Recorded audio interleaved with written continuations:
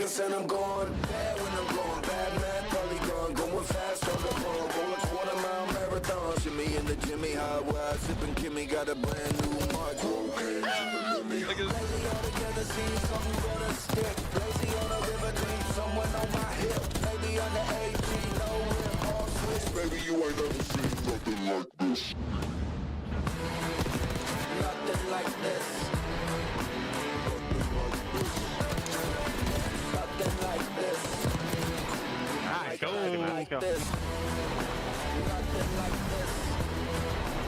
Maybe you ain't never seen nothing like this. Nothing like this.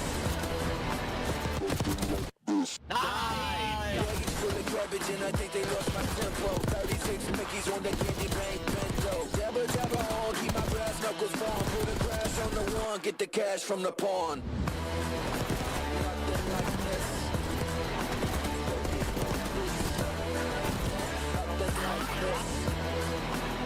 Nothing like this. Nothing like this.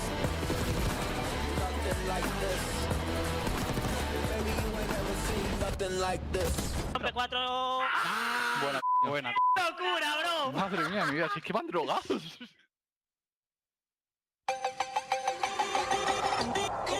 In the corner, 3, digging the 4th, gross, out of Jonas Eves. Has both weapons to work with now, and oh, he sees him off the top rope, off through the door! Get it, Crib, get it! What's an ace? I mean, this is disgusting stuff from Neptune. 1 versus 2. Bruh, Envoy is just doing whatever the hell he wants right now, Alan. Envoy secures the 1v1 and secures the zone for LA! He's got steps. Let's go in the back. Let's go in the back one. I'm bump. I don't want. Dead. Nice. Let's go. Give me that back, boy! 1 week later. Leave him on the right somewhere for sure. He's calling behind us. Back right. He's running, he's running. A few moments later. I grabbed him. Yeah, you took me again, bro. He's weak to an 8 though. Astro this time. No. Yeah, it was What the hell? Let go of me. How is he and Graham? How is he? Excuse me, Minnesota, your masseuse is here. Atlanta FaZe grabbing him from the back and embarrassing him. Beezy and Simp having too much fun. And I want to start the show by welcoming in a very special guest. It's a Maven Sunday here on the Call of Duty League, and that means Maven Sunday. This year, and why? I don't know. Just come in, have some fun, say some wild stuff that'll piss people off. Let's have a good time. enough of Maven. Now, Clint, that's true. I wanted to start the show with some statistics because you know I love numbers. How many map wins have Optic had since February 1st against anyone but the Falcons? That's right. We're sitting on 0. That's 0. And you woke up choosing violence. Why are you so angry today? Okay, I don't know if choosing violence is the way to do this, and I'm sure we could find moments like this with a lot of teams. So the fact is, with Optic's situation, the spotlight is on them. So when Joe and I were casting yesterday in the listen-in, I heard Pred say, Ken, where are they spawning? And I looked at Joe, and Joe and I just looked at Joe. I was like, did he just ask where he's spawning? Because in 10 years of listening to listen-ins, I have never heard that question. Now, granted, if it's like a mid-hard point with like a lot of split spawns, sometimes someone's like, I'm not sure where they're spawning. But that's been said. This was not that situation. So I was like, Ant, can you go back and watch that and see what's going on? Yeah, and I did. It's worse than we kind of thought. What conclusions were drawn, fellas? Yeah, we're going to talk about it. It's not common for a player to call out spawns, right? But it is uncommon for the player that gets the spawn out to not be aware that there could be an adjacent one. So let's jump into the mini-map. And number 1, that's Kenny. Number 3, that's Pred. We are on P5 here, and you guys need to understand, like, you have to hear the listening and look at the mini-map. So we'll jump into the mini-map. So the spawns here, you can spawn here. You can spawn dark, which is what Kenny's going to audibly call out. And then Pred just doesn't acknowledge it for the first couple of seconds. And then on the other side, you can spawn here, you can spawn here, right? So those are the common spawns on this hill. When Pred gets this spawn out, he needs to be aware that a player can spawn here, right? Not ask Kenny, where did they spawn? So one, he's relying too much on Kenny, and then he just hovers in this area and doesn't instantly go pick it up. So Kenny ends up dying in time, right? So it's a really inefficient life. Let's listen to the listen and watch this play out. We'll come back to it. I got him, I'm trying to it. Here's one dark in me.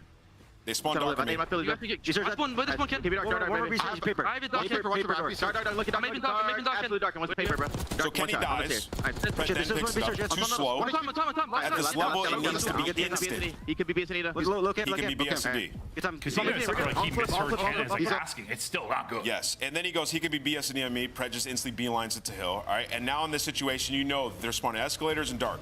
So in this moment, Kenny's going to say, let's get back in the mini map, get inside ticket. It's the right play. He's going to go into ticket. It's going to be Pred here, right? Now you have options here. All right, you either hold ticket and get ready for the next hill to pop up, or you try to pinch that. How many times have you seen Neptune or Gwyn, somebody of that level, 100%. go and pinch and alleviate the pressure, right? So you guys are going to see how this plays out. Kenny says get ticket. He takes it way too literal. Oh, yeah, no, ticket becomes his help.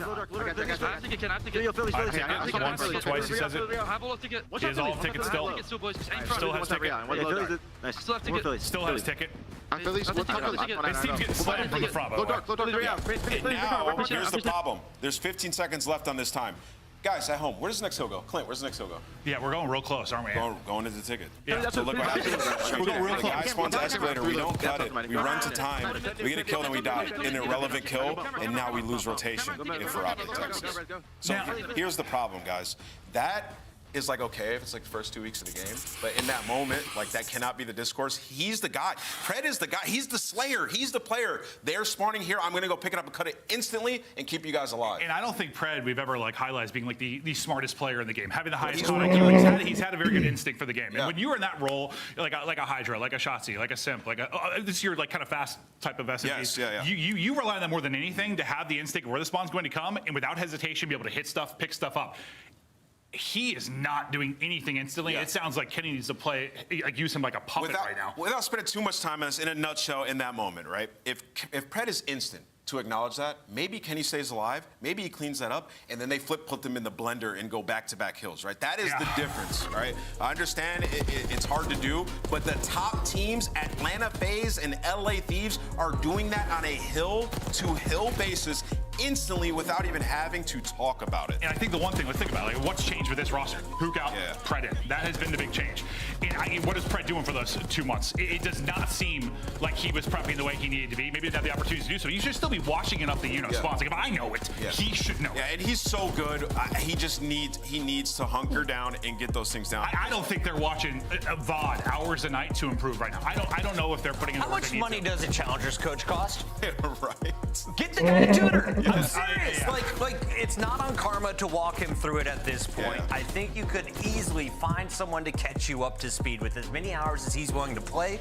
Just invest the money. Optic has it. 100%. There's another way to look at this, though. It's like we have been saying, what's the problem? What's the problem? That's why I said, like, maybe we shouldn't just be blaming Ken for his KD because it's obvious. And it's not all Pred. There's a lot of little things happening. It's not all Pred. But, like, the silver lining maybe is, like, if a lot of this is on Pred and just not knowing how to play the game right now and getting stuff out of whack with his team. It's not the fact that it's on Pred. It's just more of the fact, like, it's just certain scenarios when it comes to, like, could be huge for them. a certain player. As much as it's not all Pred. Watching that, like, I think So it could be like Dashy holding a certain angle on the rotation. It could be Shotzi. Get out of here with that. Well, this is why I said it's their process, right? Yeah. Right? And it's part responsibility on the Optic members and the team to acknowledge moments like that and get him.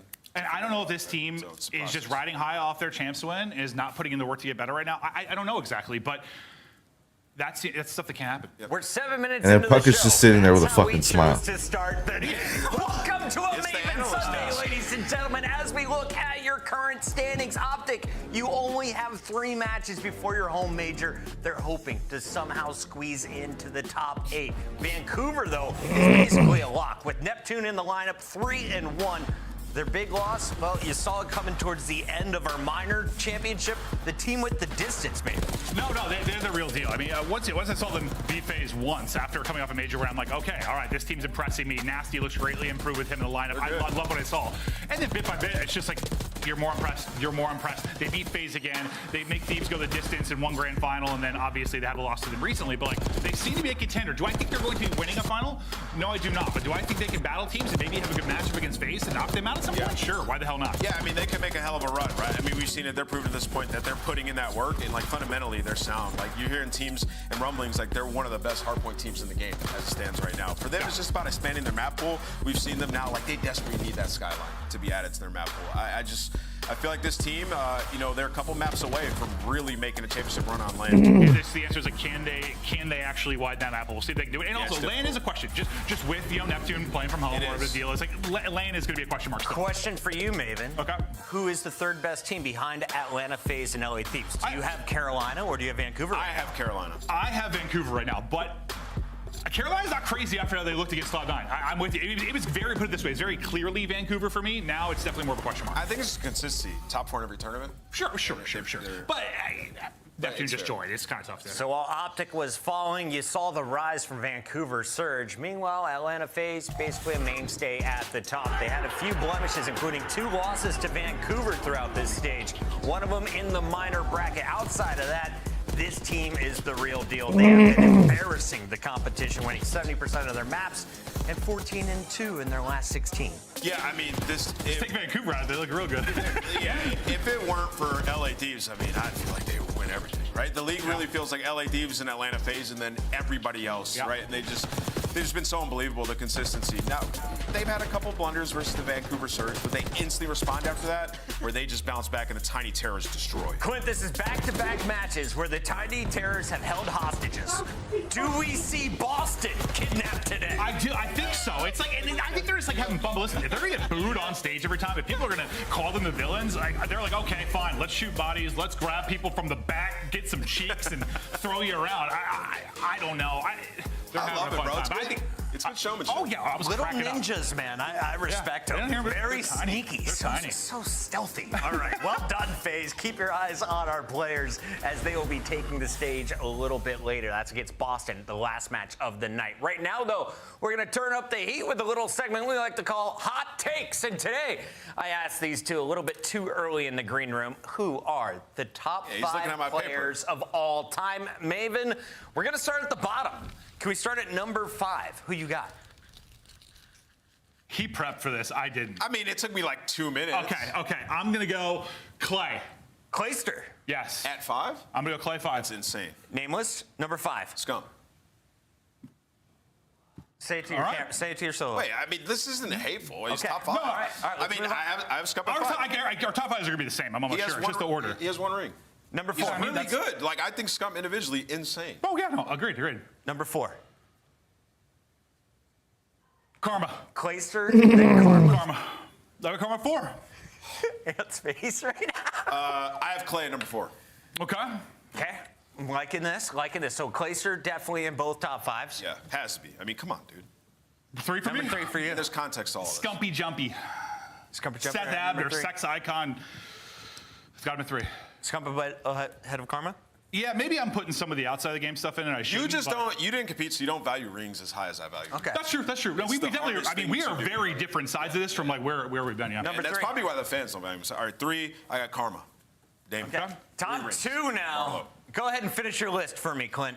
This was actually Number the hardest, 5 was part for me. Clayster. Number 4 was Karma. Number 3 was Scump. Give me 2 and 1. Got Simp 2, Crim 1. And I think Simp wins another tournament or 2 this year, wins another champs ring, and he's number 1 for me. Like, that's where I'm at. He wins the Arena Series. I got Crim 2. I got Simp number 1. And I've been on this train for I don't think it's that crazy. A lot of people are going to say you're insane. I don't think it's that crazy. I mean, I played against Crim. I know how good he was. He has so many championships. There were 2 games where he was the best player in the game.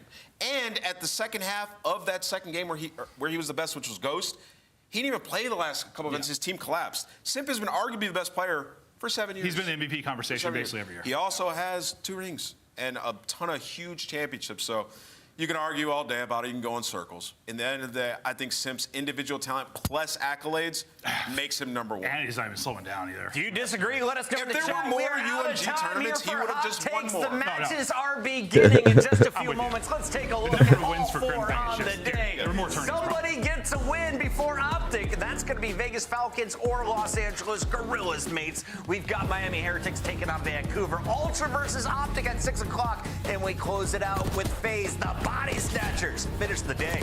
Don't go anywhere. When we return, can they keep scoring?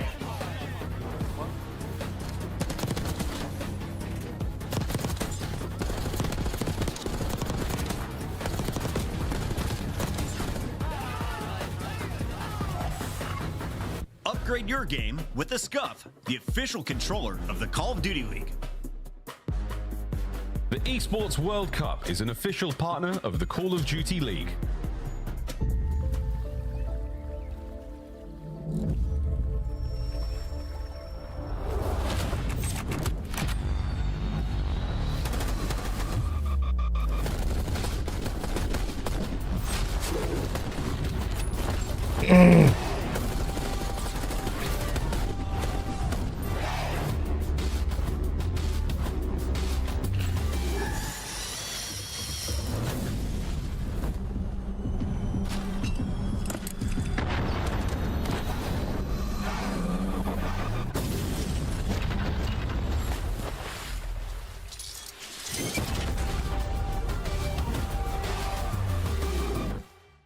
The 2025 LAG Team Pack is available right now.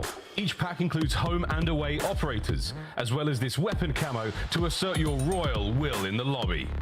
Next time you boot up, suit up at the in-game shop. Already catching fire. Some strays from Optic. Wait. Under How was it a hate segment? Nathan Sunday has started off spicy. We're just doing the flank job for him. All the flank does is hate. I love him, but we're just talking about Kyle. Shout out Ben J, the glue of that show. Can we move on though with this one? We've got two teams fighting for their first match win. Who is going to score 10 points? Falcons haven't done it all season. Well, LAG. This will be a generational hate segment. They've got 20 points on the year. Maven, let's start here. LAG. Wait, I can't. Just to throw this down, I can't talk about this matchup. Yeah, it's tough. This is the absolute toilet Listen, bowl. all jokes aside, for LAG, it has been so tough, man. And you know the clip we watched with Brad, like you could do this with Linz on the minimap as well. I feel like he's struggling to really get into the nitty gritty, and it's frustrating Kismet. So the sub dynamic is completely off. And then you got a challengers player coming in, and then Priesta, who he's just trying to do his best and be the guy who's filling in gaps. He plays best within a sound fundamental system, the opposite of what LAG has. Clint, Priesta, and Skies have been subbed in and out. Yeah. Lunar's coming up from challengers for LAG. They're still yet to find success. When they did get a match win, it wasn't for any points. It was too early in the minor tournament, but Priesta was the MVP. What's going on with this team? Who do you like to see? I think what he just said was like a good point. Like, we did that segment on Pred because I noticed something I listened that was really glaring to me. But if he wanted to go through and watch Linz's arrow at all times, he'd be able to find very similar things, like 100%. So there's a lot of things going wrong for them. It's similar to like an Optic thing. You could probably find a million things, but it might be blow it up time. It's part roster composition too. Kismet and Priesta are fundamental, like. Bro, I got Charlie Horse in my right hand. This game is kicking off in 45 seconds, so let's show you this roster real quick. They go by the Vegas Phoenix. They go by King, Dahum, Wixel, and Xnid, and these four will be playing these 5 maps. Nameless, let's take a look because I'm cramping, boys. I'm cramping. They don't win hardpoints. No Hacienda, no Skyline hardpoint yet this season. But they did look great in their last search, winning at 6-1. Yeah, the red card has been really good for Falcons. They've looked great there. I think if they can get to 5 somehow, like they would obviously have a chance. The Skyline Hardpoint, they continuously go back to it. Problem is, that's the map we've really seen Priesta take over, is Skyline HBs, right? So the Blow It Up Bowl commences shortly. I'm excited to see who gets the first dub. Nameless, you were once in the lead. That was before Maven came on the show, and Maven was allowed to ban somebody's picks. He sent me on a spiral downhill. Do you want to even things out and knock Rosalie down a peg or two? No, I have given up my judicial role. Thank goodness. No more wig, no more gavel. LAG? Yeah. LAG? Yeah. LAG. If I pick Falcons, just assume I'm on drugs. Cut us off. Take the show away shift. Or just drank a lot. Or multiple. Wow. This is going to be a Sunday, boys. That's all I know. Maven's still talking. He's just going to keep going. It's the way it is. Jay, this is an interesting matchup, to put it plainly. I think the thing about this is best opportunity for Vegas to come away with not just maybe a hard point win, but maybe an overall series win because, wow, LAG are struggling to find an identity right now. Yeah, this is the battle of the Burger Bowl, man. The 12 squad versus the 11 squad. Obviously, LAG, they've been going through a lot of ups and downs. You bring in Skies, you take out Skies, you bring in Priesta, you bring in an amateur player, but they just really haven't figured out like their identity yet. And that's the scariest thing, because when I thought in the beginning of the season when this team was formed, I could have guaranteed you that they'd be phenomenal at search and destroy, but it's just like that's even been a struggle for them. But at least you got an opportunity here to play up against Vegas Falcons, who are obviously on a 23-game lose streak in hardpoint. But on the opposite side of LG, you're also on 7 in a row. So this is going to be a battle of the hardpoints. Who's going to take them?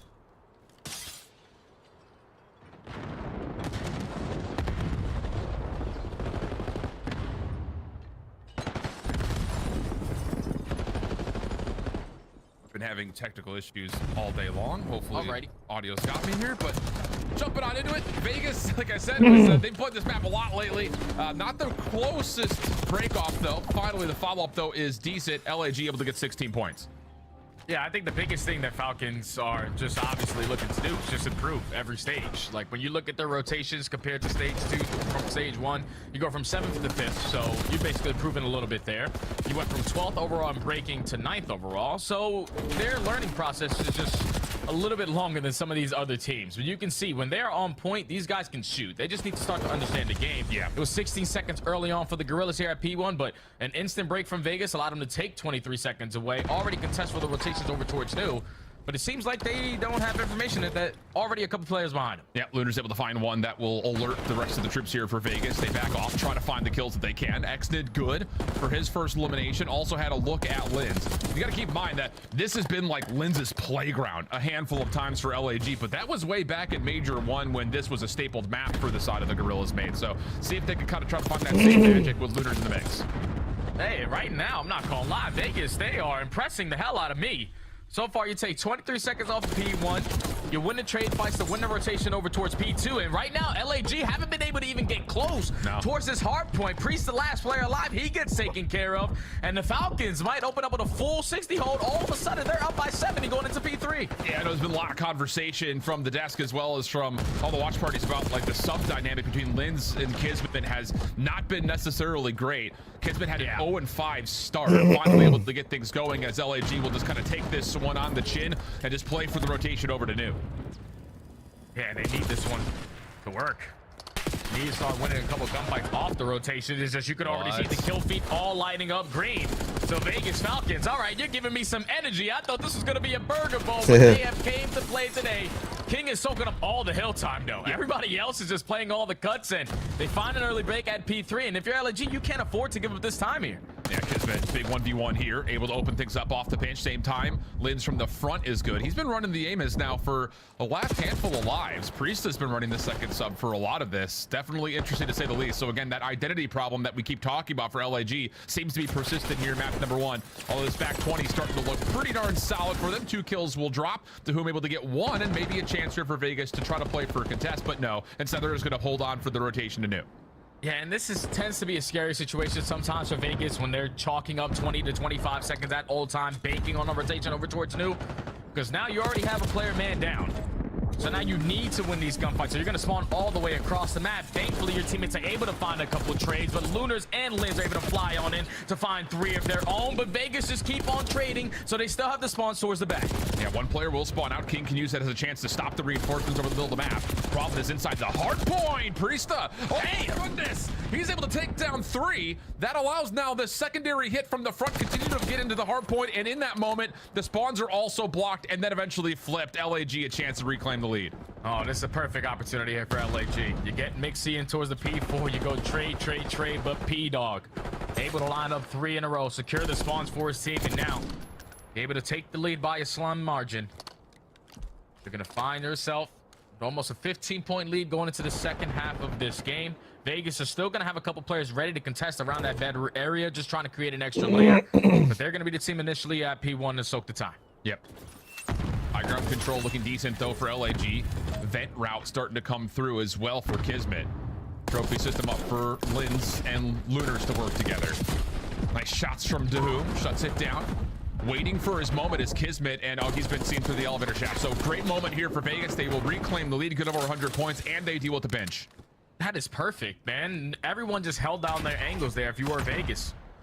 You already spotted a couple players roaming through top plat. Dahoom was just making sure he was ironing up with that AR, watching over his teammates. You had the underground route also being covered. So Vegas are definitely learning how to understand the game now. Yeah. I think on top still of that, keeping in Mixie as well, Alan. Yeah, they're playing with some tempo as well. I mean, we've seen this team a multitude of times on this map find 2, 3 dead and then just sit there. And now you're starting to see, like, from King's perspective right then in that last life, he's getting forward, he's taking away top bedroom, comes back into the hard point. It's just more breathing room here for Vegas as they set up for a money hill at P2. LAG trying to hit through Kitchen. And this is where they got a full 60 last go around. So let's just do the same exact thing. They already found the initial 2 kills. Priest is able to at least find 1 through Kitchen. The next now, next man up. He had a slow start to this game, but 15-8, he's been taking over with that SMG. He's just going to get overwhelmed with the pressure, though. First player is going to drop. Kismet finds a double. Both those players spawn out, and this should lead to a break for LAG. And that's another one of the moments for Vegas that you look at and say, guys, what are we doing? Like, we have a perfect setup, but no one's there to play trades. Kismet just goes on a rampage and completely flips the spawns and the hardpoint in the same moment.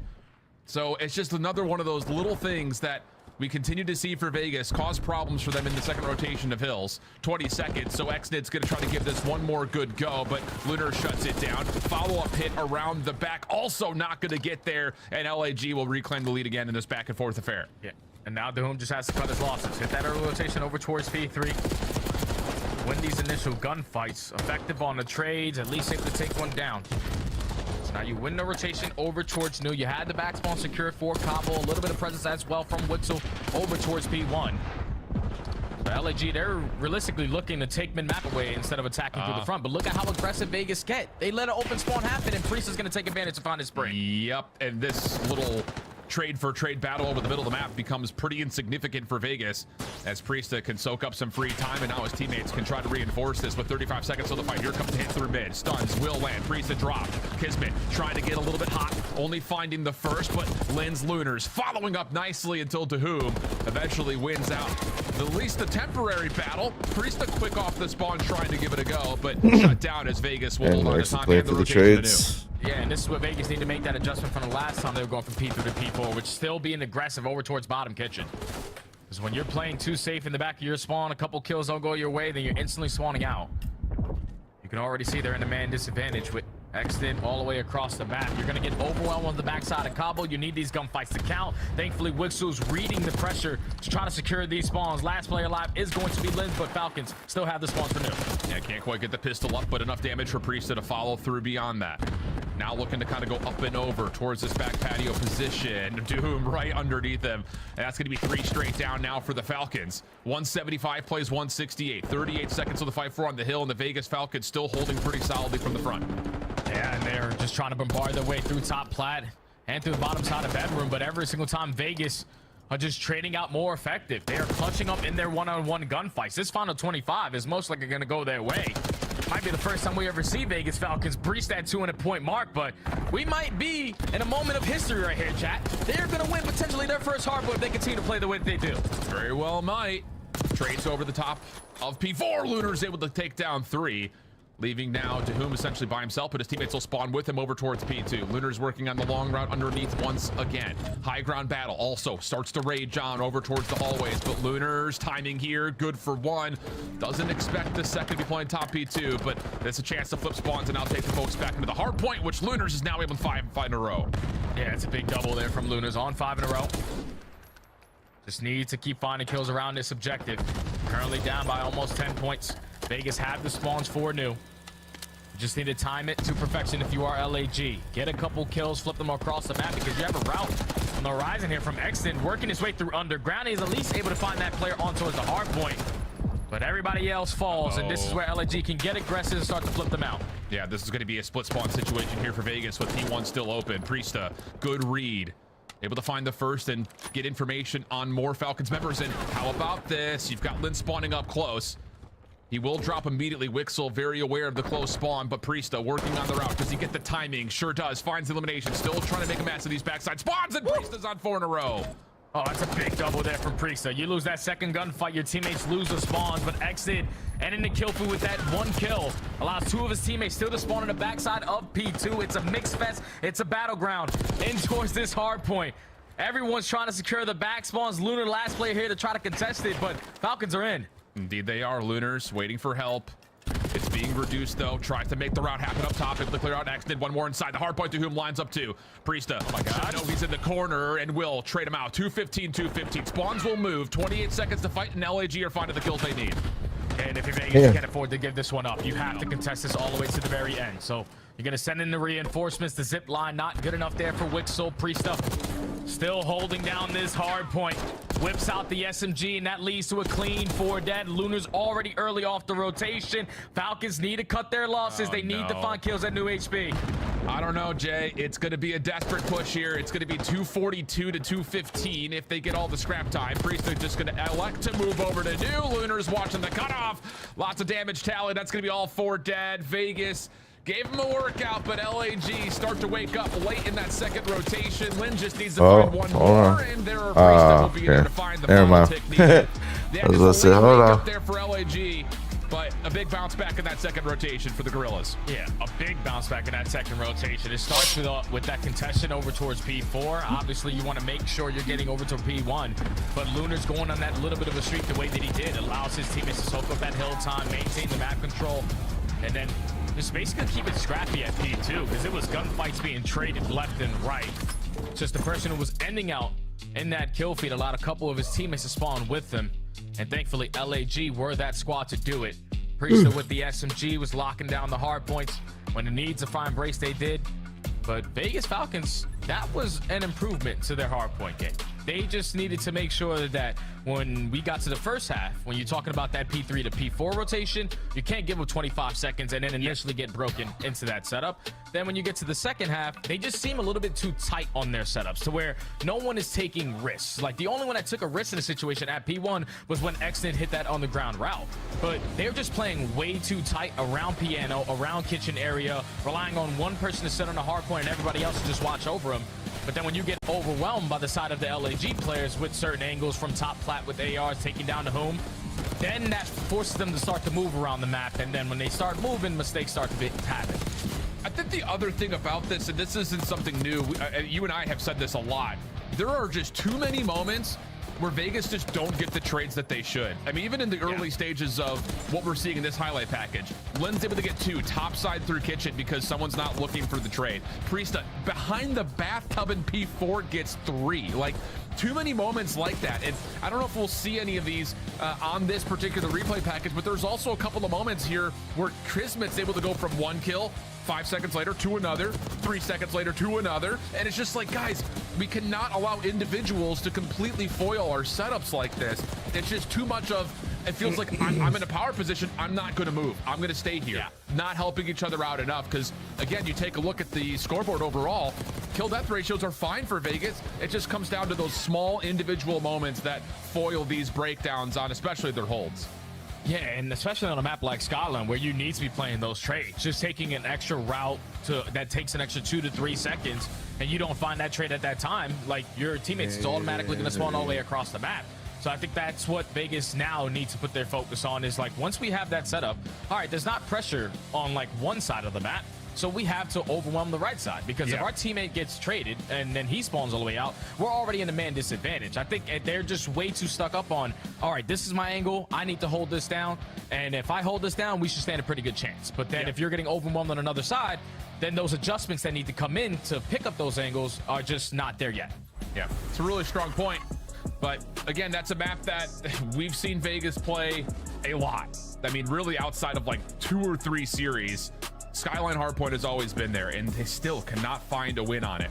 Protocol Search and Destroy coming up next. This is a map that Vegas have not played in quite some time. LAG, this has been more of a staple for them since picking up Lunars, and I don't mean to say that it's been one-dimensional, but it's been kind of one-dimensional. It's a lot of these full floods right down in towards A from the offensive side, and it's found a lot of success for them. I mean, a couple of the round 11 losses, but in the minor, they used this map as a catalyst for a victory, so I think it's one of those situations that, hey, this is going to feel pretty comfortable for the Gorillas mate squad trying to jump into map number 2.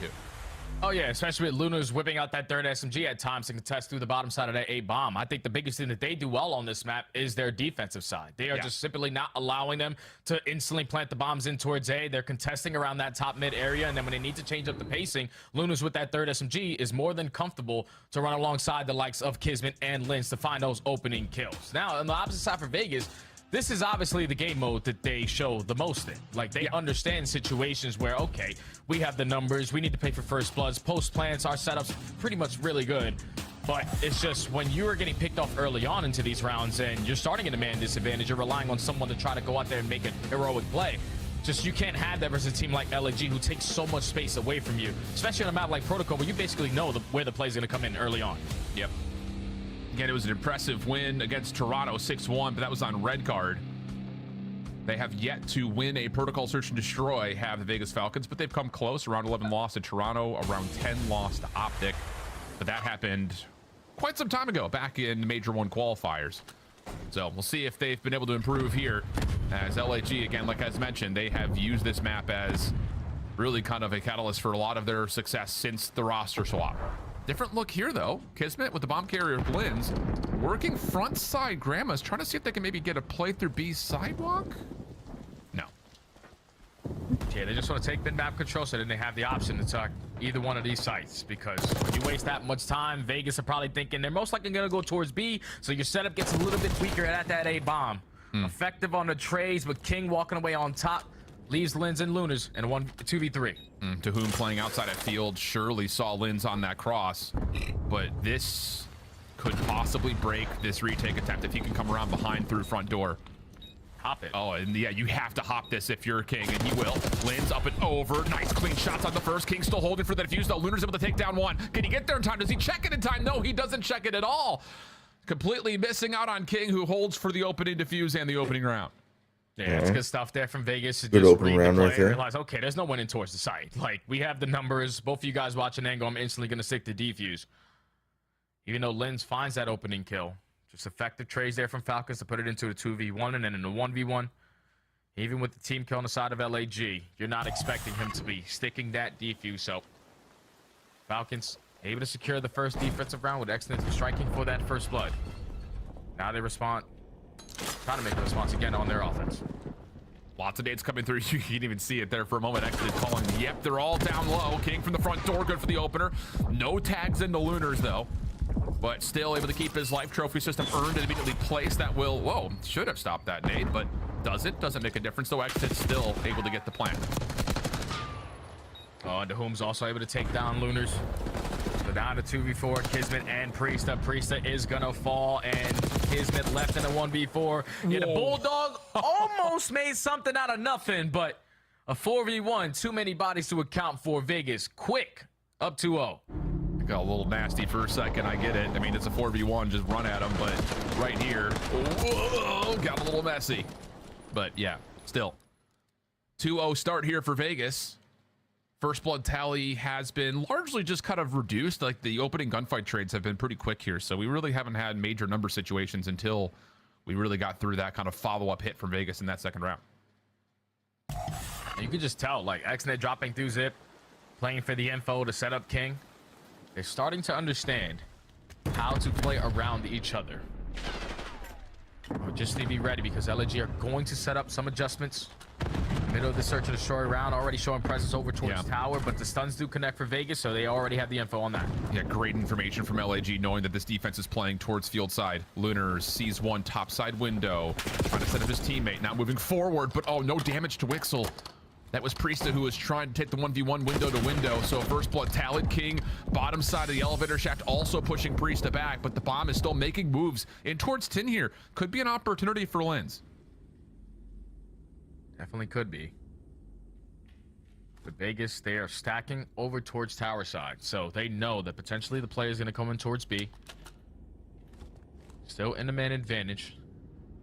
You have King gaining info on at least 2 players. I think he was able to spawn. Maybe not. Oh, he's just holding onto a corner. Yeah, he definitely does not see this. So 3v4 retake going to be required. Lins up and out. Wait, doesn't even look over towards the front door. Straight from Priestess, though, is good. Now to the 2v3. Lots of patience here for Vegas. Priesta, topside ledge, clean for the first. Backs away. Can he keep his life away from the trade? Almost gets more of that, as Xnid was right in front of him, but to whom finds the final pick on the Kismet, and the Vegas Falcons are up big here early. Yeah, it's a big first blood again. Early into the round, you slow down the play call there for the Gorillas because they're thinking, all right, in the 3v4, we got to try to make up for it, but they aren't giving us anything, so let's just work into the A-bomb and plant it. They get the bomb down successfully, but Lins doesn't really choose the best angle there. Gives up one, instantly turns it into a 4v2, even though Priest is able to trade. Just Vegas were in situations, in positions to where they can find that kill onto Priesta after he found that double. And then Dahum just playing it patient towards Spiral Steps, knowing that Kismet was the guy that planted a bomb. He's most likely to be in sight. He's going to try to get on out, but plays the perfect angle. to go up 3-0 in this search and destroy. And now an immediate pace change again here for Vegas. Oh, trophy system down. Exit in trouble. Doesn't get away. Kid's been able to find the last bullet needed for first blood. And that immediately actually has Vegas kind of trying to retract backwards. Follow-up push from LAG, trying to dominate this elevator shaft, and they will completely win out bottom side of A. Yeah, now you force the rotation on the side of the Falcons. They've already taken a lot of space through the middle of the map. So Priesta has that info. Dahum still watching the pinch, almost takes care of Linz. Still able to keep his life. 50 seconds to work with. Seems that Vegas are trying to set up this drop down through big door to get an A. Yeah, this is tough though, because you used a lot of your utility, so you really don't know what's at the front. A couple of attacks from Dahum, but really, this is Wixel just inching his way forward towards B. And look at the position from Priesta. He's all the way deep to watch for this potential plant. Maybe Wixel can get up from behind, but no, Priesta's seen it. If he drops here, this round is going to come to an end because there's just no way you get this bomb back. So big moment for Wixel, trying to step away. Priesta pushed off. Here comes the follow-up though. Kismet right there with them. Now to the 1v1 around the back. And the trade is in. Leaving it now to Dahum. 12 seconds. He's not going to get back to this bomb in time. He needs to find both kills. Yeah, he needs to find both kills. At least locates the first onto Lunars. 5 seconds to go. You got to play aggressive, but Linz isn't going to give you an opportunity to secure this round. Finally, LAG are able to stop the bleeding. They read the early pressure on the bottom side of that A site. They find that opening first blood and force the Falcons to waste a lot of time just sitting in their base. They had no idea what they wanted to do. Once their initial play call fell, you saw that Wixel with the bomb in hand was trying to take a lot of space over towards B, but by the time he got to that position at Sidewalk, there was only 30 seconds left. You could not commit on a rotation back towards A. You had to get it down at B or at least find kills. Just not enough time for them to work with. And it just felt like with LAG reclaiming all the ground bottom A, that Vegas Falcons just didn't know what they wanted to do afterwards. And to make matters worse, first blood comes through quickly. Team shots from Lunars and Linz. Now they've got a beat onto another. That's King who drops. Wixel able to at least confirm one trade from front side big door, but it's not going to stop this bomb from being planted. Yeah, and the numbers advantage as well. Do Wixel and Dahum have any stuns or nades to try to make it easier on their approach? Wixel is going to have both. So with the AR, he's just trying to spot from big door, but also waiting for Dahum to get into play. Yeah, Lynn's just kind of wiggling. Backside PC, he will be seen. Nade comes through, forces Wixel off the angle, and it's a very quick follow-up from LAG. Yeah, good bounce back here from LAG in the last handful of rounds, just not allowing Vegas to take away too much ground in the first 30 seconds, honestly. Yeah, it's been the first blood battle, again, in that round. So it's the first three in this entire map going in favor of Vegas. They found the man advantage, and they just traded out effectively. Last two for LAG, though, have been their success through the bottom side of that A-bomb. You put yourself in the numbers advantage. Even though Wixel definitely going to go back and watch that and say, I got to use my stun and nade there. Because if I could gain info, especially if that stun connects on two players on the backside of sight, we can invest in nade, have them weak, make those gunfights a little bit easier. But attack usage is a very important thing in pro play. Oh, nade coming through, stun as well. Dahum for first blood, but LAG still trying to fight here. Kid's been able to take down one. Still, a lot of Vegas members still holding towards the elevator shaft. And they will back off after the first blood gets traded. We have an early 3v3. Yeah, and this is where you got to be able to read that play immediately. There was so much gunfights through the bottom side of that A-bomb. Let's just rotate on out and plant it at B for free. Because LAG are not going to be in a position to contest. You have Kismet going on the super long route all the way on the backside of Grandma's. And everybody from Vegas now stacking over towards Heli. 40 seconds to go. Yeah, and Lunars needs to get up and go because if Kismet has a sub, which you assume he does, there's just no way he can fight this battle over towards helicopter. Yeah, he sure does. He gets a read. Lunars trying to find the isolation. This is taking too long, though. I mean, we got to push him out if we're going to make this play happen. There's a couple of tags. That opens up a chance for Kismet, but Wixel, bottom side of the sidewalk, able to shut him down from the play, and now this post plant becomes really difficult to break. Lunars, hi, how are you? Right in front of you. 10 seconds left to go. Pistol shots are decent, but not enough time to follow up, and Vegas break the streak down and get to 4. Yeah, that's perfect right there from Vegas. Again, off the back of the first blood. Even though it was effectively traded, turned it into a 3v3, it's all the information that they were able to gain toward that bottom side of the A site that gave them the confidence to instantly rotate their way back on out, plant that bomb at B, and play their post-plant setups. If you're LAG mates, like, you understand they've already hit the zip back out. Like, if you're going to work that pinch, you got to work it a lot sooner because wasting that much time just trying to locate where a player potentially is watching it from the flank, didn't give them enough opportunities or even time to think about that defuse. So Vegas, 2 rounds in the lead. Big round here for LAG. Linz just looking for information. Gonna get a read that there are a couple of members playing through front door side as those nades bounce off the wall, but Priesta gets first blooded on an isolated 1v1. Kismet in trouble. Lunar's able to help him out to make sure we get to another early 3v3, but the trade is quick as Wixel finds the opening 2 for the Falcons. And they know that they can't contest him towards A. There's at least 2 SMGs in that site. So let's just rotate our way out towards B. Would love for Lynch to just instantly put this bomb down, but they are trying to play for another kill before thinking about that objective. Kismet's in a good spot to stop some rotations, but just comes down to what do they need to commit to trying to play around the backside at B here. And yeah, they're looking to see if we just kill time, can we catch Vegas on rotation? And the Falcons are saying, nope, we're good. We've got a trophy system. We're gonna set up a little bonfire here bottom side today, and then we'll play retake at B if we have to. Yeah, they're more than happy to just play their retake in a man-up situation. So gonna stack in towards A. Bomb is gonna go down at B. This play is single-handedly gonna fall into the hands of Kismet. What he can get done through bottom trips. And Vegas are still hanging out. Now on their way up. This is taking a lot of time. This is taking too much time. Door pops. Kismet 1v1. Ooh, gets pushed off. This is not a rotation that he wants to be making, especially if he makes this play all the way through elevator. But again, Vegas are still not able to fully clear out the backside of their spawn. This is going to take too much time. Linz, he just needs to check over the top of the bomb. Doesn't find the kill though. Trying to, again, use the clock as his ally. Finds one elimination. Rechecks the bomb. No one home. Linz for 2. And Kismet finally part of the play catches the 3rd. But what's taking so long for Vegas? Yeah, that's exactly what it is. It's what's taking so long for them to get back into the play, but what's also taking them so long to read the play potentially towards the other side. I know you have the man advantage, but if you allow that bomb to go down at B, you can see how much time they waste trying to locate after Kismet puts down those early shots. And then Linz, all he has to do is strike not only for 1, but the second one is even better.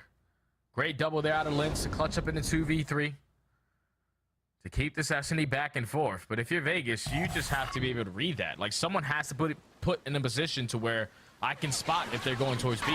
No info, you were way too late to get back into the play. Or if we're playing a 3v2 retake, trust that you can just play trades. Just hang out together and try to run through some space to catch trades. Instead, it just gets caught in this gray area.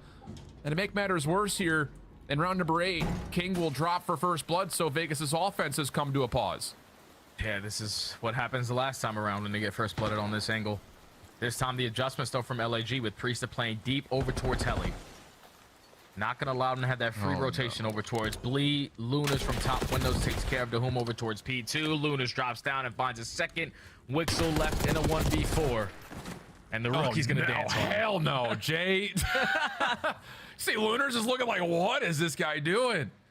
And Lunars is caught right there, but the pistol whip comes through. It's a little finesse, a little reset on the gunfight, and oh no, not like this. It is just another one of those moments that just feels like the composure for the camp of Vegas Falcons has just been completely thrown out the window. Nice shot from Lunars here.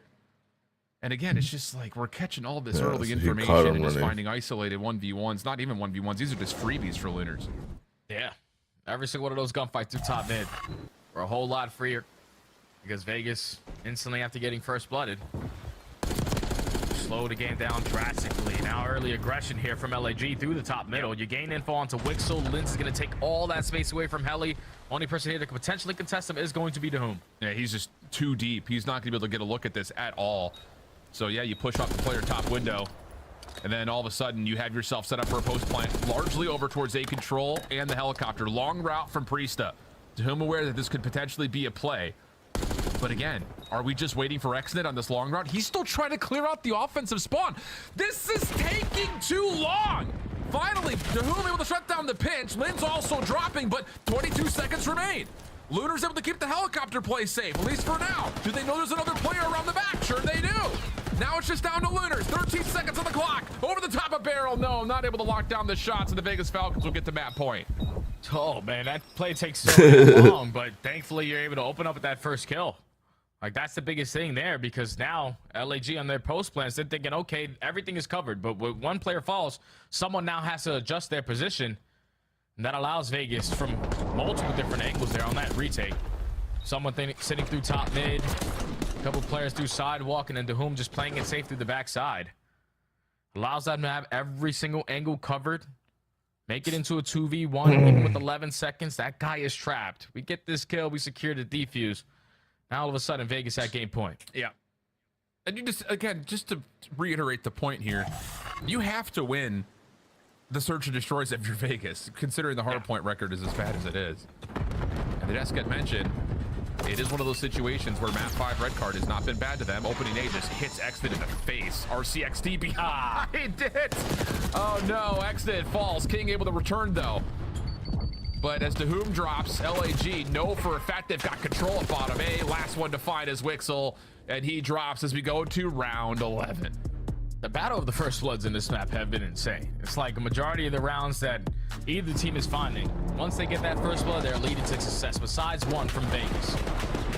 That time, LAG, they said, okay, we're probably not going to go back to that B play. Let's invest in RC car to slow down their aggression in towards A. And the RC car is able to slip by with Exit being a little bit weak to find that first blood. They realize that's where the pressure is coming in. They sent everybody through the bottom side of the bunker, traded out effectively. Now we're in around 11. In Vegas, we're back on the offense again. Their success story has largely come by way of attacking A. This time they're going to do so by trying to play through ledge and maybe the front door. Linz is here. Priest also top window. You also hear an RCXD is out on top of this. And Wixel, the bomb carrier, we've seen this before. Trying to play around B. Oh, maybe he can come up from behind. One, but Priesta smokes him. Oh, not like this. LAG up 4-2 now. Yep, that's the round. Basically, the bomb carrier, the bomb's down in their trip's window. Dahum, you know, is going to take his sweet time to just try to at least find one kill. But every single player from LAG are roaming around 10. Has to go massive here if you're Dahum. Sees the door being popped. Linz in the corner. He's a chop, can't find the kill. Pistol out, able to secure it. Kismet looking for the trade right there with a little bit of help. Leaving King now by himself. Would have to be a 1v3. Stun checks over towards tower. Nothing there. And now here's the tough part. He collects the bomb. Semtex is behind to give him some space. Returning back to mid-map. It's a decent read, but doesn't win the gunfight. LAG win 2 in a row and have Vegas pretty much down and out. Oh, that was a painful one, Jay. Oh, yeah. Definitely was a painful one. And you got caught by the same angle 3 times now from that top trips window. We should know, like, if we're going to be playing slow over towards tower, that is one of those angles that caused us problems in these rounds previously. But when you gift them that first blood, which was basically the story of this entire search and destroy, when we look at the numbers, they were going blow for blow. It's just the one round that Vegas found the first blood and let that one slip. LAG in the 2v3 were able to clutch on up to walk over to 6-5 victory. It's good stuff there from the Gorilla mates, but I don't know. I'm not feeling too good with how close this series is, if I'm LAG. I mean, Jay, everyone's called it this. It's the blow-up bowl. Like, yeah, it's been dramatic, but for, like, all of the wrong reasons. And now we look a little bit further ahead. We've got 2 instances of Hacienda coming up. And, well, this has not been necessarily great news really for either team. At one point in time, it looked like LAG actually had a really strong handle on this map when it was first added to the pool, but since then their control has really kind of slipped and suffered just a touch, again, largely trying to figure out what they want to do with this roster. So big question mark looms here for map number 3. What are your thoughts before we go to desk here, Jay? Hacienda is all about slaying, and if you're not gonna bring it into slaying, you're most likely gonna take an L. All right, well, we'll see what happens. Back to the desk and more Maven Sunday. Ant is furious. Oh, they're tweaking, bro. They're absolutely tweaking. They should be up 2-0. Who's they? The Falcons. Thank you. I mean, I think everybody can gather that the Falcons at the end of these maps have just been throwing them away. In this series in particular, please just roll the highlights. Let's go through search and destroy. Falcons' bright light recently has been their search performances. We were vibing with them at the start of this game. They had the early lead until Kismet and crew battled back in at the very end, though, and they were just kind of throwing away rounds. Yeah, there are 2 rounds that are just so bad. It's a 2v3, and you see LAG get the bomb down, and Falcons are just so slow to retake. This is the round right here. Linz finds 2, but you can see right here, there's only 13 seconds left. By the time they actually engage, they make Kismet weak. He wraps all the way around the map. At that point, you know, you have a 3v1 at bomb site, fly at this guy, find him and kill him. They don't do that. When we get to the round 11, it is so bad. Well, listen, we've talked a lot just about the misplays and them not being ready for this, but nerves is part of this, 100%. Yeah, nerves is part they of this. played good enough to win this map. No, like I was hear you. thoroughly impressed with like this search and destroy and how they approached it. I mean, it's LIG they're playing against, though. I mean, sure. I mean, but I hear you. I hear you. These are still world champion players that they're going up against. And right? they 6-1 Toronto in Surge on Friday. And they have no experience, right? So I was impressed throughout this. In this round 11, okay, we send 3 people Lighthouse, we get first blood, whatever. Wixel takes the bomb, sprints through mid-map, and dies in their back base, which then forces the other 2 players to have to engage around that bomb. It is just so unfortunate, the nerves and decisions at the end of the games for Falcons. You can see X, and he's like, dude, what the hell? Yeah, it kind of feels like everyone's losing in this series to me. Yeah, I mean, I hear you on that, but you could see, like, the expressions, dude, that is tough. And you're on the skyline, bro. They have P2 spawns, like, you just can't win enough engagements there to hold it down. Like I said, they played good enough to win both maps. You were so animated and angry, though, during watching it. It was so funny. During the hardcore and the surge, it's screaming. Yeah, I mean, if I saw this matchup, I would have gone with the over. I think there are some people out there that are very happy. Let's talk a little bit about our maps and modes moving forward. We have a control. We haven't seen Vegas win a hard point if it gets to a game 4. Maven, any chance this goes the distance? No. No. Okay. No. If they were to have taken the round 11 there, like maybe. I mean, even the Sky, like I said, they could have won both. But now it's done. Now it could be up 200 to 50 in hardpoint. I'm still worried about those final 50 points. Yeah, I am too. Like I am. Something happens at the end of games for them. Well, we've got a little bit of time left then, gentlemen, and we found some trading cards. If you knew about it, well, we're going to remind you anyway. It's the Upper Deck packs. They have been making amazing cards for the CDL and the Overwatch League for the last few years. We were shipped a bunch of packs, so I asked these 2 gentlemen to open up 1 pack and give me their strongest starting lineup possible. Now, keep in mind, there's 11 cards in each pack. What do you got? I'm starting with Kiz, bro. Yeah, that's a good one. Yeah, 99 Because this is from 2022, 2023. Yeah, listen, Adam Assault not going in my lineup. I got Attach, I got Draws, Hixie, I'm sorry. Ooh, I got Gigawake. Shout out. I might have to put throw him in there. Okay, Spark's not making my top 4. Sorry. God. Dude, what is this card? What is this? Well, that's what? This is a fire card. You just got like a. This is a LA Thieves Envoy like rare. That's actually fire. I got some like Envoy rare card. Yeah, he's 100%. Let me help you out. Help me. Let me adult. He's on my roster. Oh yeah. Capsule, no. No, I won. No. Oh brother, I won. I don't know, bro. I don't know. I already know my lineup. I won. Hold up. I won? Yeah, I'm gonna. You think so? I'm gonna win. Yeah, 100%. You're not using Don and Cav? This team is absolutely disgusting that I'm building right now. Oh yeah. Oh, dude, I got a coach. Oh well. Oh, dude, I didn't have a lot to work with here, bro. Most of my players aren't in the league. My team is gross. Okay, so I have Envoy, LA Thieves Envoy. I have Kenny, LA Thieves Kenny. This is the championship, world championship roster. I have Kismet, and then I have Dashy. I mean, this team is disgusting. Our teams are like actually eerily similar. I have 2 ARs, 2 SMGs. Everybody's disgusting. World champs across the board. Our teams are kind of like similar in a way. I mean, I have to choose them. I got 2 fellow cards. I've got Envoy. I've got Kiz as my subs, then Sib and Drop. Guess what, guys? You both picked an Envoy and a Kismet, so remove those 2. Final answers. Wait. You got Draza, you've got Sib. This is our one team? This is your team. We're combining teams? Well, you both had Envoy and Kismet. Wait, give me my cool Envoy card back, though. Look at this thing. It's actually fire. Bench them both. I have to choose from, like, Pixie and Capsule and Zed and Tip, like, in Arceus and Spark. Like, I don't have choices here. All right, so I got a bench. Choices. You said Envoy. Wait, I'm sorry. You had Gigawake, and in here you didn't pick Gigawake. Because I knew that Chris was going to do some messery here, so I'm putting Gigawake in the lineup now. And then Dude, you got way better cards. This is bullshit. And, yo, you know what? Shout out my guy, Trey Zero. What am I supposed to pick? Shout out my guy, Trey Zero, bro. Absolute We've got legend. 3 ARs. All right, I'm putting Zed in. Oh. Yeah, I just will have to say, my first lineup would actually win a championship. Honestly, I didn't have choices, bro. I didn't have choices. Spart's coming back into the league. Why don't you put Arceus in? Congratulations, Nameless, as we go into game 3. Look at my choices, dude. It's tough, bro. Somebody help Chris. Also, that's an LAG Spark that won a championship, by the way. Bro, facts. And an MVP. Shout out the Volk. Whoa, that was a whole tournament. Jay, this is a whole series. It might not be happening for that much longer. We got Hacienda Control, Hacienda also, I think, after that. For the hard point, neither of these two maps have necessarily benefited the side of the Vegas Falcons, who, again, we looked at this matchup saying this would be, at the current moment, their best chance at a series win, and it's not going well. Oh yeah, obviously the first two maps, like Nameless touched on it, like they gave themselves opportunities to win it. Like they just fumbled towards the later half of these games. And now you find yourself down 0-2 in a control where the only control map that you've been able to find success on so far throughout the season has been Pole. Then you got to deal with players like this guy with a 1.5 so far throughout stage 2. I said it before we went to the break at the desk that a map like Hacienda Control is all about the slaying. Yeah. They didn't bring it in their most previous matchup versus Carolina. They got outslayed by almost 10 kills on both their attacking rounds. But now you're playing up against Vegas, so you should have a little bit more fun here.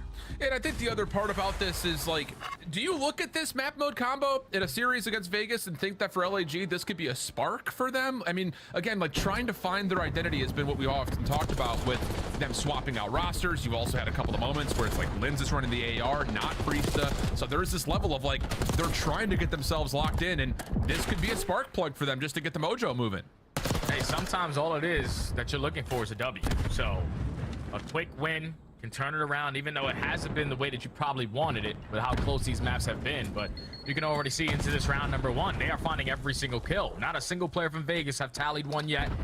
30-25, minute already extended.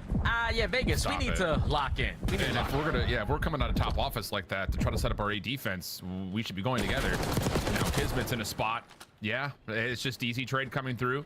Half of the first tick done, more on the way. King playing close spot. You've also got Exit on the long pinch, bottom side through, or trying to be top side through the top of spiral. But it's falling apart. The kills just are not there. First tick at A is locked, and then off the zone is Kismet as he gets to work through connector. Yeah, and just looking at that minimap there for Vegas while that play was developing, you had Exited playing for spawn traps when there was only one player coming off the respawn. Like, everybody else is in hell in your base. You probably want to rat back and assist them a little bit to help them out, but thankfully they were able to clutch up with a couple of kills, and then Exited was able to find some impactful ones. First second does get locked in, though. Oh, no. LNG trying to fight for that mid-map control. Again, they find the initial 2 kills. Here comes Exited on the pinch. He's been like their safety net every single time. Yeah. I mean, it's going to be guaranteed for one, just about every single situation that you can play off of that pitch, but second tick of progress is starting to come through.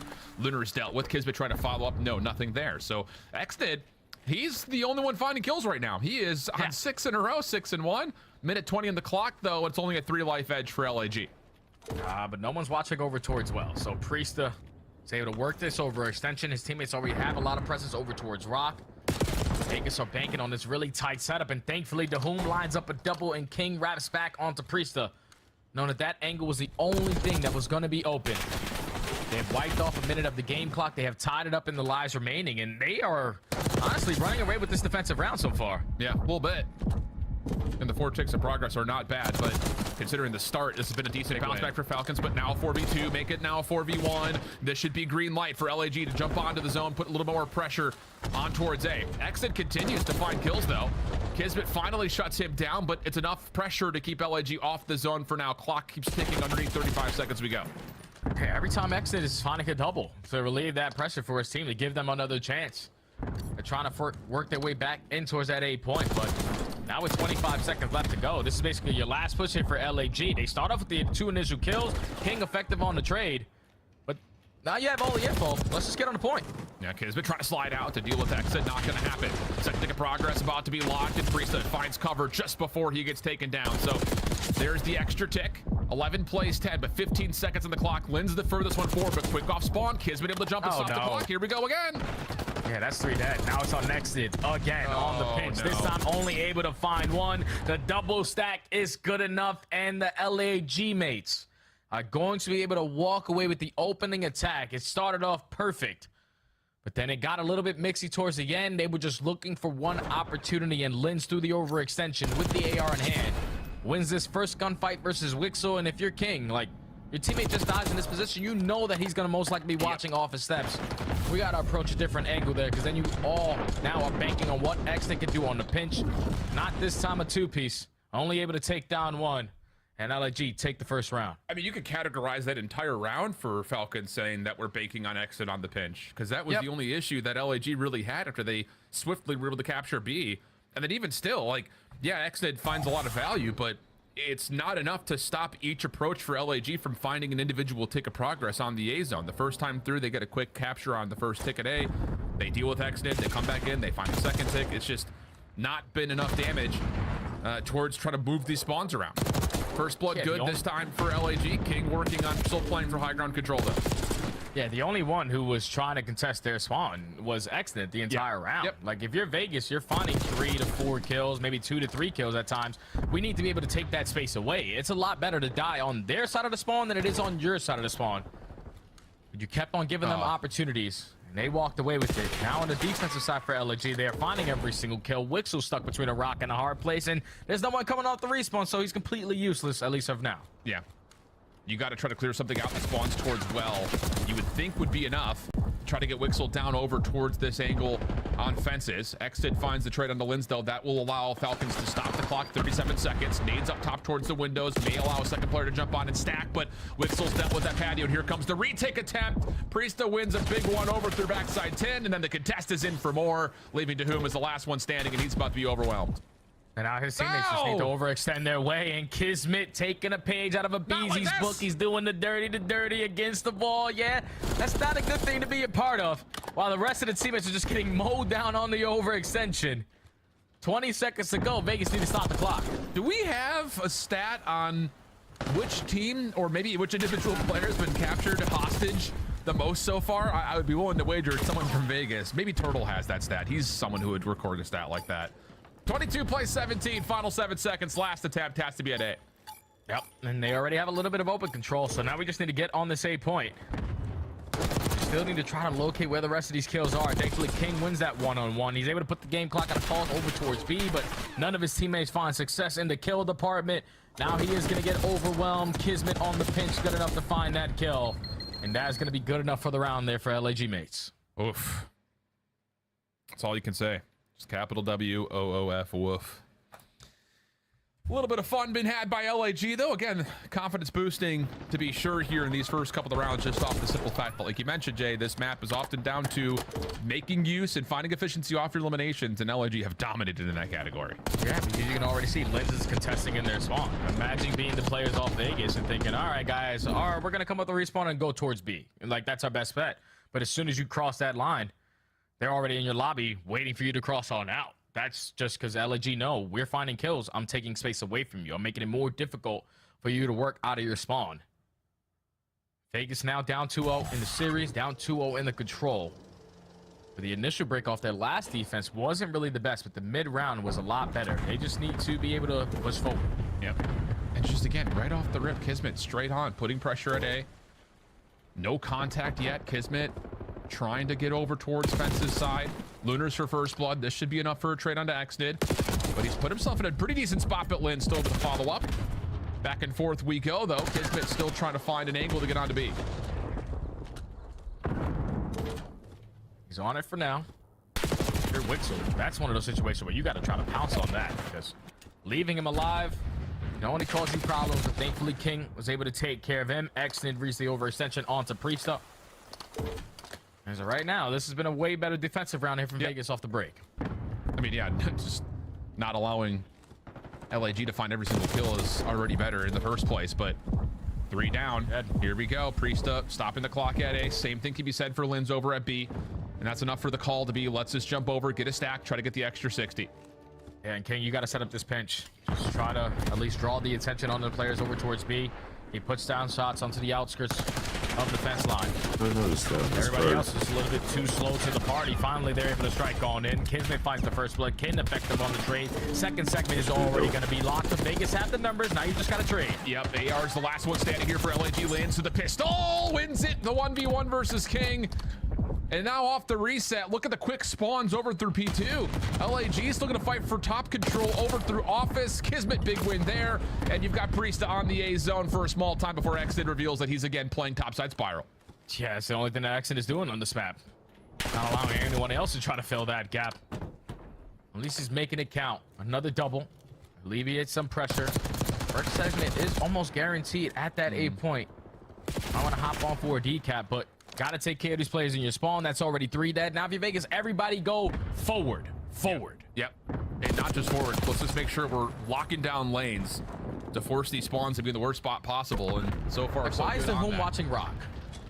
Thank you. Way to make the adjustment there. Your teammates already pushed out towards Lambo. No need for you to watch Rock. The only opening is going to be Spyro. Now you're back into the action. Now you got teammates here for some assistance, and you initially shut down that play push there from the LAG mates.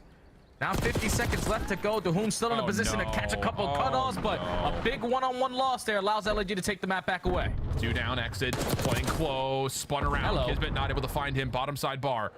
First pick though going to be locked at A with Linz playing on the small jump up. And he's going to push forward. Oh, he's going to take down 2, just lining him up. Now there's a 3-member stack on towards the A zone. Second tick is gone. Wixel looking for the connection play over on the back on the pinch, but he's got to contest. You got to get on. Kismet's clearing out space bottom bar, and as Wixel drops. You gotta get in there. You don't get in there. Here in the control, and the vibe starting to be regained in the LAG camp. Yup, that's how you do it. A quick 3-0, even though it wasn't as clean as you probably wanted, but damn, Falcons, you could have had your it's chance. the worst team that we have in the CDL. I'm pretty sure that now breaks the record for literally the worst team we've ever had in CDL history. Because Boston last year, what was it, 15 losses in a row? That now puts 15, Vegas Falcons at 16 in a row. So they have officially stamped the history books in this one. Wow. Well, a series for LAG that they needed to come out and take comfortably. The first 2 maps were anything but. 16 this in a one row. here, That's though, insane. in map number 3, pretty convincing from start to finish in every regard. 8 and 15 from Wixel, 7 and 21 for Dahoom. I mean, you talked about it, just the slaying presence on this map becomes so potent. We've seen it from teams like LA Thieves. And, well, the Gorillas are able to find some of that magic there with a 24-9 performance from Linz, 19 and 12. That's insane. With 17 non-traded from Kismet as well. This was just absolute domination. Yeah, absolute domination. The only thing that wasn't completely dominant was exited stat line there. He had 18 non-traded kills, but he was the only player pushed out in towards the base every single time, just banking on his teammates to find kills off the respawn. But unfortunately, it's just not the way that you play the game. You can't be the first guy to initially think, this is always where I got to be. Like, there has to be plays where you're coming off the respawn, oh, I got to contest through top flat. Oh, I got to set up a pinch at B. You can't play spawners when there's no one coming off the respawn. So Vegas still a lot to learn. Indeed the case, but for LAG, a key win here has them maybe feeling a little bit of mojo as they try to finish off their Major 2 qualifier run. But that is just our opening matchup here for our Maven Sunday. Back to the desk. Games 1 and 2, Falcons have big leads. Game 3, not a chance. LAG taking control physically. As you saw Kismet putting hands on people, it was just rude. Nameless, let's break down the control because there wasn't a lot of footage to go through here. Walk me through the highlights from LAG. LAG, I mean, going up against Falcons, who've been kind of abysmal in the game mode, especially on Hacienda. I mean, come out, win an offensive round. It's going to put you in the driver's seat for the rest of this game. I mean, they're having fun with it. Kismet, like you said, taking hostages. Up against Falcons, I feel like when you choke away 2 maps like that, like you're so defeated. I mean, you've been 3-0, 3-1 so many times this year. It's like you know how tall the mountain is going to be to climb, and they just kind of folded in this map. There's really not much to talk about on the side of LAG. They just kind of killed them, bro. It's kind of like it was too easy. Like every setup came so fast. Then the kills, when they needed to get kills, they just found them pretty much instantaneously. Kismet's having fun running around like just bully ball. Is this what would happen if LAG went down to challengers? Would they just have similar performances like this where they're clearly on another level than challengers teams, but they're also not up there with the rest of the pro squads yet? I think people sometimes think like a top challengers team would just hop in and like dominate. It's not the case. Are there a handful of players maybe that could come in and make an impact on like a solid team? 1,000%, but like a full 4-man squad, it's kind of a different game down there. It is. Trying to shut down the conversation before it begins. Let's take a look though at our scuff play of the game, and this is going to be Search and Destroy once again. You knew it. Search and Destroy round 7. It's got to be the 2v3 clutch, right? Yeah, it's Linz making a big play, so he gets bombed down here in this situation. Prior to this, you saw a bunch of the Falcons guys kind of stacked together. Well, what happens is as soon as they weaken Kismet here, right, we got to instantly find this guy. You can see how slow it is, like checking every corner. We need to get to this bomb and be on it before Kismet can reposition. And by the time they actually engage with Linz, there's like 12 seconds left, which also puts Kismet in a phenomenal position to clutch it, even if Linz didn't find those kills, right? So just a situation that they throw away, but you see Linz and Kismet capitalizing on it, repositioning, and it was a pivotal round. It would have been 5-2 if Falcons won that round. If you were Gentlemates GMs, what are you happy about? You're celebrating. These are 10 more points, right? You finally got a dub on one of your watch parties. What are you looking forward to from your team? I mean, I think you've got hard decisions right now in general. If you're talking like owner of it, Taco. You've got a lot to figure out. Like, I don't know if I think this is the team that's going to stick. It's not. Like, this win doesn't really matter much. Like, I think they have a lot of big You're decisions. going to Major 2 with this team. Yes. Your remaining matches are Atlanta FaZe and Optic Texas, right? Okay. So you're hoping the boys can lock in and get some major upset against Atlanta, which is unlikely. Yeah, I guess I was thinking bigger picture. But there's a world where you win 3 matches and can make winners, right? True. Yeah, that's true. That's and true. Optic don't seem like the hardest win at the moment. No, not at all. But I want to see FaZe. this team find success. I have since the beginning. Like, I like that roster, but it's just been... Gotta beat FaZe. I requested Kismet because he's been cooking. We'll see if we can get the interview. In the meantime, I want to revisit something from the start of the show to change the topics on Maven's Twitter feed. Let's go ahead and look at our top 5 picks of all time in the Call of Duty universe. On your left, you got Maven. On the right, get it you got right. Nameless.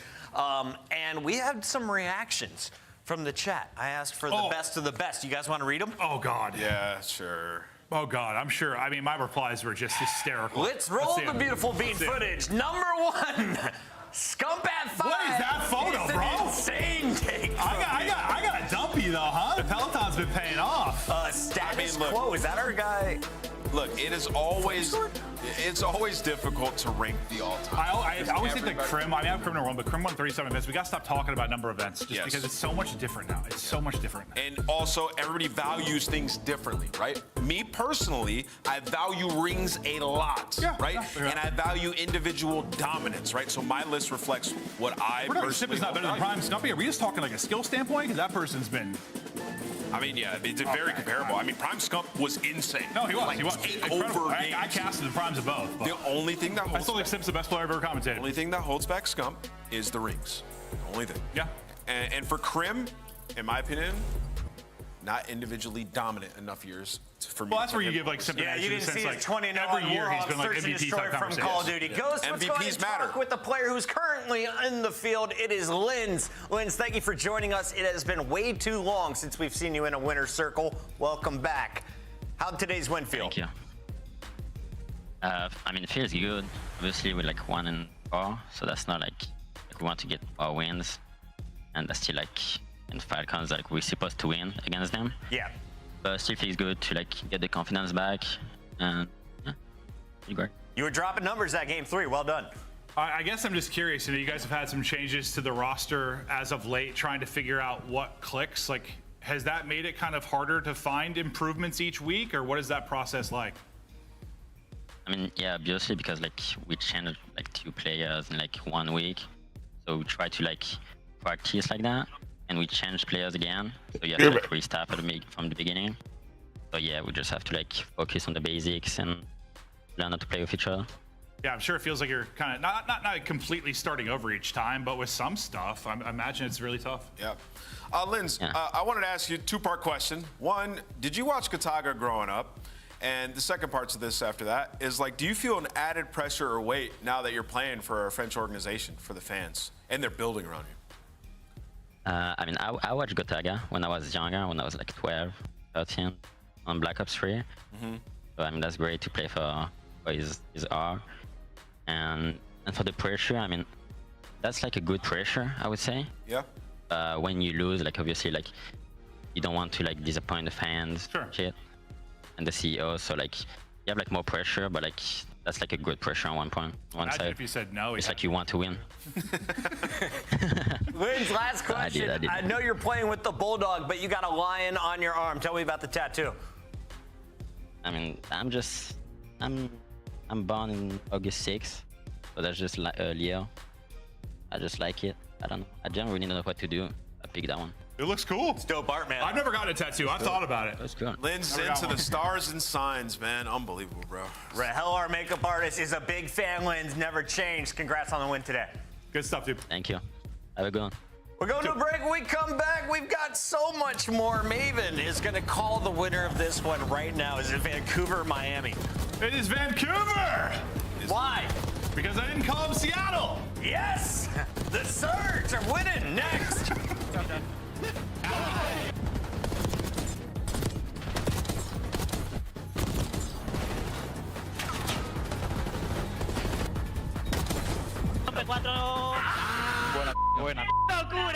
Madre mía, mi vida, que van drogados. Upgrade your game with the Scuff, the official controller of the Call of Duty League. The Esports World Cup is an official partner of the Call of Duty League.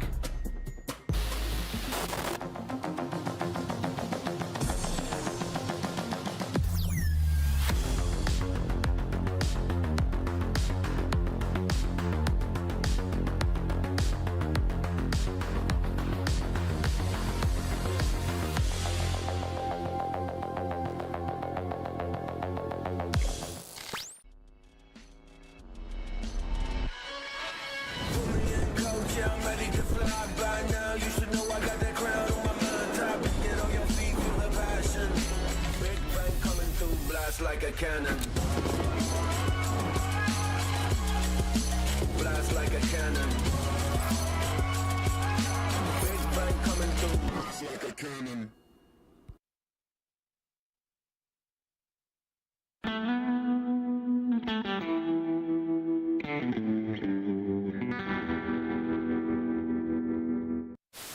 Do you agree with Smokes not being in respawn? I do personally, yeah. You do personally? I do too. I don't. I think it would make the viewing experience worse. What did I just see on my screen? Who was that guy? Did you see that? No. Who the fuck was that guy? I don't know. Welcome to the citizens over there on YouTube. There was some random guy, like, see how they have the quad box? Like, there was some random guy just like in the all 4 boxes, and he looked like he was going crazy. Yeah. Yeah. There's nothing here. Starbucks, he's a one shot. He's dead. That's it. They can go there deep. That's it. Yo, pinch. Nice, let's go. That's above you. He went down. Down. My bad. He's one shot. You guys got this. You got this. Money for you. Way better. Nice! Let's go. If I lose that, then just take the Porsche away. All right. Another car. Come on. Yeah. Another car. Yeah, we gotta go out. We're good.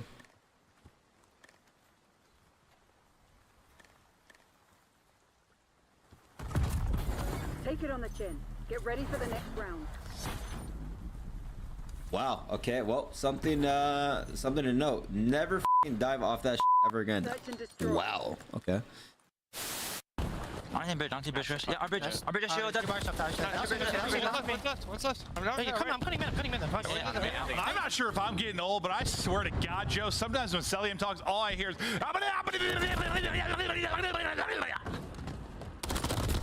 Yeah. All right, hey, chat, watch this. All right, let's go play the game. Let's take a look at this bad... The 2025 Vancouver Surge Team Pack is available now. Each pack includes home and away operators, as well as this weapon charm for when you have a bone to pick. Next time you boot up, suit up at the in-game shop.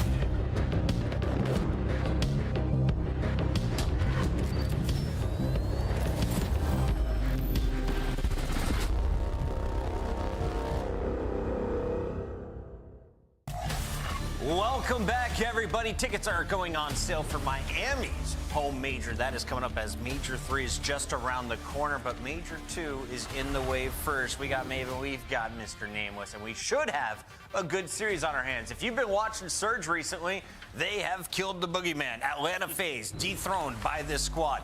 They fell to LA Thieves, and on the other side, Heretics and Rancor had a pop-off game against Optic yesterday. Yeah, no, Rancor was shooting, man. He was disgusting. It was awesome to watch. He had a fantastic series overall. He was great in Search and Destroy. He was great in the hard point. I think he has been, like, as much as Real was kind of like the lightning plug for them at times, like, it has been breaker as of late. They just he catches fire. The organizations did a really good job like finding the right guys, especially from their region, right? I mean, you got like your pillars and Meadows and Lucky who've been around for a long time, right? Lucky's a great leader for these guys, and Meadows has kind of like he's flexed. He's ran sub, he's ran AR. Like it doesn't matter. He's just gonna fill in for the Slayers on the team, and that's Rencor and Real. You bring in Real last year, immediately your search and destroy becomes very good, and then you're like, we need more slaying power in the respawns. Vickle steps down, we get Rencor. He has been unreal, rookie of the year without question for me so far. Players already in the lobby, so I'm going to speed us through this one. You know him, you love him, but we finally got our cam working on Neptune, and the man, well, he didn't get a dub yesterday, but he's been looking pretty darn consistent. He's been frying online. He's turned this team around. Where is he going to pop off the most? Is it Protocol or Vault in our first four? Yeah, I mean, the protocols are really good for Vancouver. Really I mean, the hardpoint and the control, and I keep mentioning, like, the control woes on the side of the Heretics, so that's a tough one. And then I even like the Vault hardpoint on the side of Vancouver. This is going to be a very tough series, hardpoint battle for sure. Let's go to Rosalie's pick first. She's the front runner. She is the reigning champion from 2024. She's going blue, and so I'm going Vancouver Surge. Vancouver Surge. Nailed it. I know, dude. I already, in the break, I said Seattle twice. Vancouver. Vancouver all the way. It means Miami wins this one 3-0, right, Chance? Yeah, no, that is exactly how this goes. Nothing but 3-0s here in the desk. Can't get anything right. Those top fives, all-time list, are we serious? I disagree with everything. Do you? Really? No, I mean, like nitpicks here and there, but for the most part, they were pretty on point. Yeah, I thought everyone was pretty on point today. What a spicy day of games we've had, and a spicy takes on the desk. Maven Sundays never disappoint, folks. You know what else is going to disappoint? I'm only joking. No one's going to disappoint in this series. It's going to be exactly the result you need at home for your pick'ems. Everything's perfect, nothing's wrong, and you're the main character. Rencor 1.15 here in stage 2 chance. Not bad overall at all. Super solid. I mean, listen, rookie of the year, right? Like, can we decide it? Get that in the mix. He's been fantastic. You know, still want to see him evolve. Like, I want to see this guy ascend and become one of the best players in the game. But for a rookie on the season, couldn't ask for anything more. He has been the rock for the team. Very consistent as well. Also someone that's probably going to need to step it up against Vancouver, but that is a whole squad thing. Heretics need to bring their A game because obviously Vancouver, we've seen them. These guys have been lethal. Yeah, starting things up there nice. It's going to be Rencor. And for those folks who are wondering, oh, is Neptune not rookie of the year? He's been in the league before, kids. So strap in and get ready for a little bit more time here for actually no one.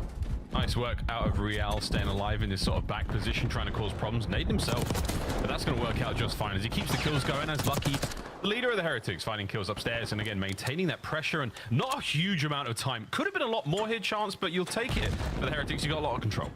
I mean, this is perfect. They might turn this in a lot of time, depending on how the next set of gunfights goes through. A lot of trades rolling through, and Real gives you the big one. So he is a nice, clean, and simple play inside of trips, and he has turned that into a 5-spree. Got the break for his team, and now on the time, he's winning all of these gunfights. Could not ask for anything more, and he got a 25-point lead in the rotation anew, and there's no funny business on the minimap. Heretics at full control. This is great. Absolutely great. You've kept Vancouver Surge at bay for the first hard point. Now going into the start of B2. Neptune, he's been unable to certainly get himself going. A player that's had a wonderful, consistent form now for what feels like his entire run in the league. Neptune 1-4. Nasty 1-4. Rencor and the Heretics kicking and screaming at the point. And finally we see a turn of the tide. But it's going to be enough now to keep Vancouver Surge afloat and get them back in this. We're going to find out. Real might just pierce the setup instantly. Doesn't get good timing, though. Maybe just a little bit of hesitation, so he gets traded out, but his teammates do deliver the extra 2 kills. So on a teamwork front, everybody from Heretics is there. It is an instant re-break, and frankly, it is just a moment to stop the bleeding. And not that they're bleeding at all. I mean, a handful of scrap time points going to be going towards Vancouver, but Heretics on top of the rotation, and right now on top of this game. Absolutely. Not broken the skin, merely a contusion. And now over to P3. Might have a chance to give him a burn or two. Nice work from Real down low, 10-3. He's having one heck of a map so far, boys and girls. Over the top, here comes Surge, trying to pierce through the lineup now of the Miami Heretics. They've got one player in the back, that's going to be Rincor watching the pinch. And he's not going to let anything happen. Oh, unless Boozer slips through. Over to Lucky, finds one, stays alive, but there's Real from Spawn. Heretics should hold. And he's got the back spawns as well, at least for a moment. Well, it doesn't even block, actually. 2 spawns up, and he falls, so a break is indeed in. Right now, I think Real's done a fantastic job of just nullifying the pressure from Vancouver, but this is the first moment where they've been in any type of control in the game. 0-4, a little bit passive, but heals up, goes for the chow, and even on ahead of the rotation, I think Vancouver right now, just in prime position, because the boost has been posted out low. He had the early rotation. He just didn't have a jackal. He didn't. The jackal would have been handy dandy in that moment. Indeed, it was not. Heretics in. The rotation has been liberated from Vancouver Surge, and now they set up. Here comes the counterattack. Surge trying to get the break. One man down, trades complete. Metals holds his iron. One in the feed. Can he get a second? He can indeed. The man who wins the rotation and the fights. That's a more time to the Heretics. And brutal as well. Nasty 4-11, and he gets a team nade, and even the guys that have to slide in through big door, you're just guessing what direction you have to look in certain circumstances. So a good P4 so far. And Real, maybe a player that took exception. There was some criticism about him and his team yesterday. He made some noise on the timeline. Not happy with it, and he's been providing another team kill, by the way, for Vancouver on this hill. But if Neptune's doing stuff like that, I mean, maybe the tides can turn, but a P4 that has been nearly perfect rolling through, and Metals the stamp on it. A 5 spree on the money hill. You couldn't ask for anything more. He's dancing so perfectly. 12 and 5, 6 spree, Hellstorm in the back pocket. Everything's working out now. As the Miami Heretics certainly walking away with this one again. Over to P1. We're not even going to do the funky transition, folks, from the big door to top mid. We're going straight in from a Hellstorm. Perfect delivery now on the players on spawn. Again, immediate awareness. Not that you weren't too aware already for the Heretics, but now you know for certain. And there's the death blow. Rencor now fighting his way forward. Metals continues 8 spree right now. It is a fantastic run from the Heretics. Yeah, and keep in mind that 8 spree started with the kill on a Boozer to actually capture like the initial P4 time. So that was a minute and a half life for him. And he uses the Hellstorm. I think it works out pretty well, at least initially, but Vancouver do bounce back, get inside the time, and Real is only going to be a nuisance in this moment. They're going for the double hit through back grannies, and it gets red, and it gets red in time, but I was behind door number 1. Real, the second player, you do not read the double pinch. You're never going to read the double pinch. Let's have a quick listen with the Miami Heretics and listen out for a double pinch. Está súper bonita, ayuda. Voy a rotar. Están en la derecha. Ahí donde sí, aguanta. Es el enganche. Sí. Tocadísimo en el. Tocado. Le he dado 2 tiros, Chema. Arriba tuyo en el semicírculo, Chema. Igual está muy tocado la caja blanca. Vale, tiene que haber otro más por fuera, ¿verdad?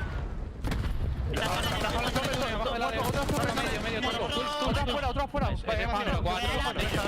Torre fuera, es solo 4, me están flameando. Buena, no hacen cabeza. Puchate de la torre, puchate de la torre. No cruza nadie, Metal, no cruza nadie. Voy a tirar la derecha.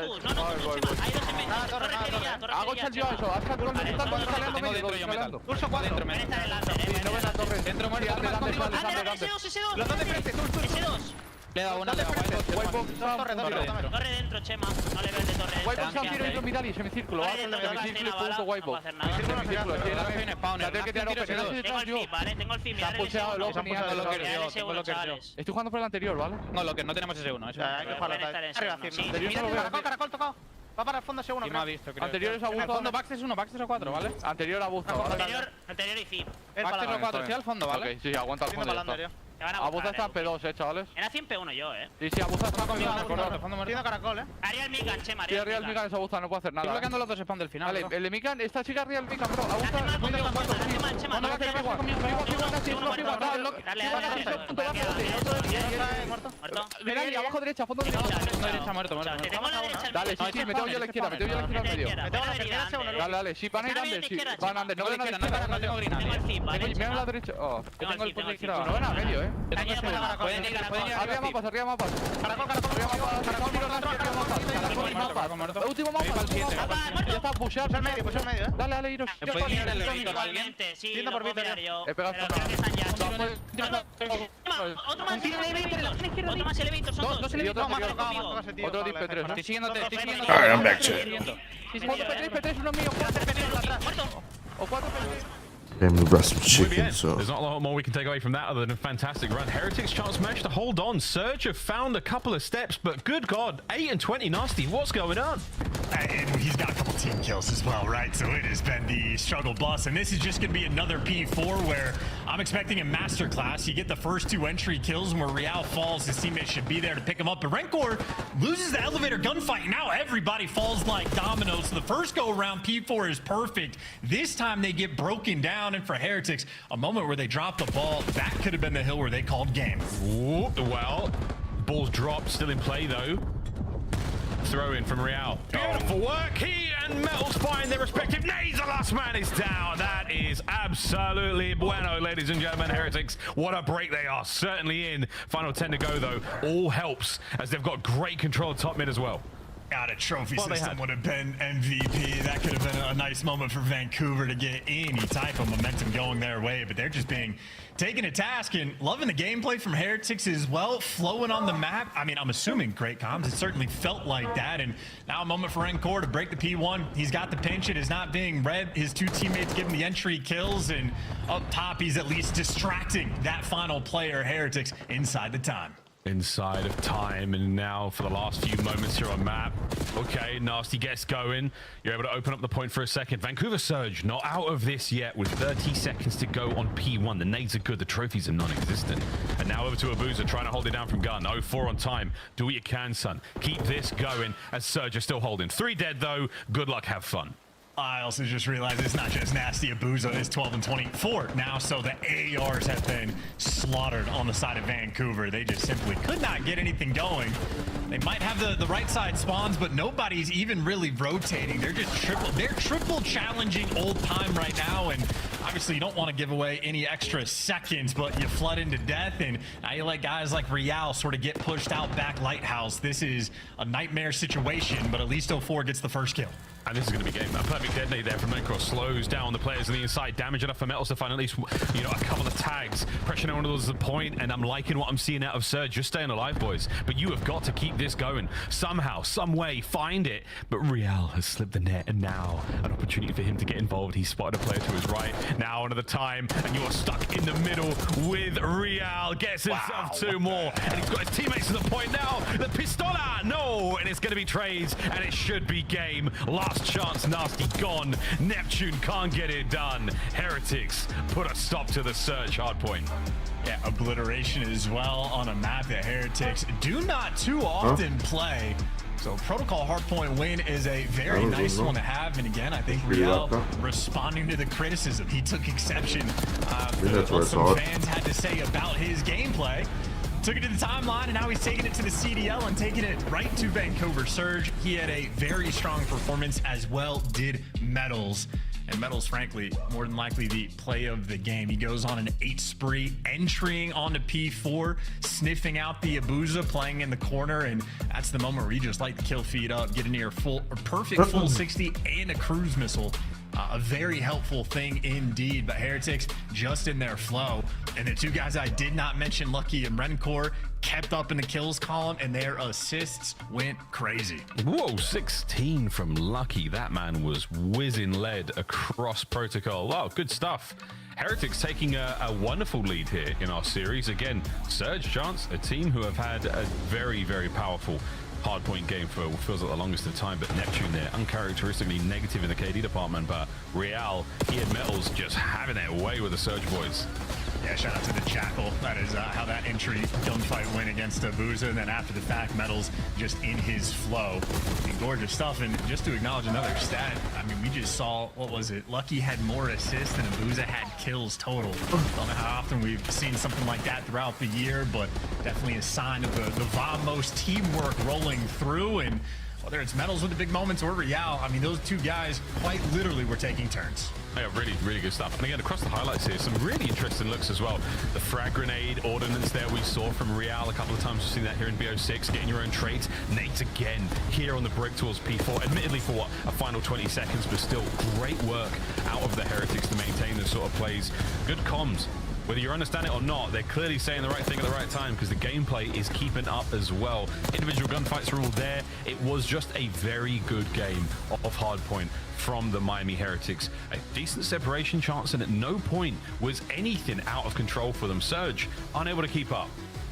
And I mean, atypical from the Surge we're used to experiencing as well. I don't know if the LA Thieves trash talk got in their heads a little bit, but this is certainly a bump in their road. Obviously, their last series they got 3-0'd, so trying to go for the bounce back. And I mean, I think Heretics is a team that they sort of always look middle of the pack in a sense, but I feel like they almost always exceed expectations, especially in the crunch time. Like, they rise to the occasion.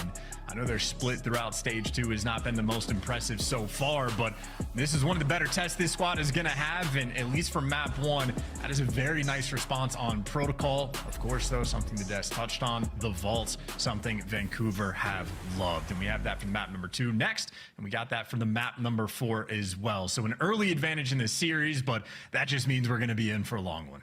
I feel like, yeah, the exciting factor here again is the S&Ds have been really, really nice. Surge have been looking strong there, and again, lots of very different looks. We've been starting off the vault train with just non-stop A hits, and it has been a crazy train indeed, all aboard, folks, but it has been way more fun to watch as of recent. So we'll see if we get a nice, interesting look here on the vault S&D, or if it's going to be stock standard stuff. I mean, apart from that, though, Chance, do you see this series going a little bit further? I mean, it's been 3-0 after 3-0 after 3-0, it's for the last few weeks. That has been the theme. And maybe that's one worth riding into the sunset, but I just don't have that expectation. I think Vancouver very much a team that's going to bounce back on this map as well. Like, obviously, Neptune has been getting a ton of love, deservedly so, but I've also been tuning into the S&D 8s at night, and 04, he's a grinder, and he's also hilarious and good at the game. So I think the vibes will be fine for the team, and they have a ton of potential on this map. But I think just the way it's been dictated, because of, I mean, everyone knows the theme. You get the 8 plants on offense. It's whoever has like the more depth in their ability to retake the site in a sense, and who's willing to sort of take the bigger risks. I know the Carolina game they had on this map the other day was flawless looking. I mean, just down to the detail of let's just make sure we shoot out their trophies, save our nades for these moments, dialed in. And Heretics, they're playing for the full-on go-through spawn retake, trying to hunt down Abuza. Abuza it could not be more surrounded. Any kills he gets here are great. It's a nice slow approach, very thorough. How the Heretics nasty now getting involved. Makes it a nice clean 3v3. Heretics all now pushed up to one side. It's all by Paul's side. 04 and a bit of a late wrap. Now we're bringing the bomb fight. Now to Bear on the nasty again. Can he win this one against Rincourt? Is he going to send 04 in for the kill? Yes, he does. Can the 04 get involved now? Keep the players off the bomb, and Surge so far so good. 10 to go. That should be the round. I still got, oh, there you go. I was about to say one more gunfight to roll through. Craziness could have happened, but 04 is there. And 04 certainly, a man, if you're a Vancouver fan, happy to see you last alive. Very consistent with making the heads-up play. Scary stuff, though. Again, I mean, a worthy attempt there by the Heretics comes down to the last possible man. 3 on the round there. 404 himself. Relatively standard stuff here as we get into our first round of vault. And then even for the side of 04, he gets 3 kills in the round, so give him the MVP. But I think the most important kill might have been Nasty winning the gunfight P2 when he had 2 players behind him and able to get out with his life. And then after that, 04 gets to roam free. So big moments for the 2 big players there for Vancouver. Maybe we'll test their defensive capabilities. You see Real already hit the route to go down low, so he's got timing on that front. And 04 thinking about the middle of the map, but unfortunate for him, he lost a teammate. Does get traded out, though, for a 3v3. He does, yeah. Real finally brought down Abuza. They reinforced that B bomb site. 04 gets in at the right time, just able to cut down Metal. Was the last bullet, saving grace. Now Renko fighting from palms.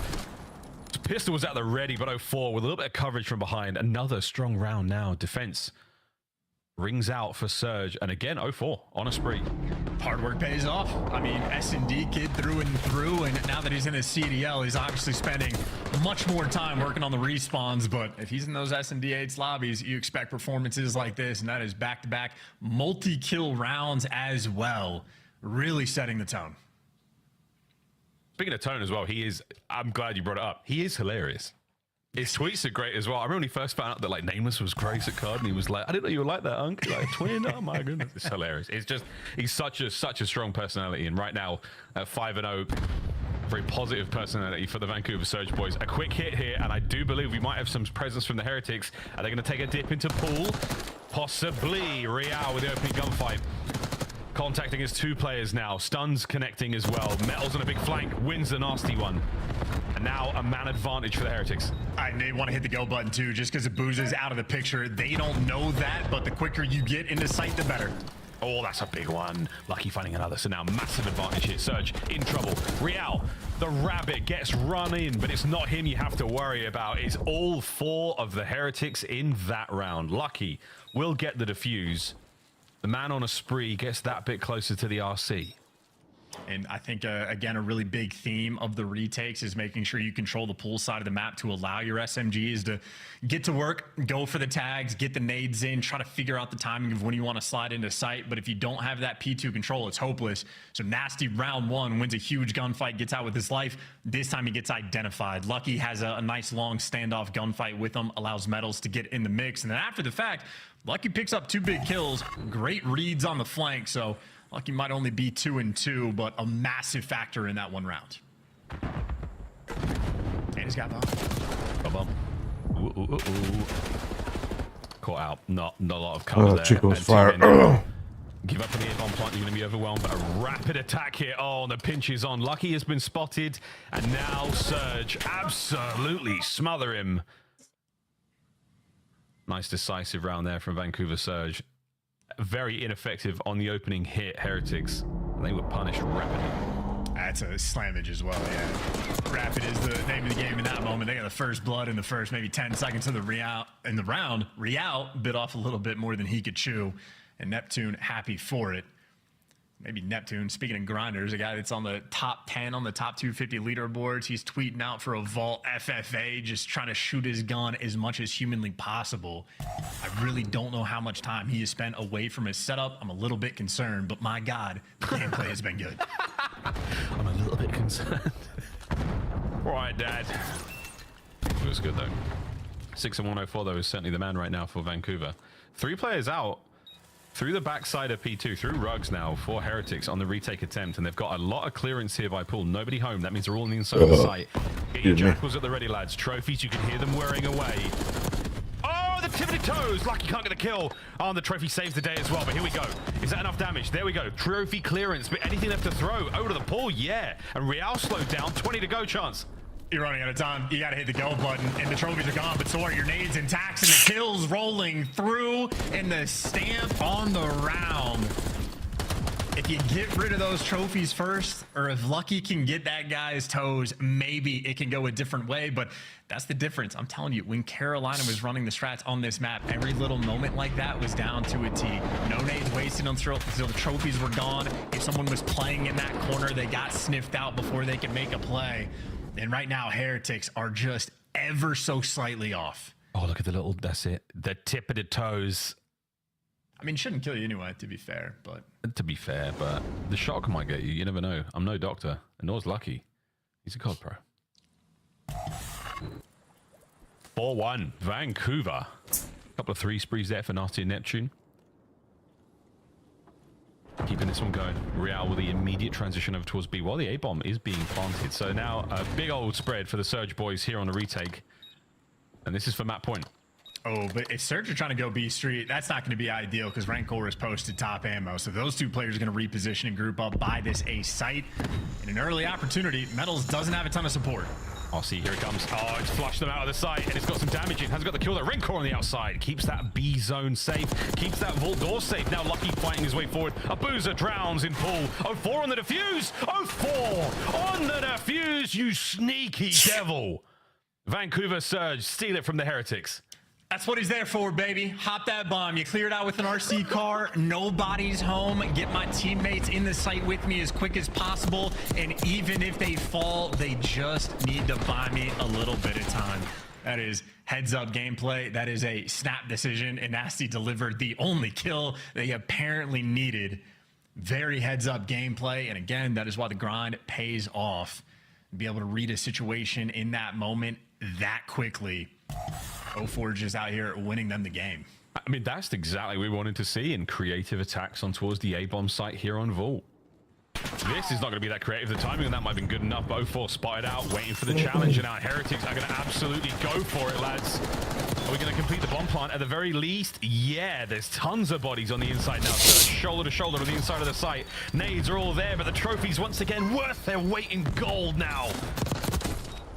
04 from upstairs, looking to win him a game, let alone the round. And now he's just buying time. A trade rolls through, though, so it is a 3v3. But Nasty wins the gunfight down low. And because of 04's presence, you're forced to make plays, and it is just a nightmare. And that is your game. I was going to say a different word, but hell, 6-1 victory, not even remotely close. Vancouver as good as it gets, and 04 dialed in. A fantastic game from 04. Nasty 7-4 as well. We can forget about the hard point, can't we, lads? Well, you're all tied up 1-1 now in the series. Vol S&D continues to treat Vancouver Surge incredibly well. GG's there, lads. We go to control even Stevens. The Heretics, though, with a slight edge in the respawn so far. We'll see if that can continue. But looking across the stats here, chance again for the guys of Vancouver. 04, absolutely him. 7-1, but great damage output there from Nasty. Not bad whatsoever from Neptune as well. A very, very well-rounded effort objectively. 2 plants for Nasty. He had a big game.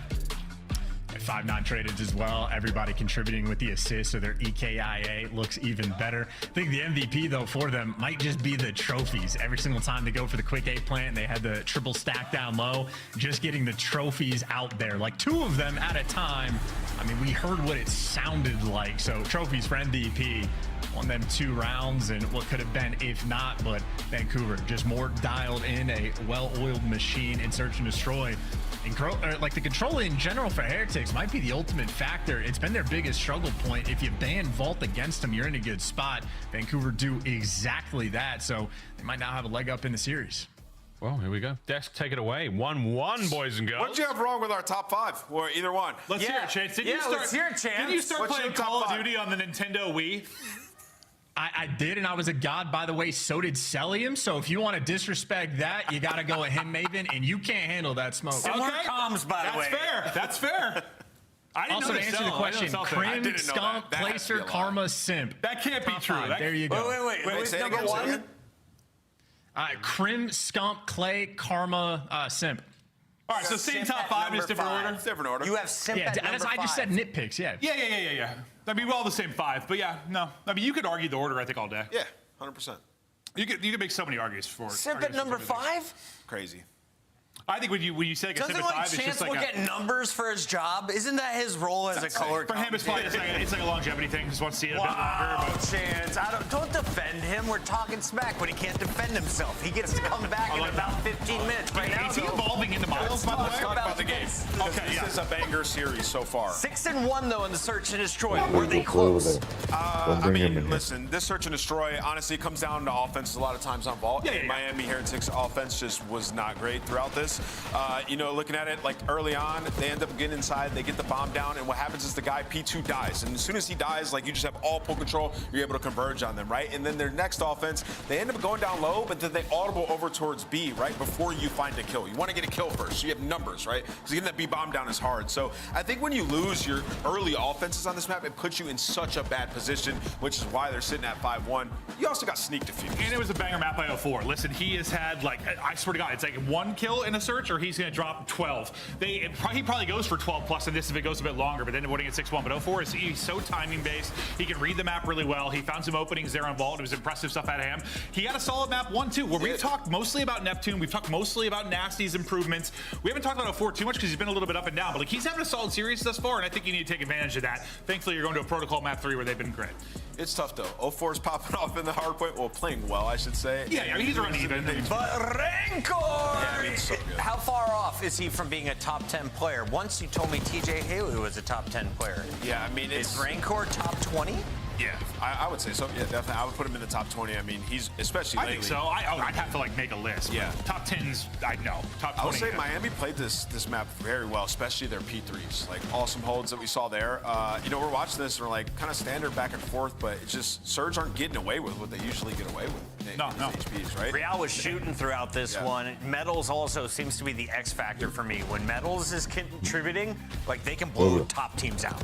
Well, I was excited to see some solid hardpoint out of them on this just because of the red card yesterday. Like, because that's like, listen, that was partially Optic, that's partially Heretics. Both teams were at fault, seemed like not playing for the win. It was an ugly one, so I was glad to see them bounce back with some better gameplay here.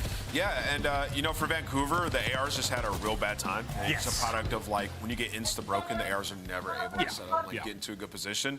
But yeah, so far the series kind of going opposite of how I thought it would go. I mean, I really thought Surge would come in and smoke them in the protocol, but hey, 1-1. So yesterday you were furious when Optic squared up on Control Vault for Miami Heretics. Surge made sure that didn't happen. Why is Control a better pick? I mean, protocol better pick. I mean, you look at the Heretics and they're 1-9 on every map that is not Vault Control, right? So you just want to take them anywhere else. This is heavily favored to Vancouver. Yeah, for sure. Yeah. First Surge, though, I do remember Rambo saying they're trying to test their map pool. I'd love to see them like try. Well, that's Hardpoint. True. Takes us to a game 5, yeah. I mean, Vault Hardpoint could potentially, yeah. I mean, you look at it. Either one could win it, though. I mean, I think we go game 5 regardless. Or Vancouver if we go to that game 4. If we go game 4, I think Surge will close it out. I do. Okay. In 4? Yeah. Really? I think we're going game 5. I feel 5. I feel 5. I've been a Surge fan lately. I'm a Surge fan. Let us know. What are you feeling? The game's ready. So are our casters. Chance, it's your turn. We deserve it. No, but look at Chance. Look, he's turning into Miles slowly. Look at him. Like with the beard and stuff's getting longer, his hair is going a little bit more vertical. He's slowly just turning into Miles. More and more Miles is a really handsome guy. The growth. Miles got like Johnny Bravo going on. Like he's a cartoon character at this point. I'd do it. I like how you guys talk about us as though we're not here. I just love how Maven just talks about hair at any given opportunity. It's like he misses the good old days. As always. No, he looks better than ever. Okay, a lot of good discussion there on desk about this upcoming map, and again, Protocol, whether or not Surge are indeed trying to deepen the map pool. We'll find out, but this is going to be a tough one. Again, hey, I want me a game 5. I'm fed up, and I'm glad at the very least that we get to see a 4. Because these 3-0s have been grinding me down, man. Grinding me down. These teams are brilliant. Why aren't we going the distance? Because we're going for speed, Miles. Fair. Yeah. We're just trying to get to Major 2 as fast as possible, but right now you got to get through this protocol control, folks. And here we go. Heretics, again, early recipients of the Vault inflation, the Vault boom. They got in early and they held on for a minute and then they sold and they made a decent profit. But right now, it's not looking fantastic in the control stuff. So let's see how we go, folks. A little bit beat up after that Vault S&D. I think they've got to just sort of erase the memory. The old goldfish memory's got to kick in ASAP right now. And I think for Surge, you just get things going, man. You just start rolling the ball. You start getting things spicy. But as you can tell, folks, this song means we have a tech issue. Possibly. Did you just miss a cake reference, by the way? That's so unlike you, Miles. Cake's a lie, fam. Cake's a lie. What are you talking about? Okay, we're bringing up newer. They're going for distance. We're going for speed. Like, come on. It was right there.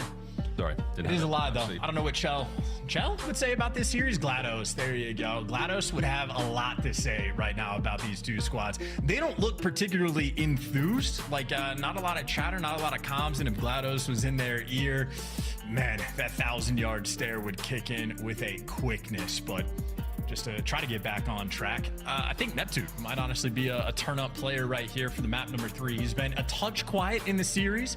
Obviously, for map number 2, it's because he didn't need to do anything. His teammates were completely on point, but I'm expecting another masterclass-esque performance. But I do think Real and Metals will go toe-to-toe. They might do indeed. Oh, Chance, GLaDOS is here. Do you want to ask GLaDOS a joke, Chance? Okay. Who's that? It's good to hear from you, GLaDOS. I'm having nightmares, honestly. I don't want to go through any more portals, man. I just want to cast COD, and I just want to see Heretics get on the objective. 12th in this league is not ideal. I can let an 11th or 10th place slide, but 12th, that's not good. That's a bad sign. Just so you know, GLaDOS had a punchline for that, but it's too late now. We'll maybe do that in a year's time. Here we go, folks, into control. I don't think you're fully aware of how the knock-knock joke format goes, Chance, but that's fine. Over towards the B-zone, a little bit of love right now on the attack. Mel's, once again, the man who strikes first. Statistically, a bit of an anomaly because his gameplay is fantastic, but you said the numbers aren't great.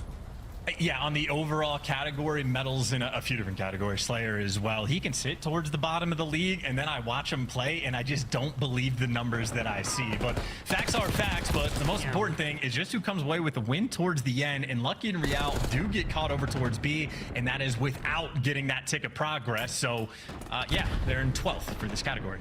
Indeed. A little bit of love towards B, not a huge amount past that.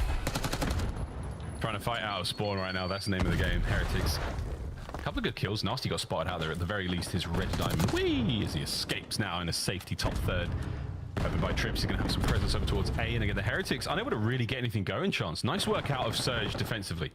And they are also just incredibly slow. I mean, just really taking their time to get out of spawn. Even the situation they created over towards B was basically we have to win these gunfights or else we're screwed. And now they've at least won the gunfights to get out of spawn. But then Neptune gives you 2, and he does get traded out. But I'm just seeing 22 seconds left on the game clock and just no space taken. Maybe it's just an auto win. You ban vault control against Heretics, and it is not looking pretty. It's not looking great. Final 10. I'd save that trophy, mate. Metals can't get his way across top. Oh, no 4. The old in and out, though. Real managed to find it. And onto B. We should be able to get it. 0.01, folks. Neptune's going to put this to bed. On to round 2.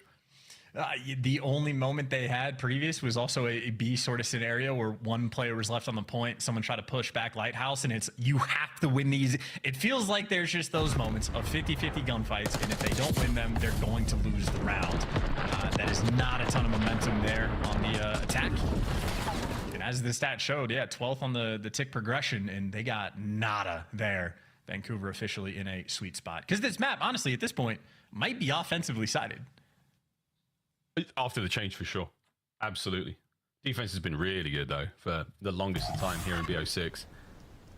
But that was a watertight defense from Vancouver Surge. Now it's time to crash on both the A and B zones. Heretics, see what you got, lads. Playing real slow, both sides. Not a whole lot of contact either end. And you are still just waiting for the noise. And there we go. The cymbals crash. And we are now on B. Do you stack it if you're a boozer with your boy? You do not. You push out back Lighthouse. So 04 has a handful of different things he wants to look at, but his teammate has top mid for him. So he's focused on down low, and up top his teammate gives him 2. So 04 clean and free. And now the double stack is rolling through. Abuza does join his friend, at least for a moment, reads the pressure, and that second tick about to roll through. Oh yeah, long gone, second tick. Rencor winning a couple. There we go, Metals gets involved as well. So safe for now, but that second segment in the bag.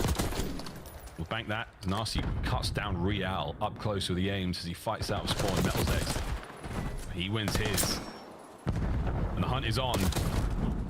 Great job from Neptune. Metals, though, a little bit of damage. That's going to buy you an extra second or 2 on the approach. But at 3 down, you're fighting out now over towards A. And this is a big stack. 3 players, soon to be 4. Once who Neptune gets off spawn. And this is a massive turnaround here for Surge. Yeah, 3-player stack. It would have gone in about 15 seconds. Now it's just going to go a little bit slower. And Nasty, unfortunately, gets caught. A delicate moment standing on the A zone of exactly where you need to position yourself. But either way, because of the stack, they got 2 ticks. So now they have that on both of the zones. You have to complete one, and I think 04 is maybe praying for a kill to fall into his lap. But Lucky has his rabbits look bat lab, so he's not going to be moving. Meanwhile, Metal's here for the spawn kills.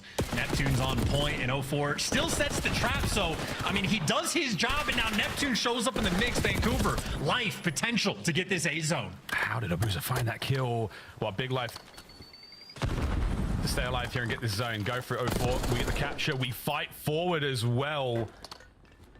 Life lead here again for Surge. Now pressure over the top side of B. You've got the Heretics trapped in. Metals can't get it as 04 continues to cut them down now into the zone. A 2-man stack is going to be devastating right now. Heretics have got to go. I mean, this is it. You already got behind. Yeah, I mean, wow, what a round. This is what we should have been doing to Miami yesterday. In a sense, that is like every single play just sort of works out for him. The initial hit played out like a round of S&D. very slow, very stagnant, but the kills they won were on the B side of the map. So in Abuza and 04, jump all over it. Nasty's in position to watch over it. That's the play that gets you 2 ticks. They get wiped off the board, back in their spawn. They have to work themselves out. Boom. Now over towards A, another clean 3 down. Just a series of understanding what play is happening on the map at any given time. Even 04, playing his life very well. Packs grannies, knows when he needs to jump on the point. Super clean protocol gameplay there, and I think Heretic's feeling the pain. Lucky does not have a lot of kills. That's okay. They're not great at the mode. It was to be expected. Vancouver Surge licking their lips at the prospect of that map 4. Going into it hot so far, 14-9 for Neptune. Abuza starts things off nicely. He on a 5 spree and 11-5 as well. So keeping things going. Not a lot of kills for Lucky. You went wrong, Chance. Yeah, well, hey, if Real's getting them all, maybe you're not going to need to. Still, though, just a solo capture on the B zone, a solo capture on the A zone. Metal's playing for kills, but might be able to get them. He actually did just get juked, though, so that is clean zipline work there by Neptune. Metal's chasing a ghost and maybe how the turntables. And because it's just been a solo capture, they've gotten 1 tick of progress, and that means all of these gunfights, like, you just have to win them. And finally, a double stack coming through from Heretics, and the trophy putting in some extra work. Yeah, they did 1 on A, 1 on B, and now you've got a lot more work going over towards the A side of the map. Metal's still going through the back spawn. Oh, the ladder plague stays alive. Can Rencor keep it going? Yeah, sure. A gone. B, 2 segments remaining, and that is a shaky table, boys. Get a napkin under their ASAP, because right now it's a big stack again from the Heretics. What a pick. Abuza, though. You don't have to chow that, but yeah, don't have to chow it. You're losing man on the point. It's going to be a little bit slower. Oh, no. That's a big one, though, from Metals, keeping the play going, keeping the streak alive as well. Can he get this next? No. Opportunity here to stabilize for Vancouver Surge. You've still got a man behind enemy lines in the form of Abuza. Life count starting to dwindle as well. The Surge have not had the best defense this round. No, not so far, but at least you got a guy like Abuza up in the top window, so you're controlling a ton of space. Good reads as well. He had that timing down. Absolutely. Minute 35, starting to bleed him out. Renkor's going to make a little desperation play here to get on this one, but you've still got 2 members of Surge now in your spawn to contend with. So a war on 2 fronts, and Renkor's fighting for his life over there, and that's a problem. You've now got to send something over there to deal with him. Anyone makes it out of spawn indeed, or in the confusion, Abuza through from behind. 1, possibly 2, but the zone is still being captured, and Renkor's still battling.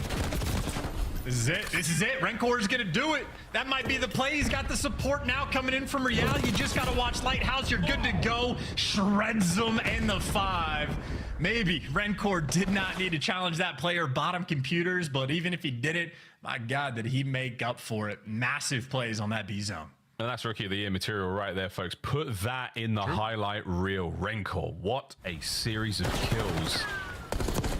They got it done with nearly everything there, and that was Neptune from the hit right into the Jackal. Lucky that thing was loaded. It's fucking cold in this. Next, and this play's not even done. Wow. Rencor, what a run.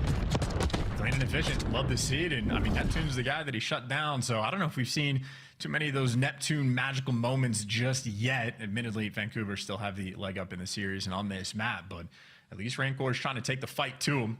Needed a little bit of sauce to make it happen, but delivers. And now you just need a clean defensive round. I'd say on the tick progress, though, I think quite literally Vancouver get a single segment of the defense for round 5. But on this map, you can make it happen on either side. It was, yeah, defensively very heavy. Post-patch, offense is feeling good. And right now, starting to get it going. Can anyone stop Abuza? Trophies are still in play. Real with an opportunity to maybe get involved. Neptune, oh wow, he's down as well. So surely Real is lucky to get it. And drain the progress again. Very good work here from the Heretics. Objectively minded moment. And well, the B zone's going to actually be open. All those 3 players from Heretics, and now just 2 roaming around in your spawn. Not in the mix just yet. So they're not going to be able to work the flanks too heavy, but 04 knows the pressure's coming from spawn. He pushes out the back, nobody's home, and he's going to hit the route. In the meantime, though, the route has already been taken, but you get a double kill. Maybe there's some hope. That's going to be 3 players now from Heretics coming off spawn. We've still got 1 in the spawn of the Surge, boys, but this could be it. That is it. Defense locked, folks. Abuza fighting his way out forward through the A side, but that's not going to matter too much here.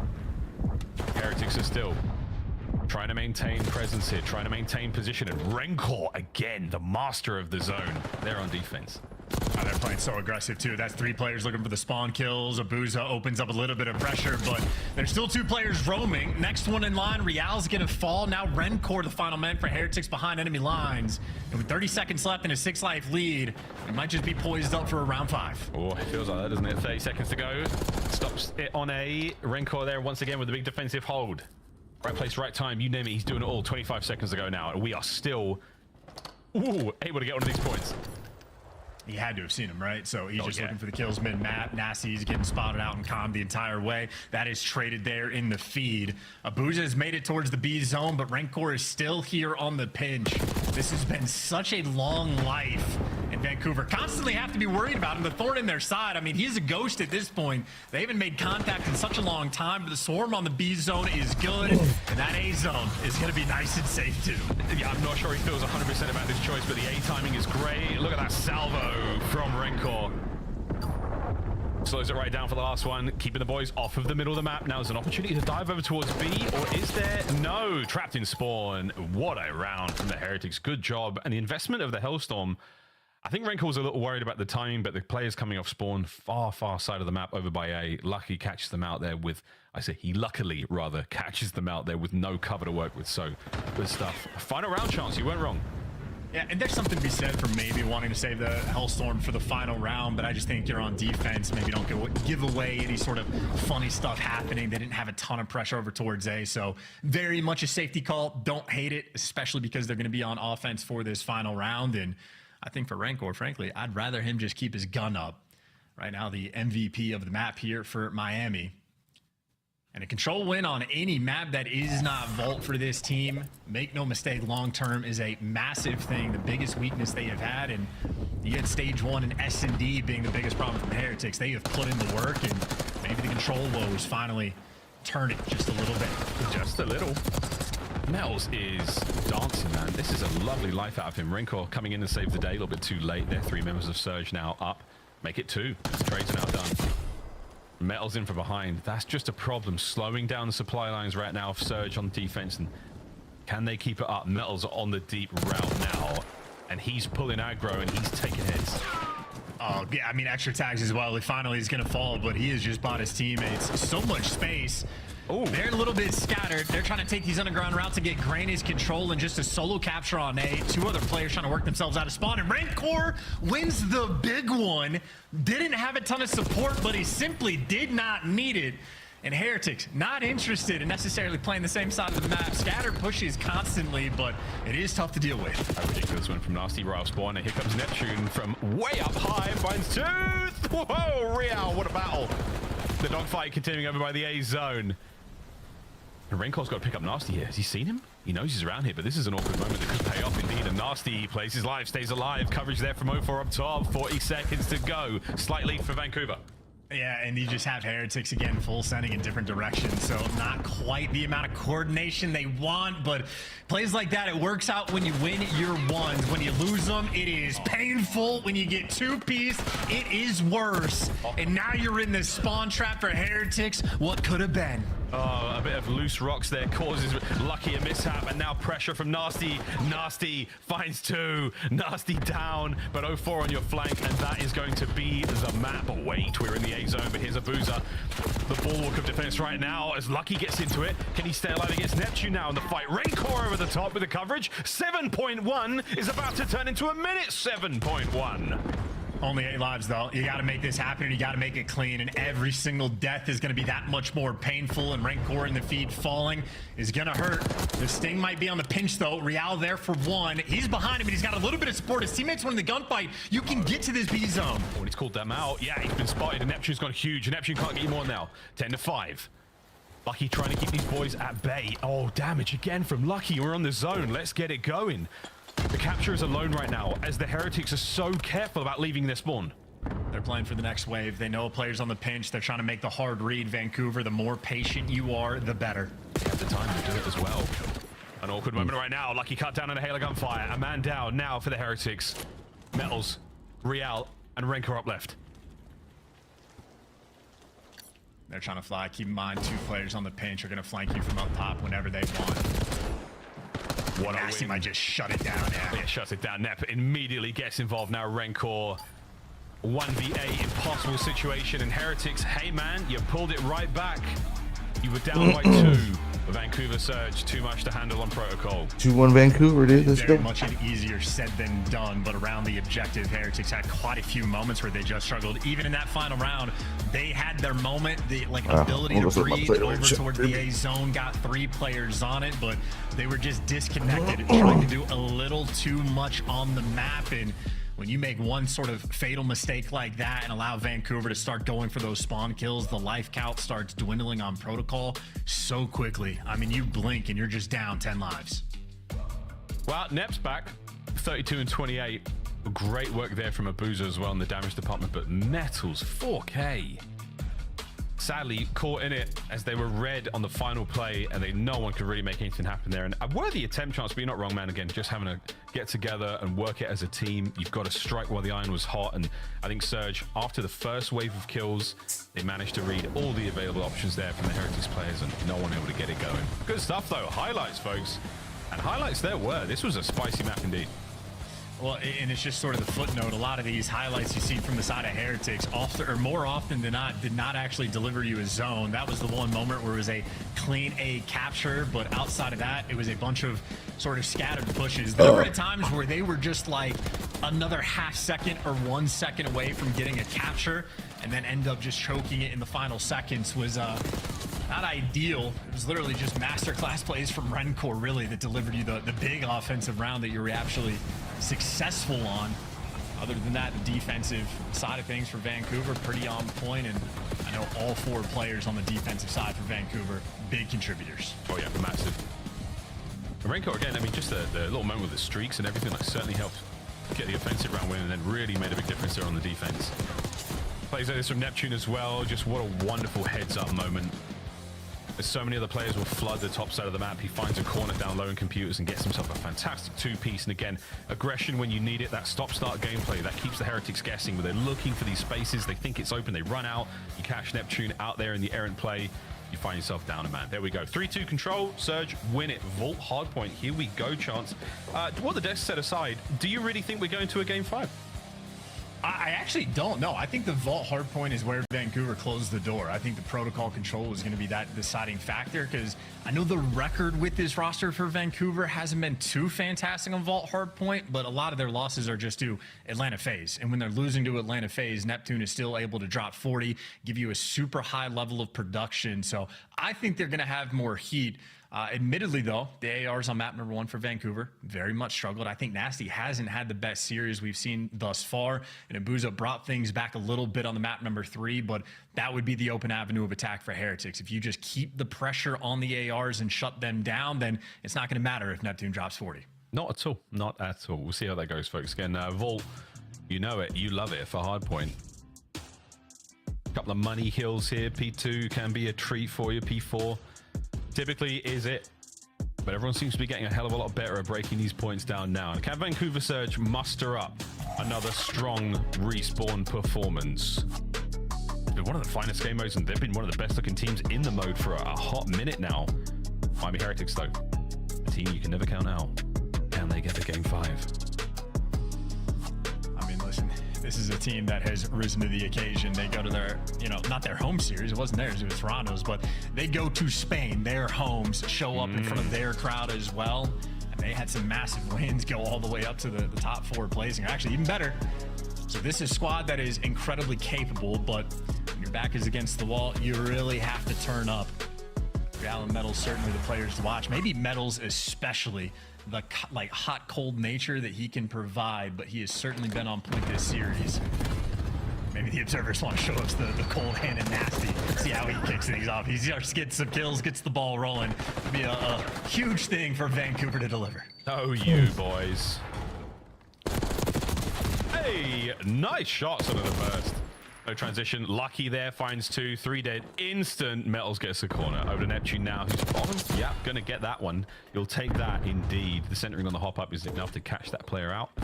Fine. Oh my god. And it's perfect. It's just exactly what you want. And he dodges the next player as well. Neptune, that is some fast gameplay. And 0-4 backing him up immediately. So now straight away, you've got a situation where the spawns have flipped. Heretics now on the back foot instantly.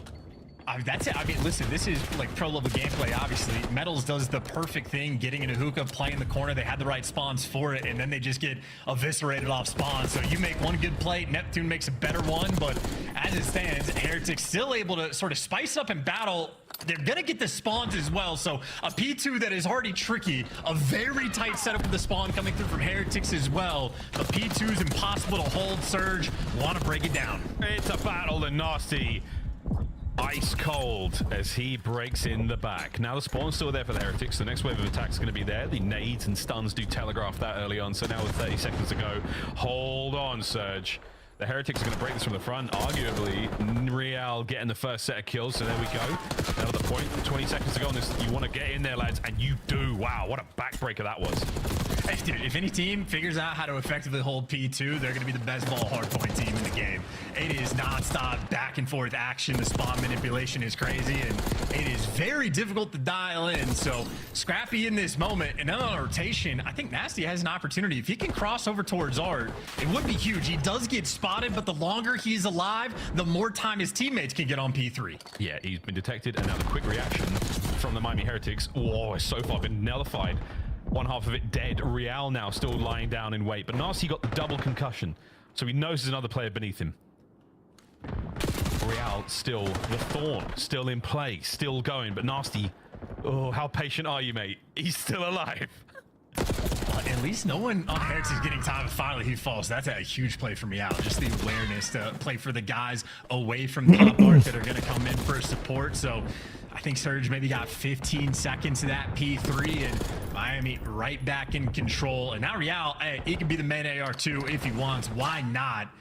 And they got the rotation as well. So a tight-knit game for the moment. A P3 where you get a little bit more time if you're Vancouver. But the long term, the investment you are making is to turn P4 into a full 60. Problem is, nobody rotated, and someone just spawned front with P4. So after all this, they're getting all the kills, but you do have two players. How are they spawning there, man? They're inside the spawn, and that's it. 04's got it. That is going to be a dagger. You look at that one back, Heretics, and hopefully learn a lot from that moment. But until then, Metal's now trying to force his way. Wow. The rear side of the building is still locked in. Good shots from Renko on the second man, but still the numbers are up. He was the last line there for the Heretics. Now through the side door they go. Again, a fast hit here from the Heretics. I'm not letting this get away from them too quickly, but you've still got to get going, lads. Real has got to pump the brakes, and it's not working out just yet. Renko finding another kill, but look at this. Endless assault from Neptune. Looking to get 3 now. You get in, Heretics, but surely for not much longer. Nep cleans house. That's a brutal moment, man. I mean, I wasn't dialed into the minimap, so I don't know how much of that was like a misplay from Heretics versus just the spawns being handed to Vancouver. But I mean, all that emphasis you put for the P4 rotation, Heretics won so many of the gunfights and just didn't convert any of it into time. And now the tides are turning, truly surging in this moment. And you got to get past the front line. That is 04 and Neptune. And maybe they're making the heads up play and reposition and back down because the spawn's a little bit mixy on the map. Heretics swarming from every direction. Every direction, but they've got to find these kills in order to make anything of it. And there we go. Real 2 on the point. Nasty with the immediate trade. And Vancouver Surge is still fighting tooth and nail. Let's go for a listen in. Middle, Lucky. I said top cat, Lucky middle. I'm maybe on the left. Top cat, weak right. Okay, yeah, you said it. One open, dead. Top cat, middle, you dead now. Open, I think twice. Yo, Renko's cat, you push your lights. That's fine. You can go together. Last one deep. Minus 15, that's a good time. He's on time now, real. Yeah. He's open. Close, I see flight. I'm open, guys. Close that. We got light, shit on. Nice, that's 3. Let's go. I'm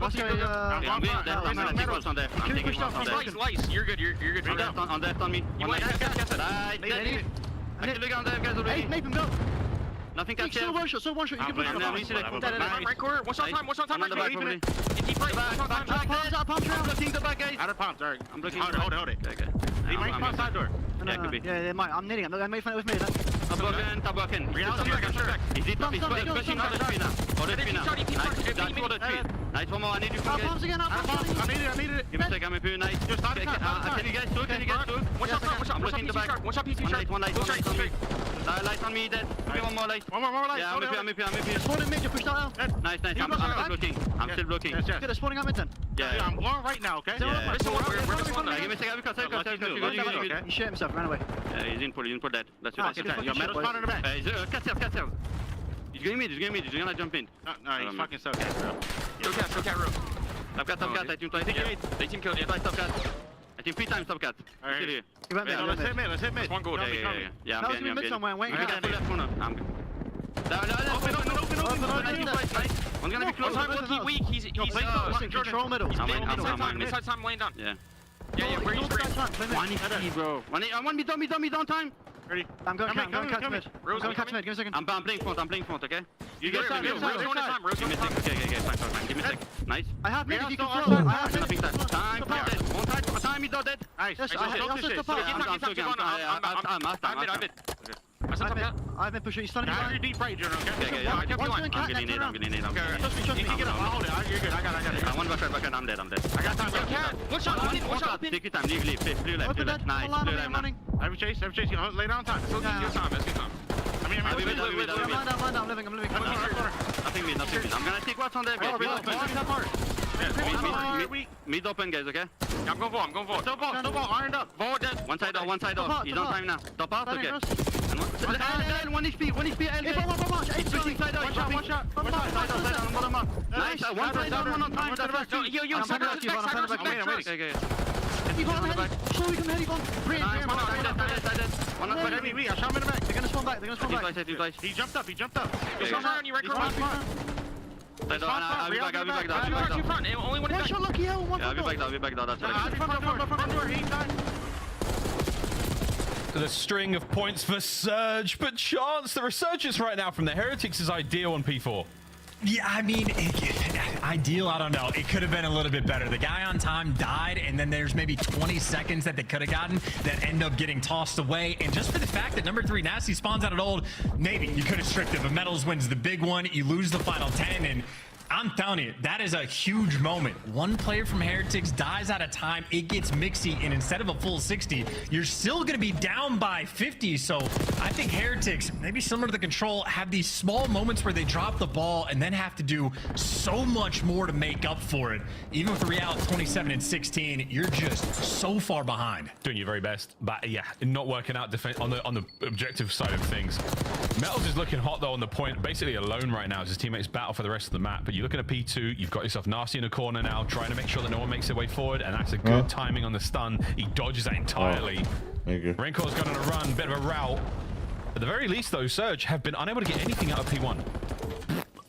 Yeah, for the most part, Heretics honestly got a little chunk of time, maybe 20 seconds on the P1 so far. Opportunity to maybe pick up some kills and flip the spawns, but look at that snap of a moment there in the kill feed. Vancouver, no, they have them pressed. Everybody on the left side of the map, it is going to be a hike across the map, and another opportunity. Try to deliver a P2. The battle for spawns, Lucky and Abuza have been squaring up. Abuza had his number last time. Lucky, check all the corners. Check them all. You at least got to get this trade, and there you go. You get the back spawns, now you go get the time. Hey, the team kill from Neptune. Oh dear, that stings, and he gets brought down as well. 04, last man left up before reinforcements can get into play. And there you go, folks. Abuza through the front, can't win it. Trades once again. 04 on time, stays alive. That is huge. Can't get the second. Metals now toe-to-toe with Nasty. Not enough hit points left in the tank to get it done. And this is going to be more time for Vancouver Surge as they continue to drown out the Heretics. Dude, all these situations for Heretics just feel like so close yet so far, and now it looks like the gunfights that they are just getting shredded.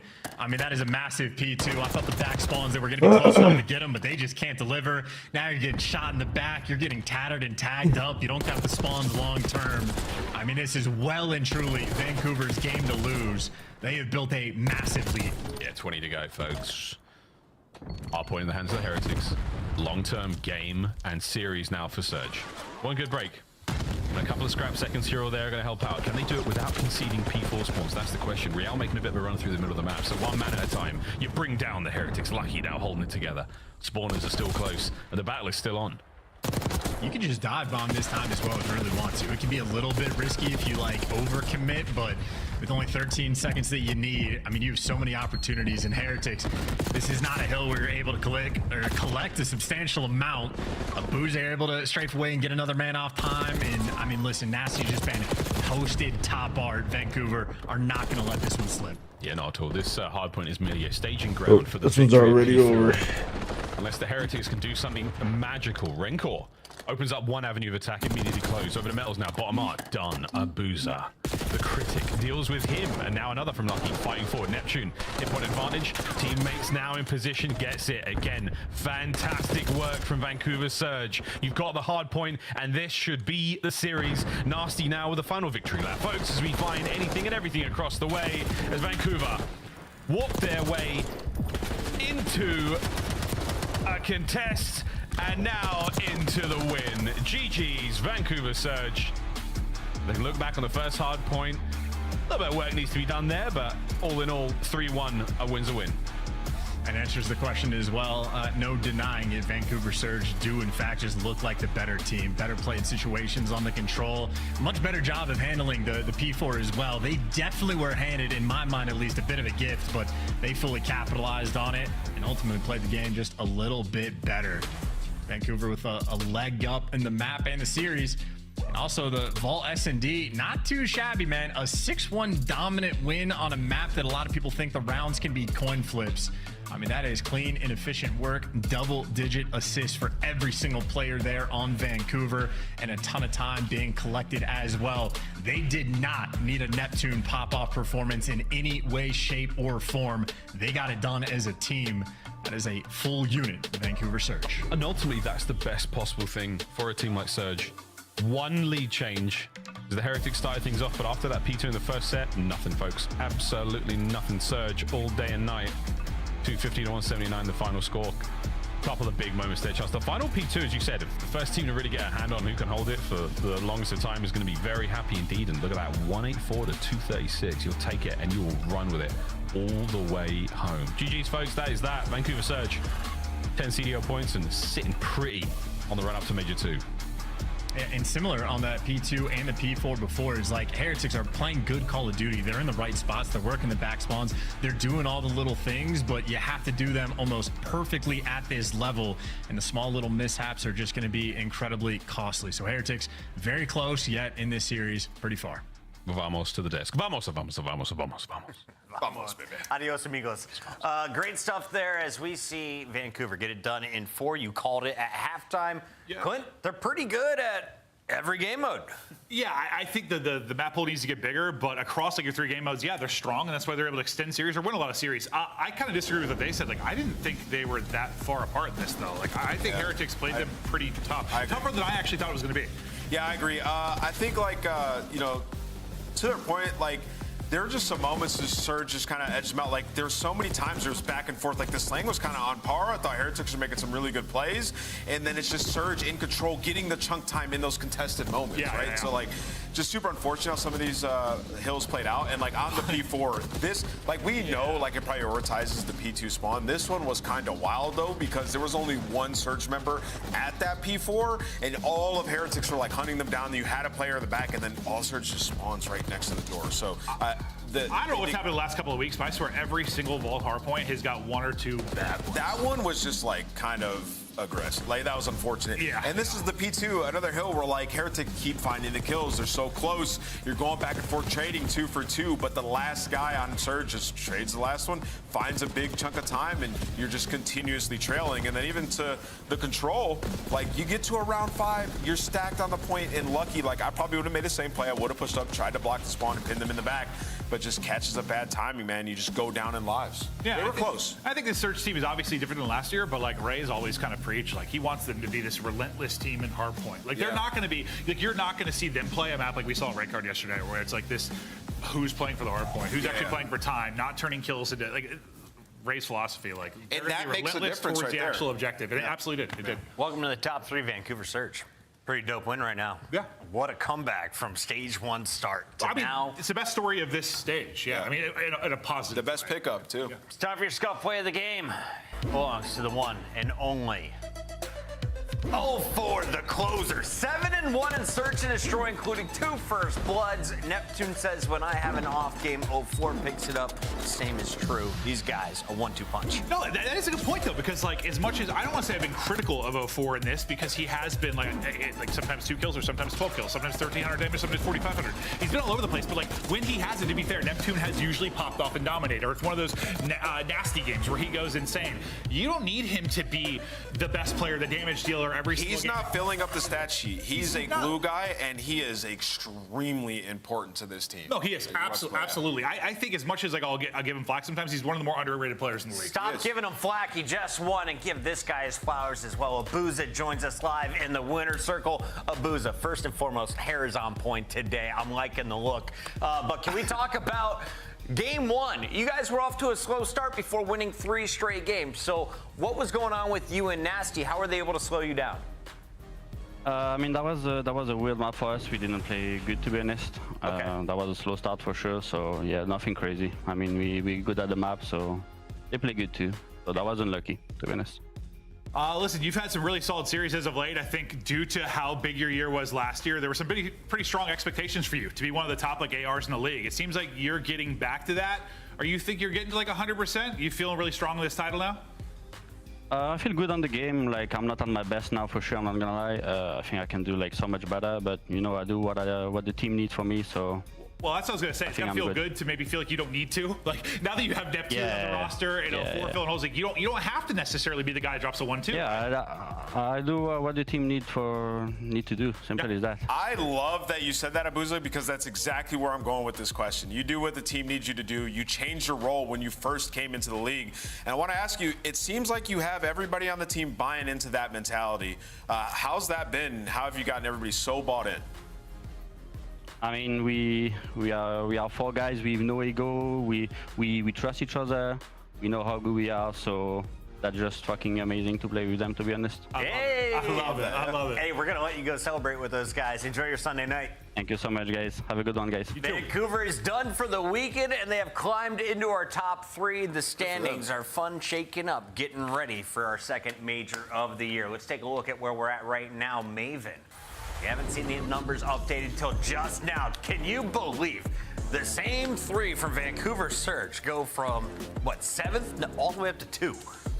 I mean, I can believe it just because, well, I've casted a lot of it. We've been watching it happen. And just since that first win over FaZe, I was like, okay, they may be the real deal. And week by week, they continue to show us they are. It's been awesome to see them, well, their resurgence. When we come back, Toronto tries to climb into that left column. They get an opportunity going up against Optic Texas, who has not won a map yet in their qualifiers.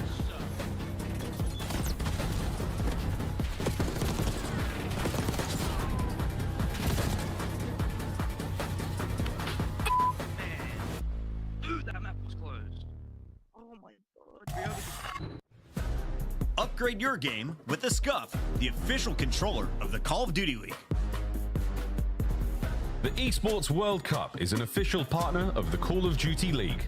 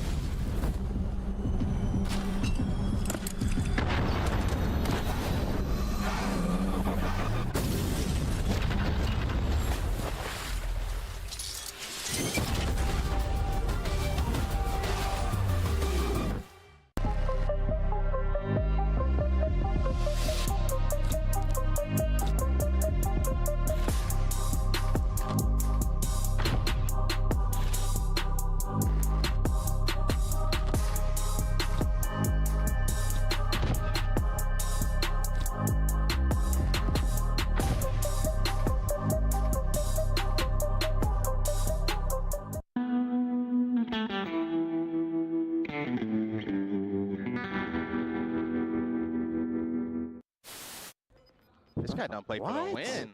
What?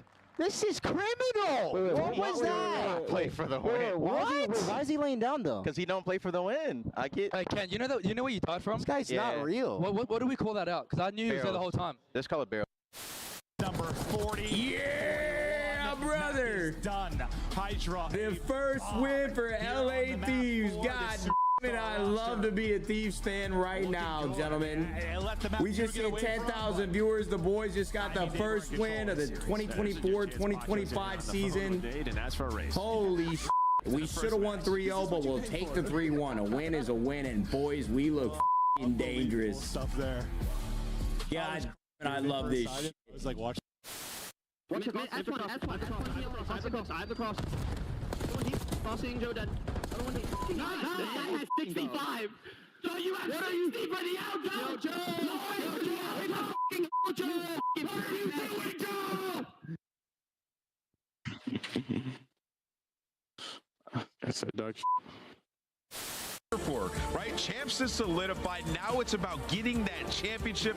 We know how that momentum can get you the ring. And look at that trophy. What's that? The best in Call of Duty history right there. We did pretty good in Black Ops 2. I think that thing is better. Let's take a look at the cash that.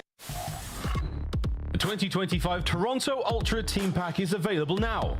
Each pack includes home and away operators, as well as this weapon charm to bless your aim with the powers of tilt. Next time you boot up, suit up at the in-game shop.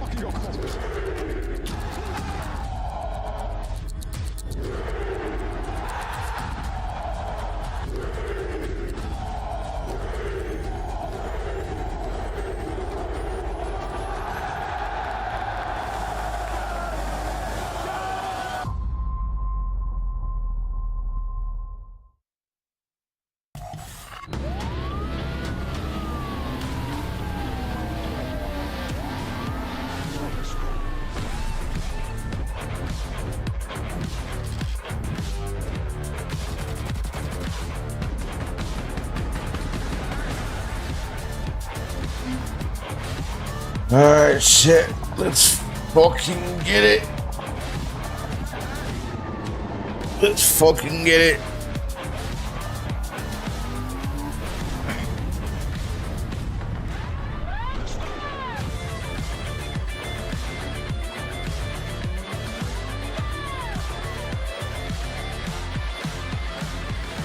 Oh man, my bad, Tom. I didn't even know you typed in chat.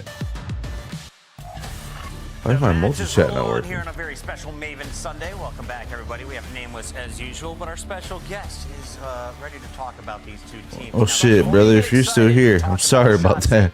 We got to talk about Toronto, because when these two met up at the minor, it was Toronto with a 3-0. Games 2 and 3, pretty close. But when that first hardpoint kicked off, Toronto took control. Look at that Skyline score, 250 to 120. Please don't give us triple volts again. Kind of the closest fights. Yeah, you got a banger series out of Joe Deceives, and Toronto took advantage of an Optic team that's been absolutely struggling. Yes, you have a couple of close maps, but for the most part, the series dominated by Ultra. You kind of expect the same here. I'd love to see some improvements out of Optic, but what have you liked about this Ultra team? Because they've been a bit up and down. Hey, they've been up and down. I mean, you know, this split, what, 8 and 9 in Respawn, now 4 and 4 in S&D. I mean, I think that their Respawn has kind of been similar to Stage 1. The S&D versus Stage 1, right? The search is just a big drop-off, right, which is leading to a couple of losses. And, you know, for these guys, though, I'm just waiting for them to take that next step in the big matches versus the top teams, you know, namely Joe Deceives and Beans. We saw them in that minor, right, after they beat Optic in the next match. Like, Beans did not have a good series. So, waiting for that. It's like one of those things where, like, I'm constantly trying to decide if they're, like, a good team. And it changes my mind every series I watch. And when you have that inconsistency, I can't decide if it's just like, okay, they're not a very good team, or is it just like it's a map pool thing? So, like, if they just improve the map pool a bit, suddenly they're like, they get 3-0'd by Cloud9, and then they 3-1 Carolina. And I think that's what's thrown us through a loop at the very start of this major. Year, though, for the most part. I mean, I know you were better in Stage 1 just because of search, but it's still been like, they're good. They're not that good. They're good. Like, there's middle of the pack, very inconsistent, and the roster kind of reflects that. Joe Deceives and Beans have been that their career. You see the remaining matches is a good opportunity for Toronto to score points today. You're going up against Optic, who is at the very bottom of that leaderboard. They have not won a map since putting Pred back in the starting lineup for the qualifier. They did take down the Falcons back in the minor bracket. But other than that, it has been 3-0 dished out.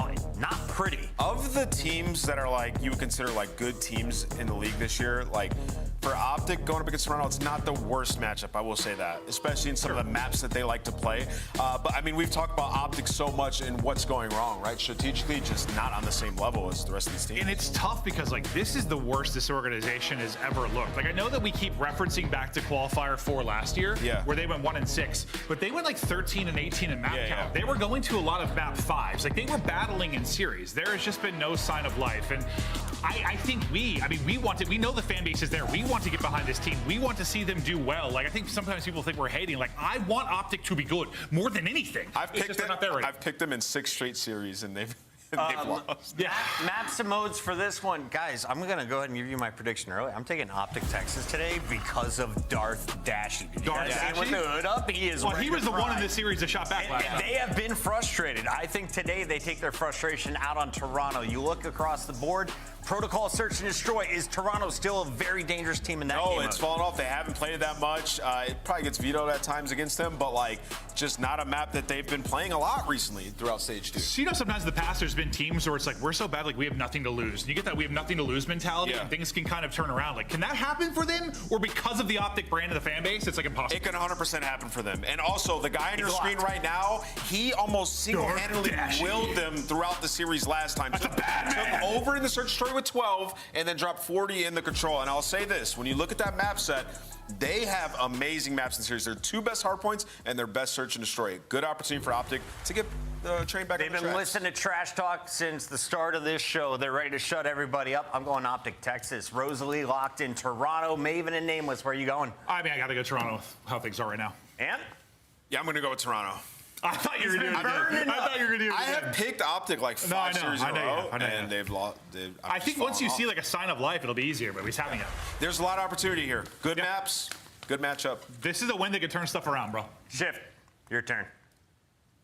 Okay, thanks guys. Appreciate that. No, it is one of those things. I think Ant's right. Like the map series set does look pretty favorable towards Optic, and I don't know what it is. Maybe we're just building up some sort of artificial buzz, but it does feel like this is kind of a at the brink's edge type moment for Optic, and they're playing a Toronto team that, again, I feel is like top 5. But what identity do they bring? It feels like it's a day-to-day squad. I think realistically for Toronto, the only thing you need to hone in on is your search and destroy. You told me before we even got into the series that they were 8-2 to start the year in that mode, but then recently 6-8. When you look at this kind of lineup going up against the powerhouses like the LA Thieves, like the Atlanta Faces, and now even the Vancouver Surge, respawns are always going to be tough. But when you're starting off the year as hot as you were in search and destroy, a lot of teams are going to be watching your gameplay, try to mimic it or counter it, and that's what they really need to put a lot of focus on in this series for me, is going to be their S&Ds. On the opposite side for Optic Texas, I know they said the map pool looks good for them, but that is from Optic stage 1. So far this stage, they won 2 hard points, they won 1 search and destroy, and they've won 0 controls. So I'm not hearing nothing about no map pool being good for these guys. They're gonna have to show me before I say anything. That's fair. I like it. A little polarity between you and I'm here for it. I guess there's just that little bit of woulda, coulda, shoulda. How do you go from being one of the best teams in the game to only getting maps from Vegas? It feels like maybe a matter of time type situation. We'll see if that comes through as Kenny.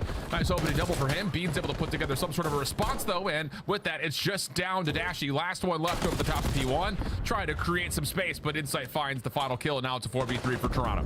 Yeah, and Dashy channeling his inner 8 boogie today with the hoodie, trying to come in on demon mode to power his team potentially through this series. But a mixy P1 between both squads so far. Toronto Ultra have not been able to flip these spawns on his head yet. But they're in a position now to soak up a lot of this time. You already have Beans contesting for the spawns. They have no idea that he's here. So a big gunfight went off the rotation, but he should still get overwhelmed because Optic's still spawning close. Yeah, that moment right there from Beans kind of pushing through, that provided the first question mark for Optic in terms of decision making, because they were still spawning favorably, and Beans had taken a handful of shots backside P2, so Optic were aware that he was there. It comes at a bit of a cost, but Optic will still win rotation over to New. First 15 seconds or so going to go their way as the hit from Bull starts to develop. Yeah, they've been able to save a lot so far in this rotation. Initial 2 kills go their way. Now they have all their bases covered. Shotzi trying to contest from top catwalk. Elise finds one, sends in Pred for the trade, but they both get taken care of. Now Ultra can just pounce their way right through the front door as Kleenex just flies on in. Oh, a little messy moment here from Optic, still spawning close, but not keeping eyes on the rotation over through Palms. Shotzzy creates an opportunity for the rest of the Texas members to come through and still fight for this scrap time. 25 seconds with the time, though, and interesting enough, Pred's gonna hit a route through mid, so just kind of leaving Dashy by himself backside P2. Shotzzy trying to create a pinch onto the hard point, but it's all shut down, and Ultra look good for the scrap time. Yeah, that's one thing that Optic definitely did put a lot of focus into their hardpoint game is just layering. Realizing that, okay, we're going to get outnumbered if I start to hit this rotation here. This is good junk time, but now that you banked so early on this rotation over towards New, you have to make it count. Thankfully, Shotzzy takes care of Beans. Now you sort of have somewhat of some arc control, but Ultra are more than happy to just play around this hill. Beans caught backside over through B Street. Keeps the hard point open for now. 53 playing up against 20. Optic holding rotation, but looking for kills at mid-map. Here's Kleenex behind the play. A couple of tags into Pred. Pistol out will win that final gunfight. Now off the reload. Does he know that Kenny's still playing relatively close on this B control point? Seems to have now, as Kenny finds the slide through. Messy, though, here from Optic, as they're just not quite able to keep Toronto off the hard point until now, where Shotzzy develops something through mid-map. Yeah, but now you need to get some time because you played so hard to get arc control. We're trying to keep him off P3 to make sure we have it for P4, but Dude, keep me get on the fucking hill. So far, you're not also finding any kills off the rotation. So Optic Texas already making a couple mistakes. You know, on a map like Fall, it's all going to be about those rotations. They just rotate a little too early and don't get any time off of P3. Now they lose the rotation over towards P4. They need to break quick. Yeah, and that little rotational moment over to P4, I think, is another part of the picture that, you know, we could talk about Lissidins, we could talk about just the team not gelling, the swap between Pred and Hook, but that's just 3 1v1s that no one from Optic wins. And those were 50-50 gunfights, too. It's not like Toronto had the beat on them. Those were square-up gunfights. Moment here, though, for Optic to at least block spawns around the back. Kleenex provides a double. Kenny, inside the hard point, only able to find one, and Dashy's been found backside of the hill as Toronto will establish control. Just sloppy gameplay, man. It still is for Optic Texas. Try to put yourself in a position to block the back spawns, but Insight was contesting from top P4, made your life very, very difficult. But now, between the last 2 hills, I think they've only gotten about 10 seconds. You need this 20 seconds.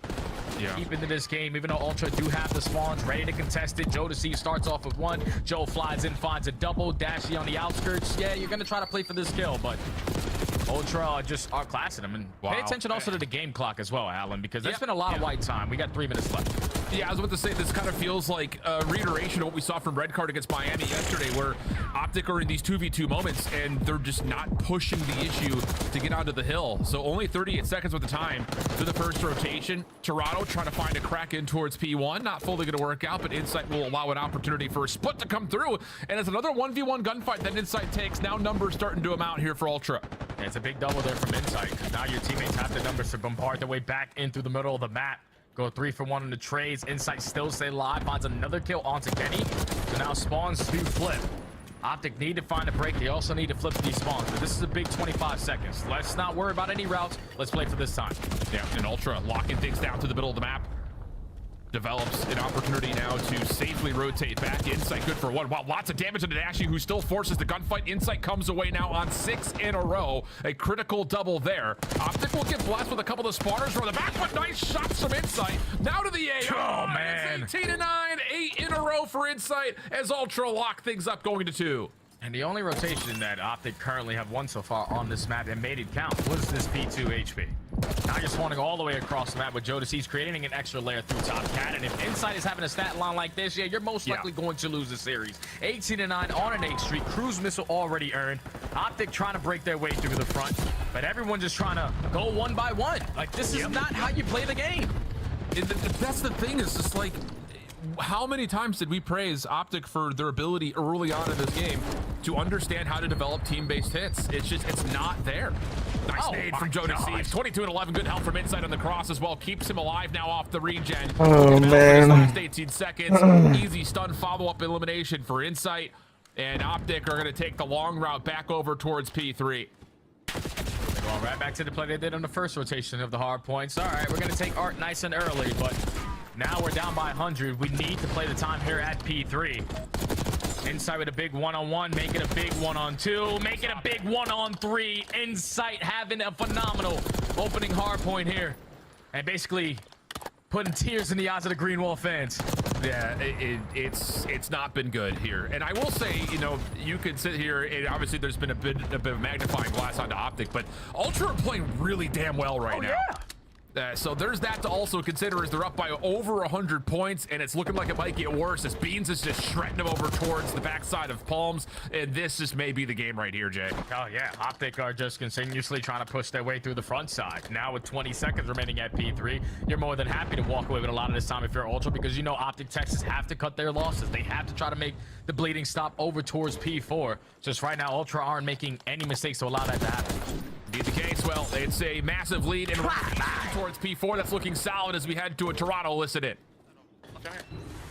One shot, yeah, okay. I'm gonna put the mark. Jump in the I'm dead. Oh, this one now. One out. Yo, front, dead. Nice, look at you, Predator. Play corner. Back up. You're blocking the back. It's scaff on the right. He's already scaff on the right. I back, okay? Went back. Name my scaff. Is there plants? Plants and more across right. Level weak on the right. Nice. Default, I think. Absolute on the scaff door. Front scaff. He's by the door. Yeah, okay. One time and 2 plants. Under like one single, 1 plant. He's top look at that. Nice shot. I have the cross, other right cross. One top look at Nice statue. He's weak. Absolute. You can challenge. Plants weak. There's 2. Time for door now.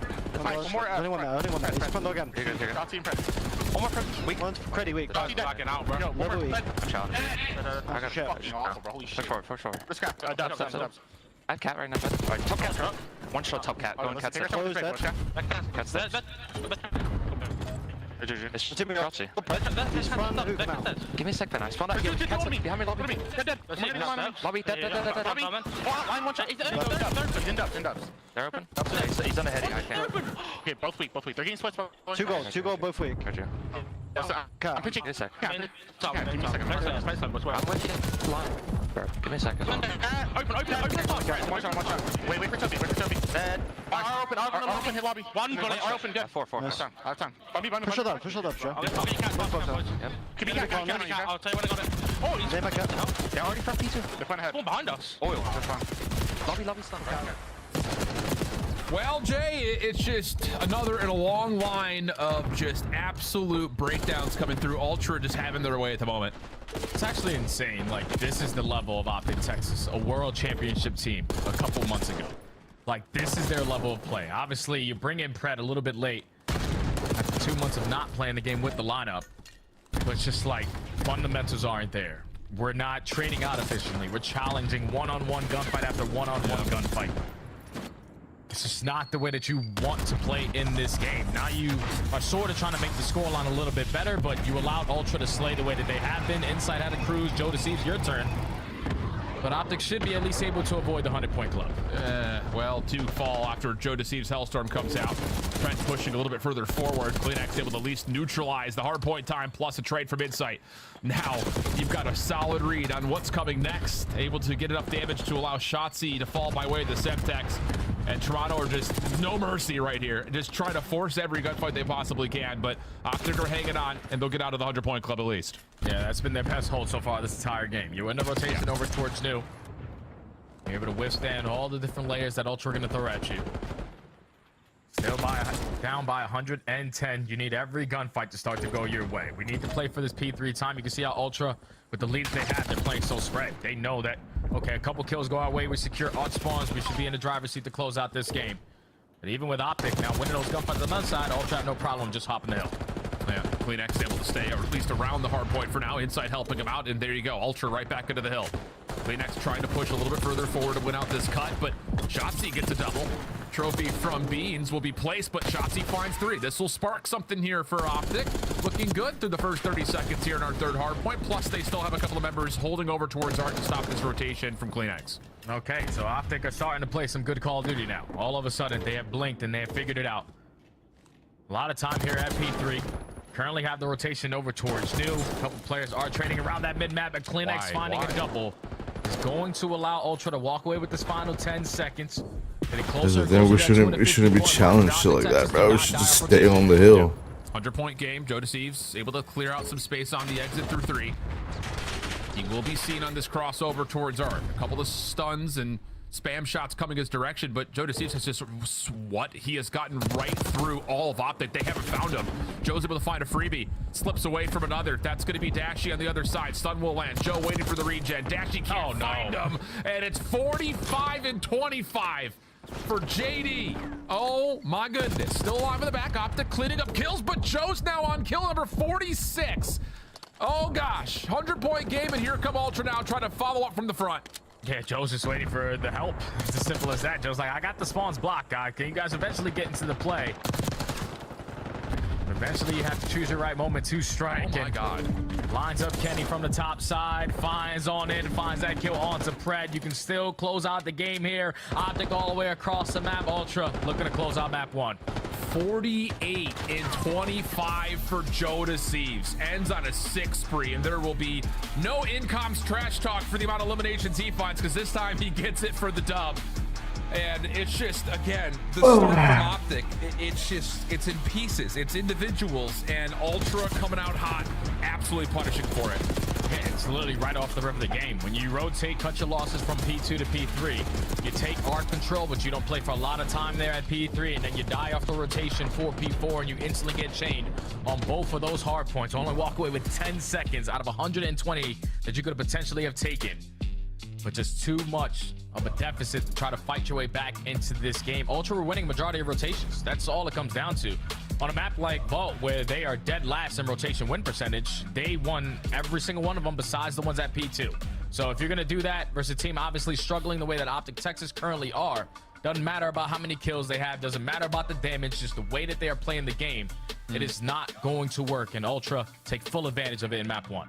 Yeah, 48 and 25 for Joe Deceives, 36 non-traded, but keep your eye on Insight. 37 and 26, 16 assists, 32 non-traded, top damage in the lobby. So again, it's just the teamwork coming out for Toronto Ultra so clean. And I think the assist category right there actually tells maybe a bigger story that the kill category does. Just so many players over double-digit assists, if not way above that. And well, for Ultra, it's just one of those moments you look at and say, okay, like I have a hard time putting a finger on this team, because when they play like this, doesn't matter who they play, it's just like everything's working so well. They look like a top 4 squad. It's just, how do they pull this off consistently? That's been the question for Toronto this year. Yeah, they can always contest teams in hardpoint. It's just been their S&D right now, and we'll obviously get to see if they made adjustments on their protocol, which they do find themselves on, what, 3 to 4 losses in a row? They were flawless to start the season on it, 4-0. Where they go from categories of being the best team in post-plant scenarios, the second best team in retakes, all those categories has fallen off to around the middle of the pack. So I think if you're Ultra, teams just started to understand what you were doing. You have to be able to develop off of those strategies and make those mid-round adjustments to counter it. But just the confidence and everything that they were able to build off of this map, number 1, you best believe Joe Deceives is looking for another 6-second ace in map 2. Yeah, for real. Well, heat check round 1. You calling that already, Jay? Yeah. Yeah. Why not? Well, Toronto comfortable in map number 1, and now we take the conversation over to the search and destroy a little bit more in full. And for Toronto, I think the big news here, like we said, they started off this year as the best search and destroy team in the game. It has not necessarily been that way, though, since really like just prior to the major 1 at least, I should say, as they have kind of, like you already mentioned, like they started off 8-2 in search and destroy through their first 10. It's starting to fall a little bit more since then, about 6 and 8 since that point. So you go back to a map to try to spark maybe some inspiration, because protocol was so good for them in the beginning of the year. Same can be said for Optic, though. They were 3-1 on the map leading into and through the minor, but the question will be, again, like just trying to find something for Optic to work with, because it's been bad this major, obviously, for joining us here late. Yeah, their S&D so far this stage is horrible. They're like dead last in first bloods, 11th in conversion rate, 11th in retakes, 11th in post plant. Every single big stat in search and destroy, they just simply suck at right now. They don't understand how to play around each other, and we even see it in the hard points just in search and destroy. We even saw it yesterday in their Vault S&D, where 4 stacking in towards the A side with 1 trophy. Obviously, it works out 1 round, but you can just tell like their strategies aren't really developed yet. I don't know if it's because Pred obviously comes into the team a little bit late, but we need to have default setups. We need to have stuff that where we're playing for picks. We're not going to go out there and try to play hero ball, because that's something I tweeted after this series yesterday. Someone's always trying to be the guy to make the play, and in this game, you simply can't have that. No, absolutely not. But Well, this kind of makes matters worse, just kind of stacking it against this Optic squad. The Search and Destroy KDs have not been there either for some of our best players in the game. At least at one point in time for Shotzzy, Pred hasn't really had a chance to get himself going really at all this year in the Search and Destroy. So again, to make matters worse, well, I was gonna say the numbers are stacking up, but the smiles are still there. So yeah, vibing in some regard between Shotzzy and Pred. It's just hard to manifest, I think, you know, any kind of momentum here for Optic, just due to the fact that, again, it's been bad everywhere. Yeah, it's been tough, man. It's been real tough. But realistically, when I look at this lineup, there's not one person I would drop and find someone either from challenges or another team that is going to make this team better. So you might just have to stick this one out and just learn the game now 2 months behind. That's the only thing that Optic need to try to do. And in this Search and Destroy, they need to find success early on with their first plus. SMGs need to find openings. Yeah, absolutely, they will. Optic will be on offense first. Ooh, aggressive push here. What? Right. It's an Ultra just pushing right through mid-guns, and somehow Joe Deceives able to take down Shotzzy, who I thought was just going to play for the info and back up, but isn't allowed to. Now you have an early 4v3. You have no trophy systems to work with, so all the attacks are going to be heavily thrown if you are on the side of Ultra. But Dashy and Kenny at least make it a 2v2. Joe finds a double Pred 1v2. You wanted the 6-second ace here, Jay. I think his teammate steals it away at the end, but Joe still comes away with 3. Man, dude, it's just, how do you, I just don't understand how Shotzzy gets melted like that off of just what is a shoulder peek from top window. Yeah, can't afford to die like that. Obviously, you want to start off the round, especially early into the S&D, of just like reading what they're going to get, what's going to be thrown at you. But Ultra just continuously making those confident plays based off of what they did in map number 1, take mid-map completely away from them right off the rip. So now if you are Optic, you're thinking potentially going forward, like those B pushes are going to be even more difficult because that was their default setup, and they still broke us down. See if Joe can, again, just kind of keep the tempo up. Thought about it. Backs away for a moment, and now he's going to re-wrap back over. He's surely been seen this time. Dashy, yeah, good shots. First blood going to be tallied. Kleenex, ooh, does he get forward here? Thinking about it, but instead falls over towards boat, and he will not be allowed to get over towards the zip line. Kenny finding a follow-up, leading it to a 4v2, and Bean's almost able to even the odds. Oh, big round right there out of Optic on the response for defense. That time is Dashy able to find that first blood through the middle of the map. Kleenex tries to make up for the overextension through the right, but Kenny in the perfect position. Pretty sure the lineup 3 on the round or 2. But the defensive stand, once they shut down that early pressure in towards the bottom A site, they were prepared for any rotations as they tie the game. Okay. Decent bounce back there. I think the biggest thing about this is simply down to the fact that you don't allow Ultra to get away with aggression 2 rounds in a row. So, let's see. Trophy system denying a deep nade from Optic on their offensive attempt to shots. You see the play through ladder. May not make a difference. Kleenex has gotten one and gotten away. Another early first blood tallied in a very quick 4v3 again for Ultra, who own all of air at the moment. Yep, they have all the map control. And now this is where you can start to take some space away. You can already see Kleenex pushing up a little bit more aggressive towards the backside of Tower. Optic thinking about that rotation over towards B, but you spot Kleenex not able to find the kill, and now Pred might be trapped. No, he's out. At least for now, he's out. This is going to be one of those bold commitments to try to plant, but that is a distance that will be easy to follow up on. Dashy taking down Beans is the only real B defender. So now you've got a 3v3 post plant. Shotzzy watching the pinch. You got Dashy sitting at the post plant in helicopter. This is a solid setup. Shotzi's already changed his positioning up, though. You can already see Kleenex taking his sweet time working around the pinch, trying to locate where Shotzzy was, but Shotzi's already behind you, and Joe Deceives actually gets that kill. Insight takes down Dashy. Pred left in a 1v3. Damn! Wow! I mean, we're talking Jackal over the top of the box, if not through a little bit of it. And Kleenex just absolutely destroys Pred. And you can even see in the player cam, I think he's kind of giggling about, like, I don't even know how I got that kill, but whatever it was perfect and clean, and Ultra break down the post plant, which again, it was set up pretty darn nicely. Yeah, it was. Like, if you're in a situation, if you're Optic Texas in a 3v3, Shotzzy just moves all the way from Grandma's in towards ammo. But he doesn't have to be that first line of contact because Dashy's watching over the bomb. Shotzi, your job realistically is to just wait until the action starts to go down. Then you work that pinch. But if you're the player that first drops, they know the positioning of the other two players. They easily just get picked off. Ultra, break them down on that defense. Now to go back on the attack. Trophy system quickly down. Kleenex first blood. That's over towards field side. Plus a follow-up, and it's just individual gunfight wins again. Wow. Yep, that's the only word that is needed, Jay. Just damn, period. Kleenex this time switches out from that Jackal to the Amos. Goes over towards tower. Every single round so far on defense. Oh, can we stop fucking singly challenging everything, bro? Just the adjustment. Like, let's get some double chows in there. Let's get some fucking. Through the big door. Clean first bloods. Lead to the numbers advantage early for Ultra. That was basically like a 10-second round. Now they're up by 2. Yeah, production gave us the call. 15 seconds exactly. You got to remember that it takes about 8 to 9 seconds just to get from spawn to a gunfight. So, oh wow. Trophy down for Optic. Try to get aggressive this time with some tempo towards A, but it's just crossfire setups working out perfectly. A couple of follow-up stuns just to make sure that the rest of this Optic offense is held back just a touch. And in the meantime, Beans has gotten around the backside to make sure there's no rotation over towards B through Grandma's. Yeah, you not tripping at all if you're Ultra. Every single exit from this A bomb is currently being watched. Now with that bomb being planted, you know you have the numbers advantage to retake. Gets a hit marker with the nade. You got some early info. Yeah, Beans could try to follow up on this. Oh my gosh. I mean, it's fish in a barrel, literally right here.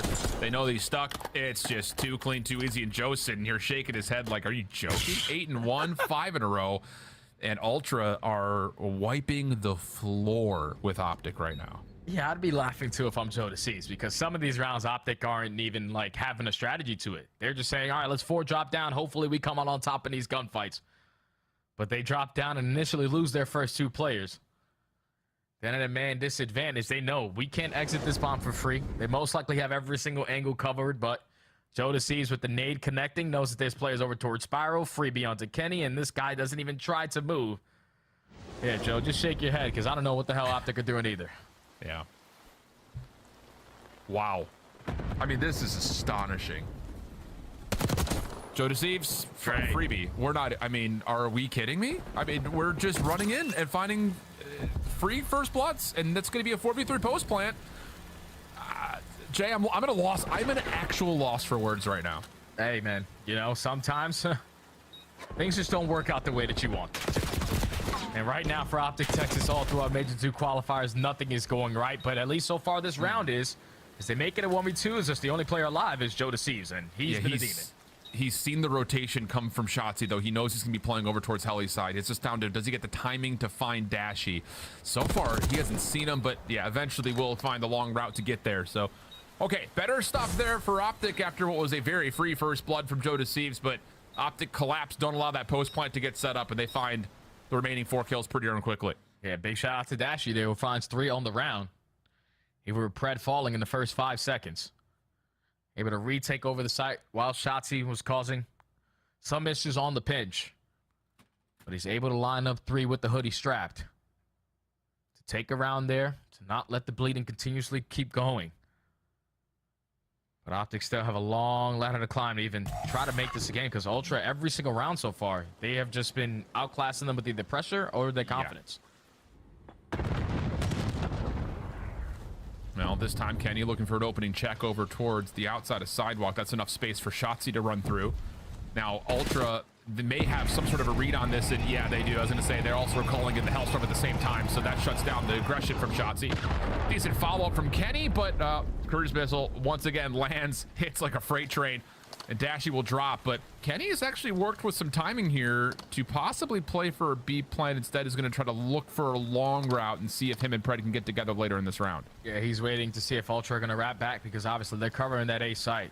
But they're more than willing to just let that bomb go down at B for free. The trigger discipline, you want to make sure you line up the kill, and then when you take the shot, you don't even get it. Kleenex is still alive. I think Kleenex was seen on that little slide across. Pred's joined the party here, though, so Kenny's just got to commit for the plant, and he will. Post plant going to be set up in the Ultra spawn. We'll see how they deal with this one, 3v2. This time, take your time. Kenny was the bomb planner. Still have no information on where Pred is playing. 10 seconds wiped off the game clock. You're relying on what Jodeci's can give you, working his deep pinch. No one's out, then eventually they'll pounce. Okay, cooked up frag. Fred not tagged by that, but now he's been seeing clean shots for Beans, and now you know that it's just down to Kenny. He's got a trophy system underneath, and yep, that's Omni movement for you. Just a slide through with an SMG. Ultra, good to put themselves on map point. Yeah, it was a great chow there from Pred.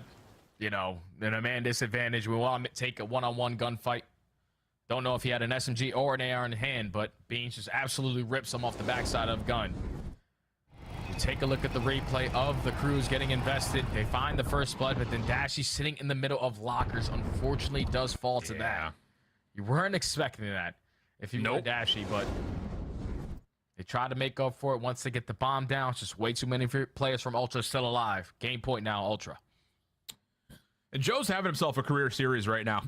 I mean, he's on 10 in the search and destroy after 48 in the hard point.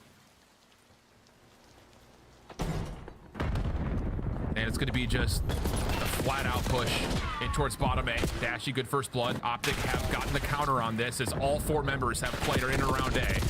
And, yep, there we go. Another 15-second round. This time Optic able to take the win.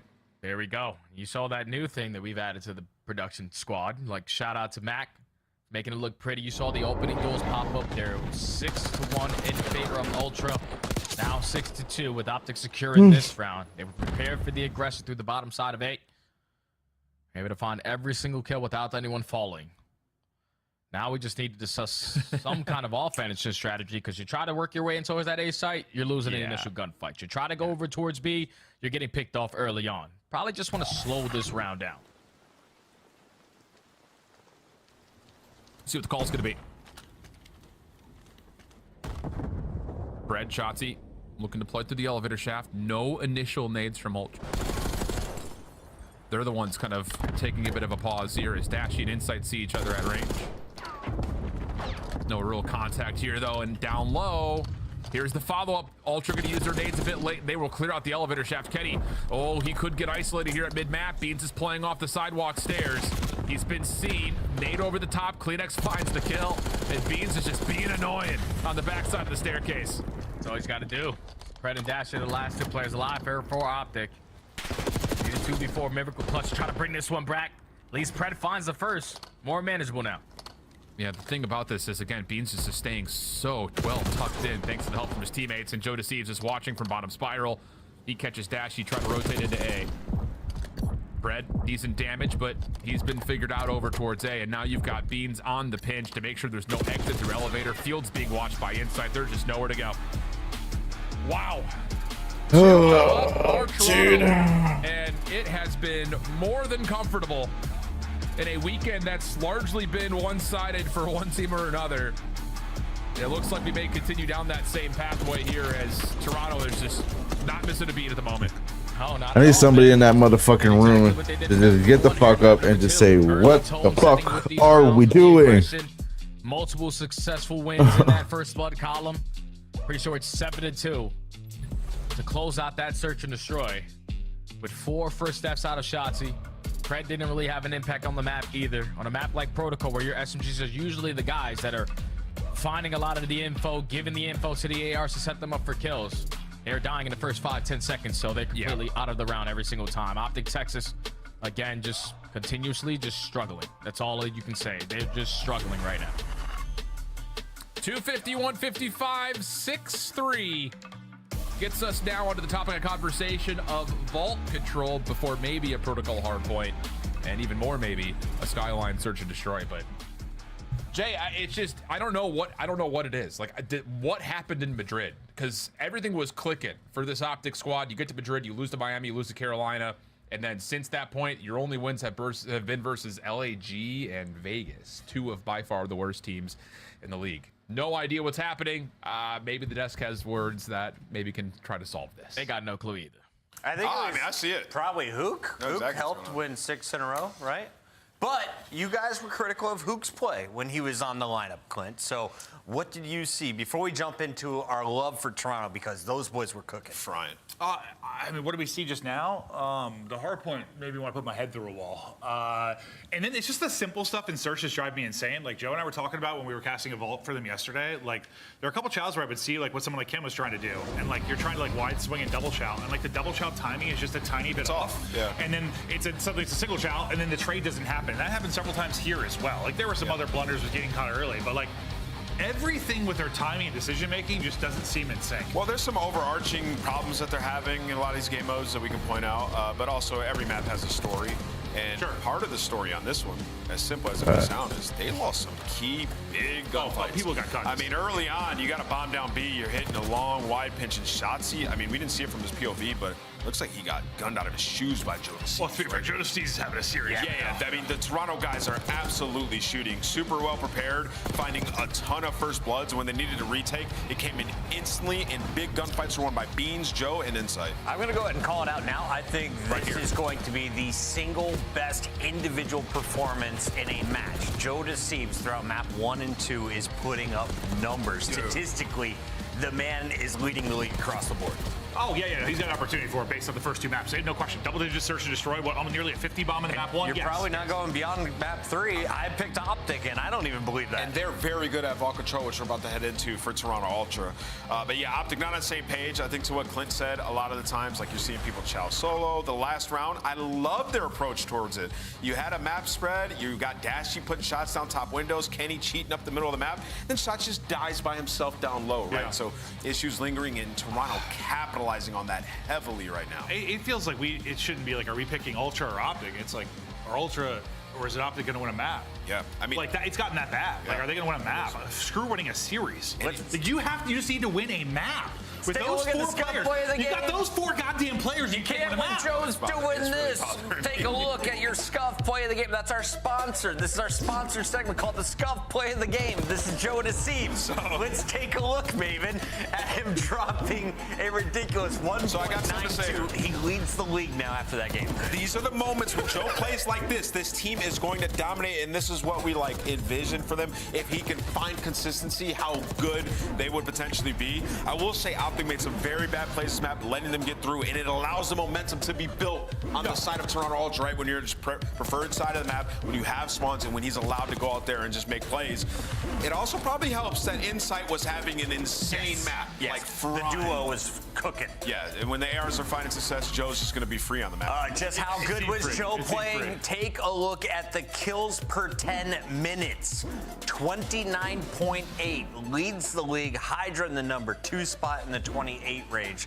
That's ridiculous. No, what he is on, bro, it is so fun to watch, dude. Just his smile and how much fun he's having, it was awesome to see. Can we pull that graphic back up real quick if we have it? Yeah, look at it again. Please. Shout out Easy Mac, by the way. I pulled this up in the middle of game 1. I was like, can we check in? Scrap is insane. These are all subs. Yeah. He just got Scrap up there going crazy. But yeah, the fact Joe's right next to Hydra is nuts, man. I'm not surprised to see that, though. Scrap is insane. The way he plays the game, the pace he plays the game, the ARNS has been like what we talked about since he came into the league. The guy's nuts. Scrap is pretty good. So are the Toronto guys who are playing right now. Let's go back to you guys. Sorry. Well, he was on Toronto. Off guard. He was on Toronto. There's an AR on that list. Get him off Sunday's game. Get him off. Even Sunday's game makes it. You know how it gets. It always does. There's like we get these throws, Jay, and it's just 3 people yelling at us. Like I don't know how to handle that, but at the moment it is the Joe Deceives show. But hey, if you're someone who loves Call of Duty, well, if you're an Optic fan, you may want to tune in because there may be some pickups after this stage. Challengers going on right now. We have playoffs, the final stages of playoffs for Challengers Elite Season 2, both across Europe and North America. It'll be Wednesdays and Thursdays. And at the moment, I mean, we have had some drama here in Season 2 for all of the weirdest reasons. We had a number of tiebreaker situations coming out of the Swiss stage. This KC Pioneers team won the matchup that they needed to, still didn't make it in towards playoffs because of the tiebreaker situation. So you've got some favorites in Timor, and I think the Spartans right now, the Royal Spartans, have been the top two, I think, in North America. And the Emit squads are looking to have a little bit of a bounce back after what they were unable to produce in their first day of playoffs. Jay, kind of who have been your standout players for this season of at least North American League? There's been two players that I really want to focus a lot on, and they have been impressing the hell out of me throughout the entire Challenges Elite Stage 2. It's been Prolude on the side of the Spartans, because that guy just has the fundamentals in his back of his mind. He's been playing outstanding ever since the Royal Spartans having a slow start to the Elite. They come back, and now they're in the winners finals going up against Team War. And on the opposite side, I think Capsule's been a guy that I like to put a lot of focus on. On that Omen Brooklyn squad, he's basically like 30 per, double digits in every search and destroy. But they're obviously making names for themselves to try to make it back up to the big leagues. But still on our screens, Optic Texas First Ultra, you're obviously down 0-2. You're going into a vault control where obviously you haven't found a lot of success recently. They're actually 0-6 in control so far this stage. On the opposite side for Ultra, they're on a 4-game win streak on vault. Yep. That dates back all the way into the final match of Major 1 qualifiers. They are 2-0 on this map so far in this stage, including their 3-2 win versus Optic at Minor 2, the other one coming versus Boston. But again, like for this Toronto team, it's been a really tough team to kind of assign a power ranking to, because certain days they look incredible, other days they look a little bit mismatched. They're just 9-9 overall in the season when it comes to control, so this definitely feels like another one of those modes that they just need to find some sort of consistency in, and this break-off has been solid. Every single elimination going their way, and the A zone is pretty much already gone. That was the worst break-off I've ever seen. We're talking about Optic Texas trying to take through B Street. Shotzzy went right through Vault to flank through Catwalk when his teammates are getting overwhelmed through the middle of the map. I'm starting to get pissed off, Alan, because these are some really good players, and they are making some of the worst plays I've ever seen. That's already 4 dead. A's gonna be done and dusted. Optic already down by 5 lives with no map control to go with. Yep, and Insight is already playing deep over through vaults in towards Art, so if they can find a clean exit, Ultra could quickly be over towards the B zone. Keep in mind your numbers are all over the place right now, so we're just going to go based on kill feed and POVs, because trying to call out numbers in the minimap is going to be impossible. Insight over the top of 1. Decent damage, should be an easy follow-up here with an SMG in his back pocket, and yeah, Dashy drops, and now it's just down to can you clear off Pred over through the backside of B Street, but no, he will find an exit, and will now work with Shotzzy to try to play over towards the Ultra spawns. Yeah, Shotzzy and Pred need to keep on finding kills, because Insight was just trying to stay alive through top part, but since they're finding all those kills in the spawn, eventually the players off the respawn can isolate onto Insight. So Optic Texas, even with a terrible break-off, they've been able to manage this round so far, up by 2 lives, already been 30 seconds wiped off the game clock. Ultra trying to work on some of these deep routes to find an opening. Yeah, Beans has seen Shotzzy, but well, as I say, not able to get prepared for the gunfight is finally Shotzzy will drop, but Optic in good control over towards the Ultra spawn, continuing to force Toronto to spawn towards P2. Follow-up gunfights have been good as well, as Pred finds himself on 5 in a row. Finally overwhelmed as Beans takes down 2, but Dashy off the cross again just keeps this clock ticking. Yeah, Optic just keep on taking space. They are not allowing Ultra to get out of their spawn for free. When you think you can take care of the 2 players pushed up, Dashy was already in a spot to fill that gap. So a minute now left to work with if you are Ultra. Jodeci's needs to find something through the middle of the map. At least finds the first kill, but Pred effective on the trade. Trades are starting to go down. Ultra can now approach to the front. Yeah, CleanX can jump on, stop the zone, and actually finds Dashy backside of the cars. And now it's just down to what else can he manifest through the front side of the zone. Like you said, 2 are down. That's going to allow Ultra to start to push forward with their ARs. A couple attacks, keeping them off the cross for now. CleanX still playing over towards vault doors. Now Joe's on your pitch, able to find 1, and he can continue just to make sure nobody for Optic can touch the zone, and Beans will just reduce this Optic defense completely individually. Oh, gosh. That's going to be the zone, and Ultra going to take a very convincing offense. Hey, man, once Ultra able to stabilize in their spawn, take a little bit map presence away, the rest of Optic would just turtle up in towards Art. So they had that avenue of approach through the front side of B Street. CleanX starts it off by winning a couple of gunfights through this angle, but Jodeci's finding that kill through the mid map, realizing, okay, they're definitely going to contest all of my teammates through B Street, especially if you got an AR in your hand. So let me just catch the timing to flank through mid lion. And him just getting that 1 kill, turning into 2 dead, taking Art control away. Didn't give Optic any opportunities to try to retake over towards that B point. Ultra, all 6 segments complete in round 1. Yeah, Ultra's just shooting right now. I mean, Joe gets 10 in the first round of control, and there were still a handful of lives that were left for Optic. There's number 11, 4 in a row for Joe Deceives. And there's just not absolutely no individual gunfights go through again. I mean, Ultra's just gunning Optic. That's, I mean, maybe end analysis right there. I just don't understand what the play call is right there again off the break off. We got 2 players going middle, 2 players going B Street. You get a clean 4 dead if you are Ultra, and now you have insight even with the pistol, still contesting over towards gold. Not a single segment earned on the side of Optic Texas. They are working their way through top cat. A lot of mid-map control. They just need a couple kills to go with it, and they find 3. Yeah, that'll work. Insight, really no chance of challenge from at least this position. Just going to hold on to top gold. Shotzzy the one making sure he doesn't rotate out, or at least try to get the information on him. As here come Ultra trying to re-break from the front. 2 ticks of progress in. Shotzzy shuts down the pitch, and now all of a sudden Ultra just may have to give up on this play. Joe does find 2, but Kleenex seen down low. Just nowhere to go as Shotzzy finishes the kill, and an extra 60 seconds comes through with a chance to transition to B. Yep, yeah.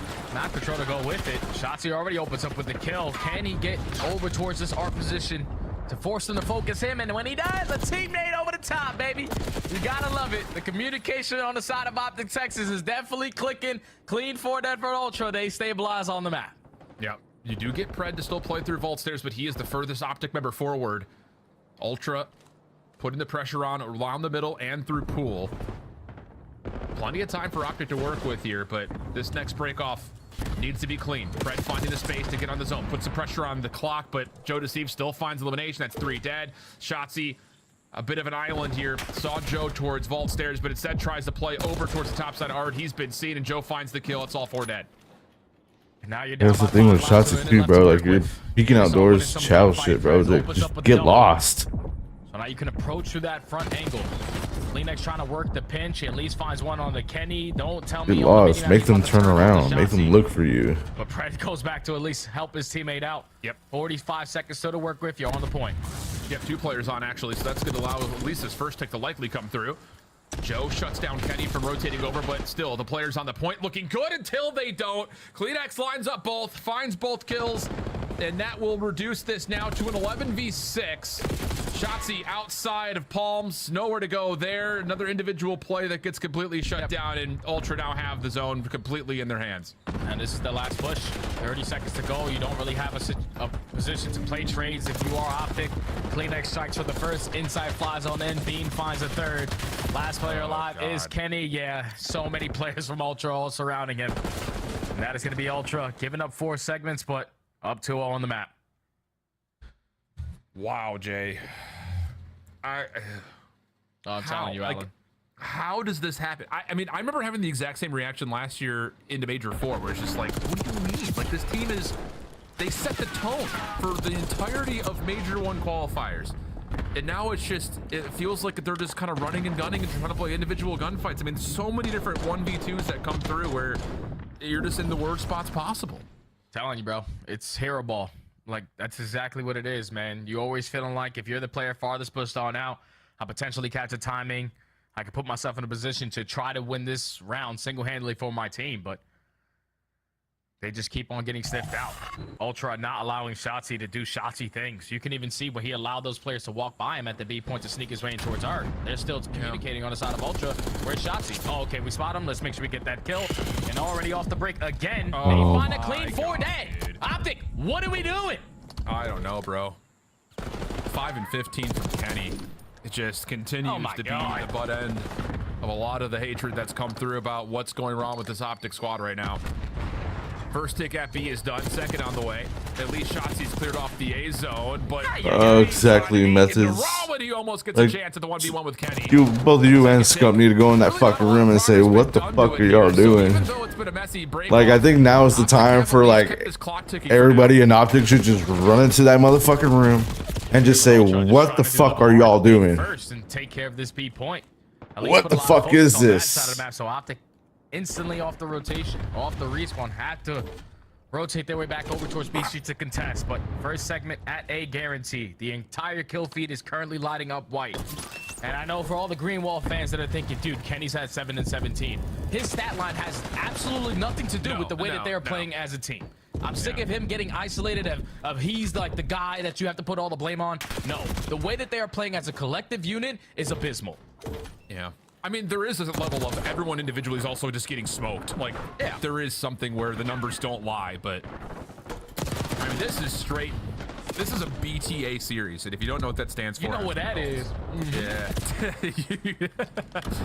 Well, 19 plays, 12. Minute 35 of the clock. Optic with a couple of nice eliminations through mid. We'll give him a chance here to at least control most of this B streak.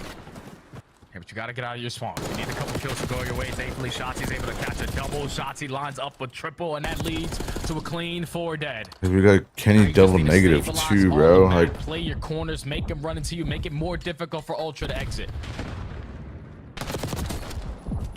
Well, Pred tries to take away space. That's shut down. Shotzi now going to be red as he was pushing forward with Pred at the same time. Isolation is good. That's now 3 dead. Out of spawn come Ultra, and more importantly, they've got some ground to work with Kleenex holding towards square, just making sure these players top art, feel the pressure. Even worse when Dashy gets gunned like that, but Ultra not able to provide at least support onto the zone as of yet. 13 playing 6. Yeah, 6v13. You can put the game clock at a pause with someone just instantly hopping it. You're more focused on trying to turn this into TDM if you are Ultra. Just need to put someone on the game, on the B point. So the game clock is paused, but Optic so tight around their setup at Art. No more respawns now with Kenny dropping. Yeah. And the second tick is already being worked on inside off the regen. Dashy dealt with by Beans on the outer side of Palms, and that will do it. I don't know, Jay. It's flat out.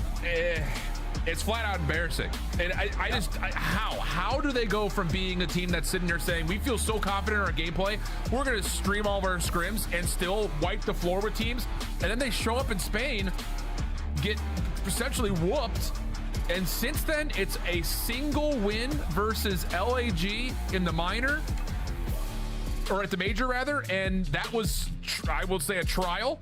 Yep. And then 3 map wins versus Vegas. That's all there's been. And there's not another team in the league right now that has only 3 map wins this stage. This is insane, man. They don't have a single map win this stage. Like throughout the qualifiers, like a team through the qualifiers, world champion roster last season. Like they haven't been able to put it together since Pred joined back into the lineup. But it's just like watching them play this game the way that they do. We probably won't see them win another map for quite some time. I know that their major is coming up right next door in about a week or 2. They're most likely going to be starting to lose the bracket without question with this loss to Ultra. But I don't really know where to even start for this Optic Texas team. Like hard points, they're a struggle. S&D, we don't know how to play our life. We don't know how to stay alive for longer than 10 seconds. Control, breakoffs are usually everything. We go 4 dead, 3 rounds in a row off our breakoffs. Like, you just got to completely throw everything that you think you know about the game away and just go back to the default. Just go back to, I'm in here, step 1, that's where we're going to start. Yeah, because I think the thing is, I know that we can come across as a broadcast team as being really critical of this Optic squad, but like when you think about the players on the team and more importantly, the organization at whole, like they're not going to go to challengers and pick up a Spart and a Fellow and a Capsidal. Like I don't know what you do right now if you are Optic besides just completely wipe the mental, use the Men in Black little neuralizer, just completely forget about everything and just go back to page 1, because I just don't know what you do right now. But whatever it is, it needs to happen. It needs to happen quickly. And I don't know, maybe you just throw out a lifeline thinking that you just get to Allen, Texas and you recreate the magic that was there last time you were there. That might be the only option right now, Jay. I don't know. Hard to say. But we're at a loss, and we'll head back to the desk to see if they have any thoughts about what the hell just happened besides Joe Deceives dominating. Conspiracy theory is still just looking at Maven already. Win in front of your crowd. It's a genius marketing strategy. It hasn't paid off yet, but you guys just be patient. The good news, your next match? LA Thieves. Optic? Wait, they play Thieves next? But the last match is versus LAG, right? So it's a big opportunity there. That's the true blow it up ball. Joe Deceives, ridiculous stats throughout this series. He wasn't alone. Let's take a look at some of the best moments from Toronto Ultra's perspective throughout that game 3, because Optic was running in 1 by 1 and getting destroyed. Yeah, I mean, this could turn into the 1 by 1 bowl. Like it can when you're playing this particular map and you're battling for A. Like that is pretty common. Like, well, John will talk about that. Like it ends up just being this staggered, reinforced constantly because you kind of have to play like that with a central point. But there are like good ways to do it and bad ways to do it. Yeah, and for Toronto Ultra, I mean, they started every round with like a 4 dead. Their breakoffs were absolutely incredible, especially on their offensive pushes. And then they're able to capitalize on that with their life advantage later in these rounds, making huge impact plays. I mean, on their defense, cleaning up the players off the point. An unfortunate team nade came in. So Optic on their offensive round actually started off great in that one. They end up capping A. They have a good push over towards B. You get Shotzi all the way up towards the door. And I said, what did I say in the green room? We're in the green room, and Antsing, okay, we're rolling. Shotzi's starting to have a good map. Bang! The nade hits. Dashy team nade Shotzi, and then you just lose the round, right? So, and he's about to fight an arc. Like, who knows how that sequence goes for him, but it could turn out to be great. Yep. And then from there, Toronto stabilized, and they're able to close it out with. Steve's having I think hell of a series. Beans is feeling how we are. He's just like, what are we playing against? Like, what's going on? By the way, Chris, you're right. I think that was the best series all year from one player. Yeah. Joe DeSeeves. Yeah. Brian, I don't know why. I just, after the middle of game 1, I was like, put binoculars on Joe DeSeeves. Just track this guy. Easy Mac, please record his numbers while he joins us live. Joe DeSeeves, congratulations. You set the league record today for kills per 10 with 29 point something. How did you feel in that first hard point playing against Optic today? I mean, we've been working on our map pool a lot this past week or two. So us coming out and win on Vault, I don't think we've won in a match. I think this year, I could be wrong with that, was good. We came out really strong. I was really happy with our performance. I felt great. Yeah. Well, it's interesting you say map pool, because like I kind of thought like you guys have been really up and down for me at times. Like I think you're a great team. Then I'm not sure if you're a great team, and I wondered all along like is it a map pool thing? Like if you get a couple more maps and modes that are solid for you, you feel like you guys are like that close to being a really good team. 100%. I do think a couple of the losses have been on me. My performance hasn't been the best in a couple of ours. But yeah, I've been working really hard to be the best I can for my team, and I think it's starting to show. These boys are insane, so yeah. Joe, it is 100% starting to show. I mean, one of the best series we've seen, if not the best individual performance we've seen all year long. I want to ask you, what have you been doing? You said you've been working hard. What have you been doing to be more consistent lately? Kind of just like having a better goal in mind on what I want to improve on, kind of like listening to my teammates a bit more. I feel like that's just been the biggest reason I've become like a better version of myself. My comms, I think Toby has touched on that on the past. It's helped slow me down personally and help like better my game. So yeah. Yeah, nice, man. Joe, wanted to ask you, you've worked with some of the best coaches in the CDL, but there was a time last year where you were put down into challengers before returning to the form that we're seeing from you right now. So what did you learn as an individual going down to the semi-pro scene? Yeah, so, I mean, you touched on it. I've worked with a lot of great coaches, Joe, FF2K, Shane, Cap. Mayhem was a big reason I came back way better than I was when I first, on like that first major on LAT. He helped me a lot with my individual performance and like how I can like kind of become creative on the map and kind of open up the map to me. No, I remember like Joe had some combos with Cap about you, and Cap like wanted to put his head through a wall because he's so good. He's so damn good. We just need to get him like locked in and be able to play like that in the matches, like play with confidence. And going to challengers and come back was great. But yeah, no, Cap was like literally like pulling his hair out. Like he was gonna be bald like me after a while. But, You've evolved, young man. Great performance tonight. He's told me a lot about that. I believe it. If I'm not like a superstar, he's gonna like get on my ass. So. I believe it. I love that. Keeping you up to your potential. All right, Joe, we'll catch you next time. Thank you. Thank you so much, guys. You guys have a great day. You too. Toronto Ultra. Joe DeSeeves walking away man of the match. He earns your scuff play of the game, as you saw, and another quick 3-0. This is important for Ultra. There was a 4-way tie at 30 points. They now move up the leaderboard. The question is, will FaZe stay in tow? They play Boston next.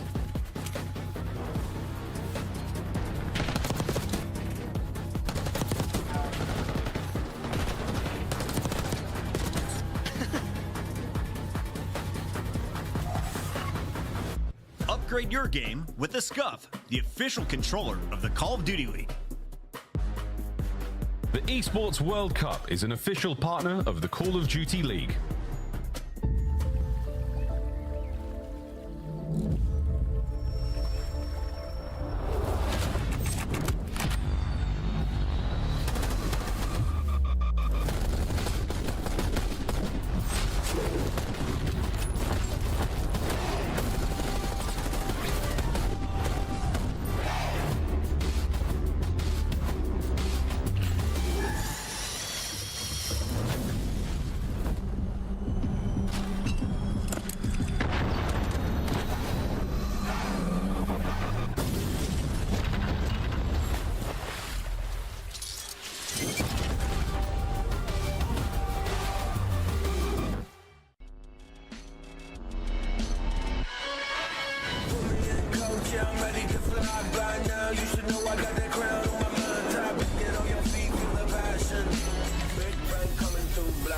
cannon. Blast like a cannon. Big bang coming through. Blast like a cannon.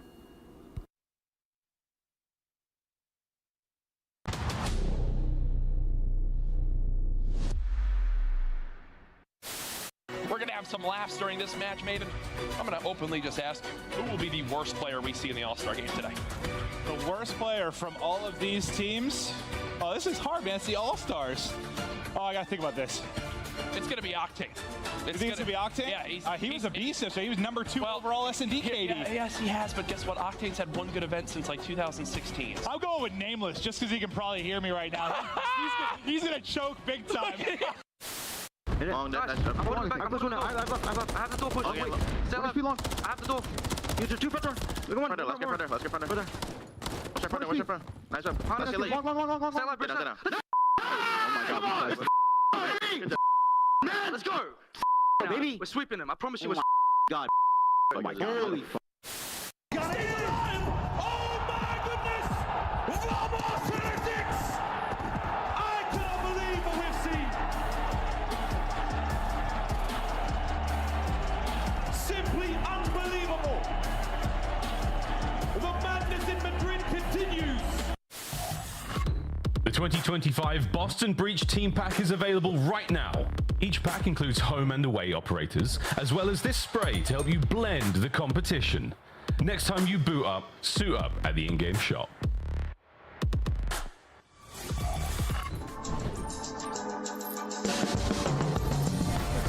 I was wide awake and laughing. The doctor didn't even have to slap me. Cut the cord 10 years later, I'm a prodigy. Got more letters on my name than the Ivy League. Now I'm an MVP, CEO, VIP. All the youngest want to be like me, cause I walk like a champion. Double helix, twist pedigree. Call me Red One, Irvine, Gaga. For me, fame monster. Sand squat posture. Big footsteps to follow, so use caution. Never duplicated, imitated so often. Feast on opposition, that's why I stay flossing. If you want the noise, I can bring it.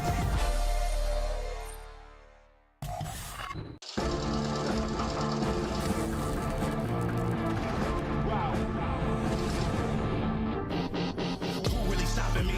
I did not come for apologies. I am not here for the politics. The confidence started with common sense. They gonna cry for acknowledgement. I got the team to conglomerate. Give it to Austin, not stopping it. I am no one, they not stopping him. No. It's a different situation. Black pants when I pull up in the latest 101, so they never can replace them. This is not the attic, now we live in spaces. Tell me that I can't, I'm bound to go too crazy. Tell me that I can't, I'm bound to go too crazy. Laser focus and the diamonds all canary. I try to tell them, but they didn't get the message. He's got your steps. Let's go back. Let's go back one. I'm bomb. I had him once. Dead. Nice. Let's go. Give me that back, boy. 1 week later. Leave him on the right somewhere for sure. So he's Karma on this. Back right. He's running. A few moments later. I run. I grabbed him. Yeah, he took me again, bro. He's weak to an 8 though. It's like, man. Astral this time. No. Yeah, what the hell? Let go of me. How is he in Grandma? How is he in Tower already?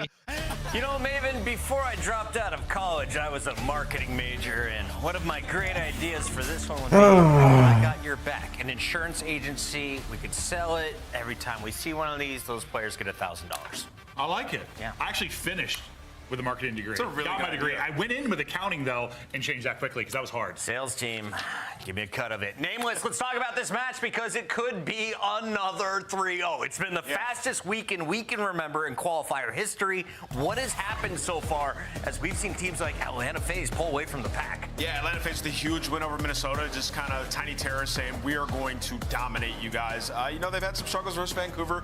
Been kind of a matchup diff for them the last 2 times, but they've been working through like the issues that they were having like with the close hard points. And lately, they've been on point, man. This is a championship contending team. They know when they get to Major 2 that they could defend their title and take another dub. I know Crowder very well. I guarantee he was like, yeah, I'd love for Thieves to win this minor. I'd love for my boys to get a reality check.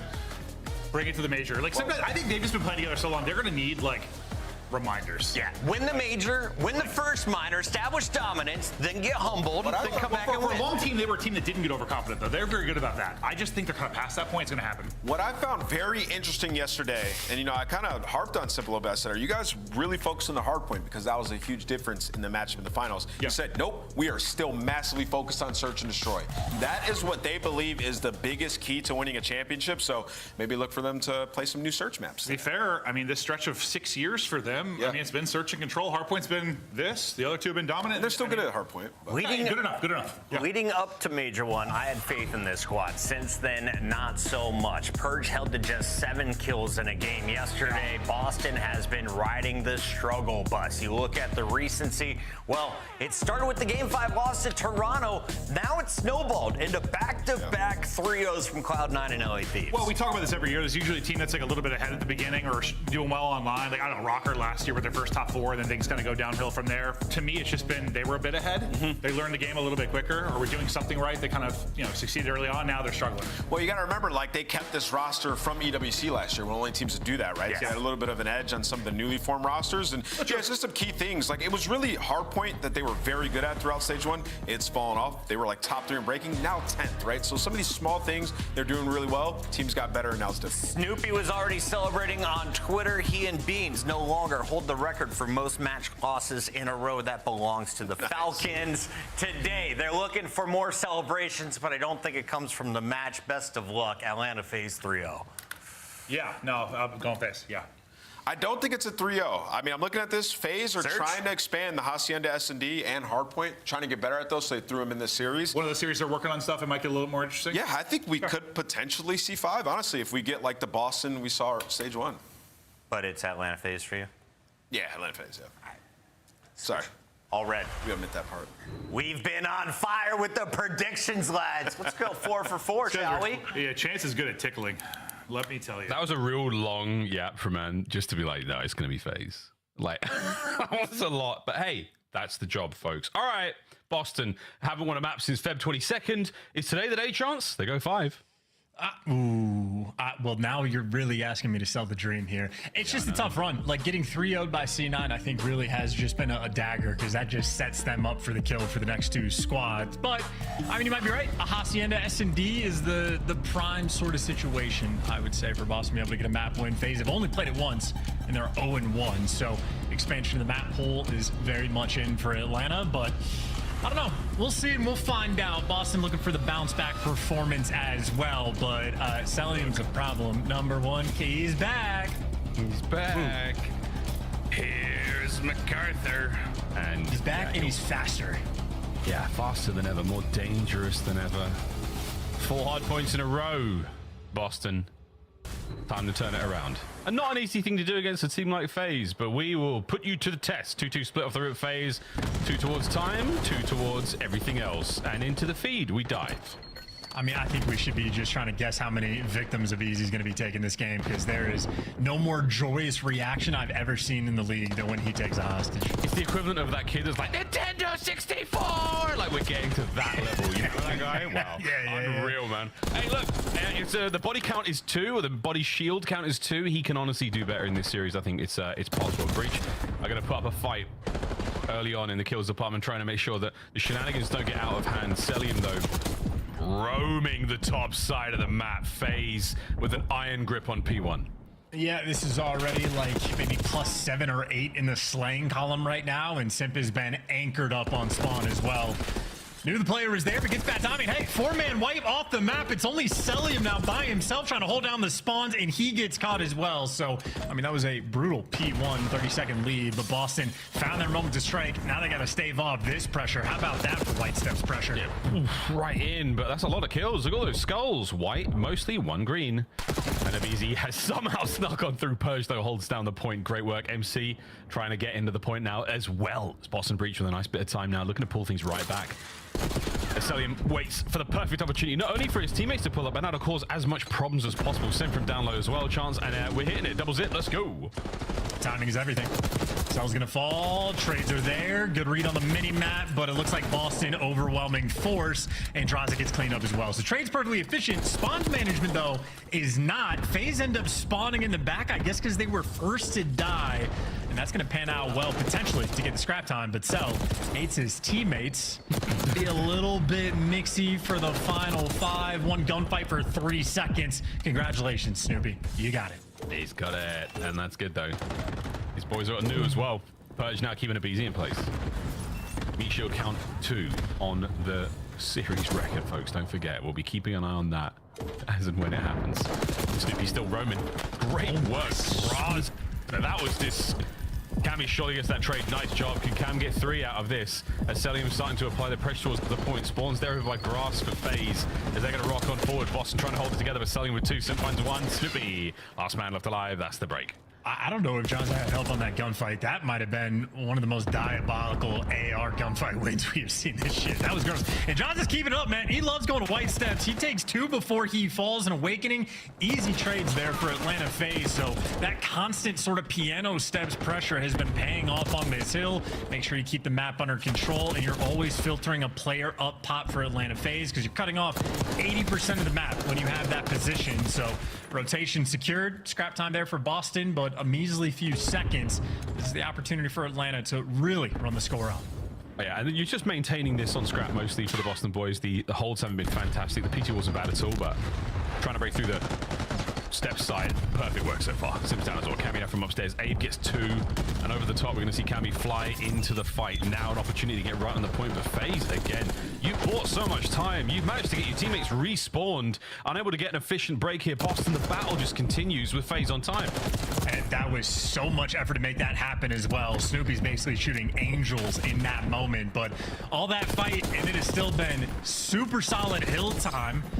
Gunfight around time, though. Awakening's gonna win it, and Awakening 15-9 as well. Noteworthy. This is a man that has struggled from time to time this year. Honestly, fairly consistently at that. I mean, if he can turn it up against Atlanta FaZe, that'd be the right moment, right time. But after that first set of rotations, gonna be a 30-point game in favor of Atlanta FaZe, and back on P1 where they locked it down at the start of the game. Again, though, it's the scrap time that's keeping Boston breaching this one. They are still trailing FaZe in a big way, and FaZe managed to get stronger and stronger holds as the hard point continues. So at this rate, folks, FaZe will win.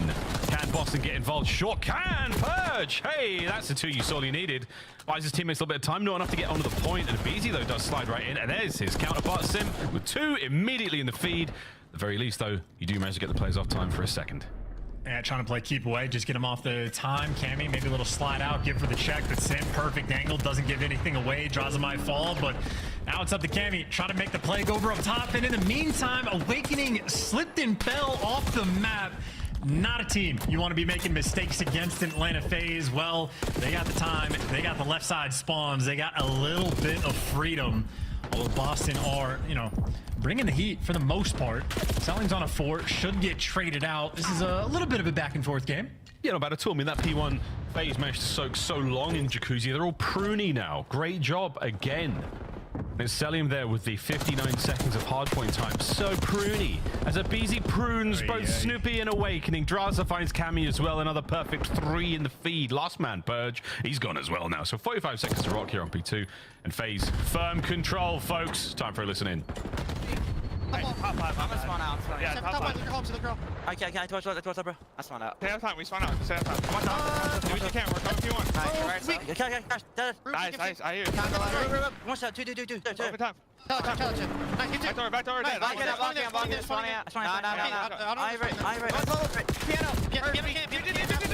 Two. One's already under. He's already under. I'm going, dude. I'm in. Okay.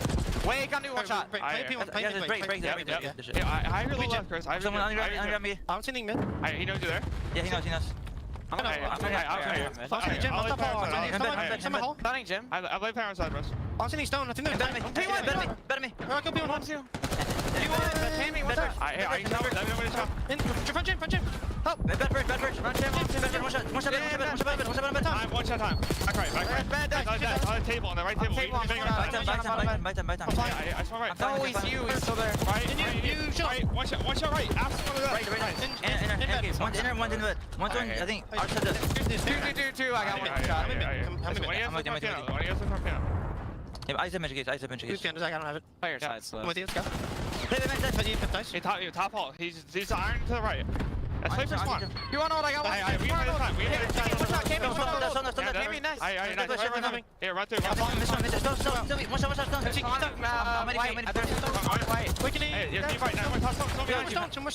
Yeah, there's one there. Okay, two stun. Alright, that's all three. Take your time, Tyler. Alright, one spawn out though. Yo, one shot. He won it. One was three of me. Hey, one was close to me. Bottom right. I'm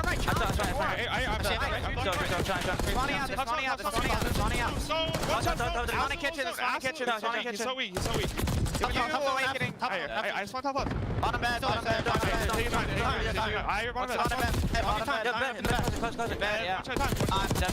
Nice. Another one bottom bed. I'm one shot. He could be left. I'm taking this one. Good shot. Top ball. They could be bottom bed. First jump down. One's up. Okay, one.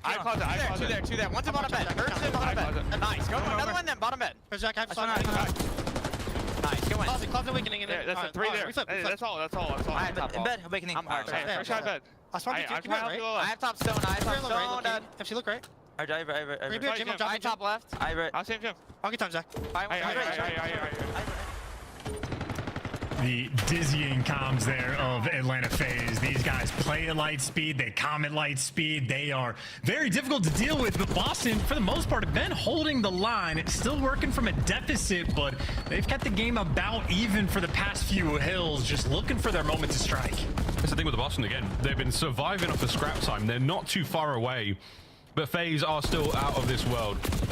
Oh my god, Celium nearly got away with his life there, but look, this is 30 seconds on a P1 that you sorely won, Boston. Purge, he's turned his game right around. Nice 5 spree.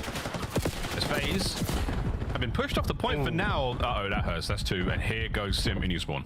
Yeah, I think you cast or cursed him on that one. Sorry, Purge, about that. But Boston have 2 players now trying to hold the line. Cammy completely caught off guard, and now number 4 awakening up. Pop having to turn. He gets traded out, so you got Sim, Mr. Do-It-All. He'll flip the spawns. He'll set his team up, but Boston, as you pointed out, got more to the scrap time, so now it's only a 30-point game. A break here, and they're in it. Yeah, but they're going to get through these boys. Snoopy fights his way through. Awakening finds one as well, so still only 1 man down through steps. On Awakening, trying to fight his way forward and sell on the retreat. Draz and Abizi doing it all in the feed. And again, a magnificent hold from Atlanta FaZe. And it's just going to continue. You imagine the trades are going to be rolling through. Snoopy actually just shreds and picks up 2. So a little play like that might buy you a little bit of a cushion to make moves by the new time. Abizi, though, he has somehow found himself in between all 4 players. There's the kill. Purge picks up 2, but Abizi in the back line. The Wrecking Crew, the 3-piece, and the time. They got it. Atlanta FaZe. I say it. That's absolutely it, folks. Final 15 seconds going to go their way. Draz going to hold them back at the front. Rotating over the kitchen already, playing for the win. Instantly, Atlanta FaZe, business as usual. They have had their way with Breach so far on Skyline. Final hard point. Here we go, folks. Rocking and rolling into it we go, but Celium hold them down. That will be the last man, and that's the time. Abizi is the Miley Cyrus of the CDL, the wrecking ball that he can be. Just a snap of a 3-piece, little moments like that occur over time. 27 and 35, by the way. Bro. He does not fear death. Nah, not at all. At all. Quick contest. It's been dealt with.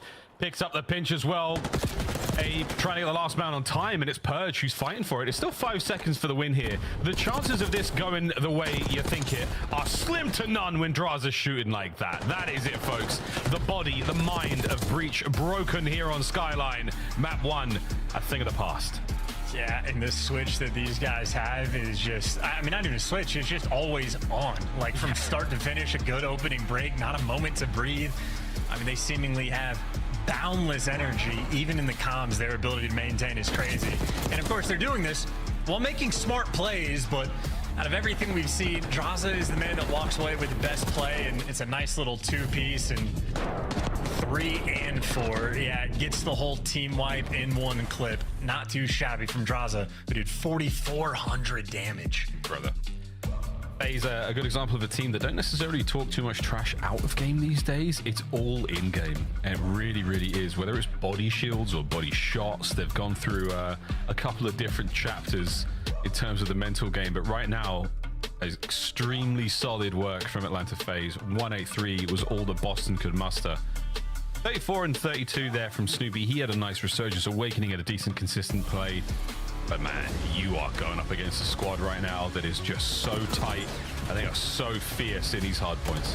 And I think all things considered, there's not even any takeaways from like the mini-map is saying like Boston made any bad plays necessarily. I think the game in large part was a massive trade fest. Every single player in the lobby, double-digit like assist numbers rolling through. I think in the end, it was just the slaying numbers. Like that is just a skill diff moment there for Atlanta FaZe.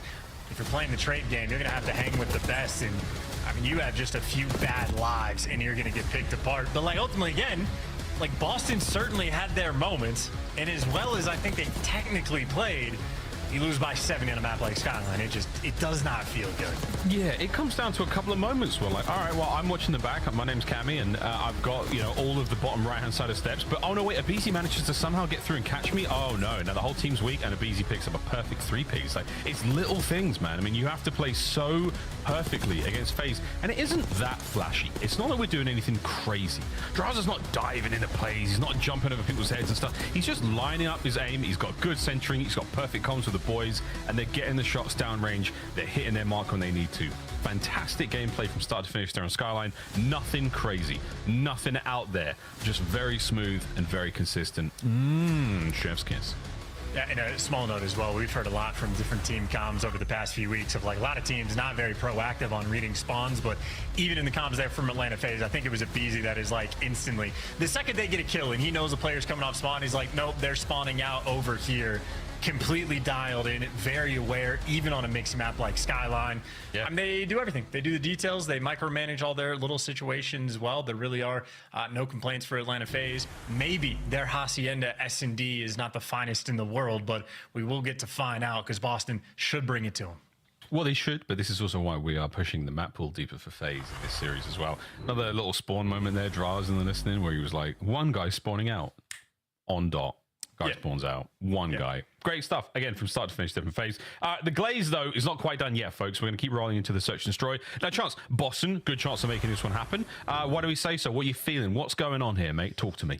I would say not a great chance. Like their stage 1 S&D was certainly in a pretty fine form, but I think Boston have been sort of neutralizing the game mode. They're still strong. They can play the game, but their stats overall are average. Meanwhile, on the flip side in this stage, I mean, Simp is the titan in the lobby. Nearly 1 kill per round. And if you're looking at that as the primary stat, there's no one that's particularly close to him. So crazy numbers from Simp. The KD is phenomenal, even winning the opening duels, which obviously doesn't really need to. He has aBeZy on the squad, but a 1.5 KD. I mean, this is just, it's what you need. If you know LA Thieves are improving their S&D gameplay, you're watching guys like Hydra get better and better and better. Atlanta FaZe, no, that's the competition. That's what they have to match. Yeah, indeed. Well, Major 2, not too far away, folks. We'll be going to LAN.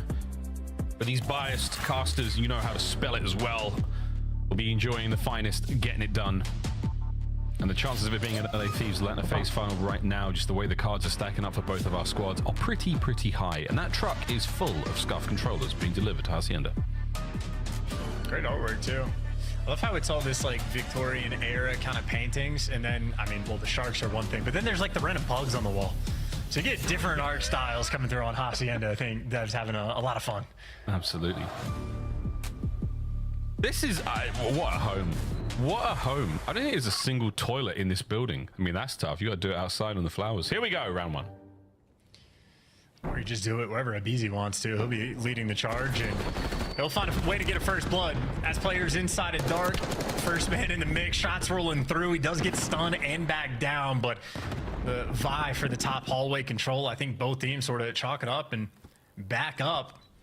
But if you got Simp with the bomb leaning over towards the A site, almost certainly that's going to be the call. Whole team is grouped up together, and poor Cammy, he's by himself. Boston, though, the bugle has been blown, and they are now bombarding their way across the halls of Hacienda. Here we go, folks. Cammy's called it.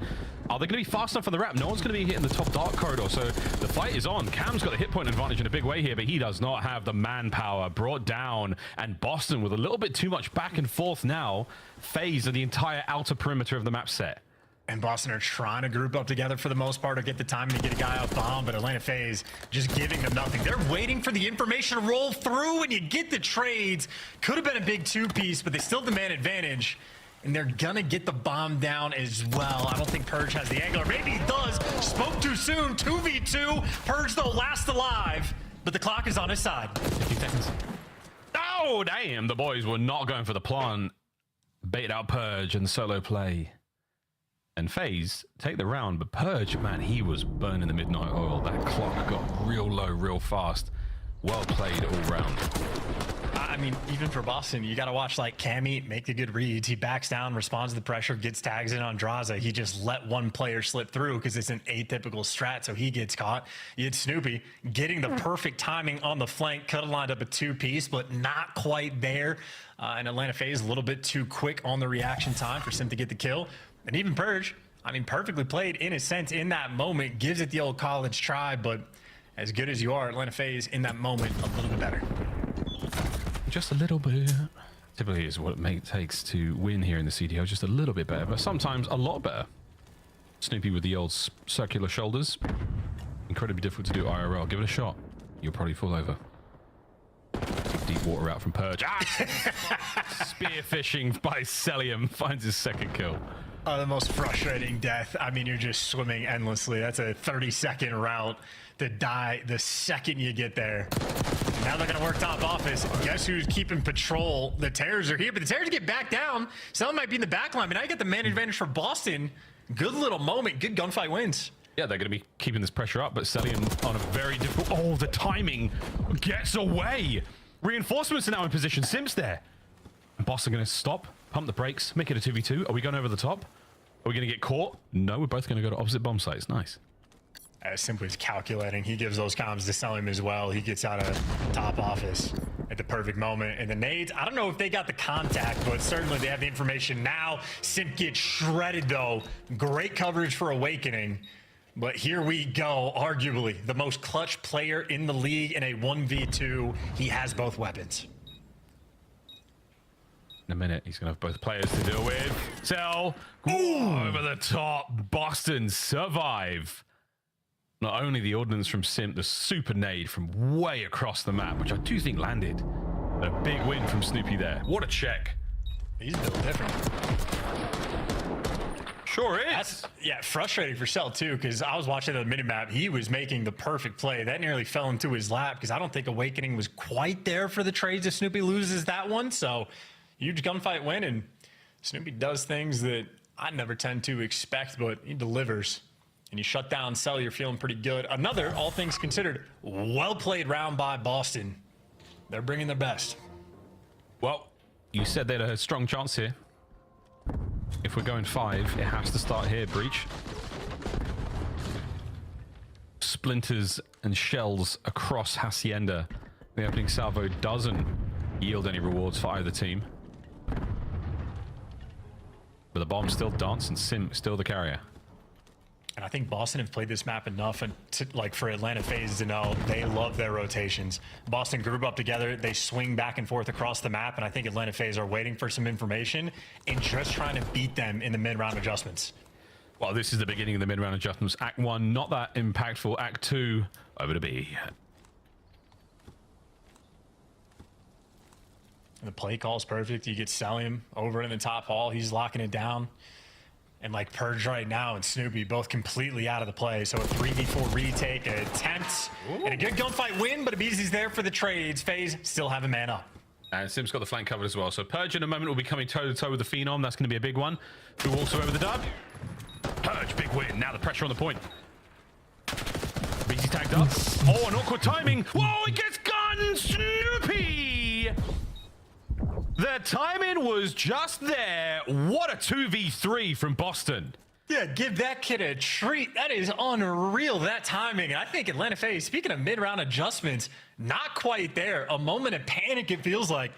Or excuse me, disconnect between the two players. Once Simp loses the gunfight on Lambo, you got to make a decision. You got two players. You would either push forward together or you back up together and try to a 2v1 gunfight. But one FaZe player went one way, the other stayed still, and Snoopy there to effectively take them down one by one. Well-deserved on the round. And again, credit to Burge as well, because that gunfight against Simp is not easy. Yeah, he's in an off angle, sitting in the corner of garage, and that is a win You'll take that. Lead, Boston, breach. 3 for Snoopy in a row. That's an RCXD. Will you make a dangerous, smart use of it? Back to the shoulders we go. No trophies this time, so all the nades land with no intel at all, but nonetheless, Atlanta FaZe still have the pressure stacked up in the right spot. And again, you've just sort of drawn a perfect little line down the map now. You know exactly where the FaZe guys are not. Snoopy's still waiting for the bomb, but Cammy has been picked and plucked from the outer fences, so he's out of play now. And does that give FaZe enough intel, or sort of enough of a Peter tingle to know that they're above? That was a loud door as well. Yeah, loud as hell. So Eason. Oh, he double dips. Celium getting his fill in this round. Last man awakening. And he's in trouble. Go on, Joe. Takes one to the grave. FaZe equalize. I mean, look, beautiful work out of Cell. Finally, the execute, by the way. They've been pretty on point for the first bloods, but Boston had 2 different clutches already with the man disadvantage, but Atlanta finally take care of business. And when I say Atlanta, I really do just mean Celium, as you said. A very loud door, all things considered. And those are not gunfights Celium is ever going to lose. Yeah, he has the hiccups. Does he? Maybe just burp. No, he's got a lot going on. Yeah, could have been a little bit. We're giving him too much gas. I wonder if there's any a pro player might have the story here. Anyone had hiccups during a match? That'd be tough. It'd be tough to deal with and quite the annoying sort of mental roadblock to be playing with. But opening salvos from Celium again, trying to keep those players at bay while we look towards the A-bomb plant. And it's a party, folks, down low. Simp knows it's on. Got to eliminate one of these variables, and you cannot. Boston pull the rug right out from underneath FaZe and get things going. Big round. I love that from Cammy. That's a fool me once, shame on you. Do not fool me twice. He got flanked before through 10 in the exact same situation. This time, absolutely dialed in.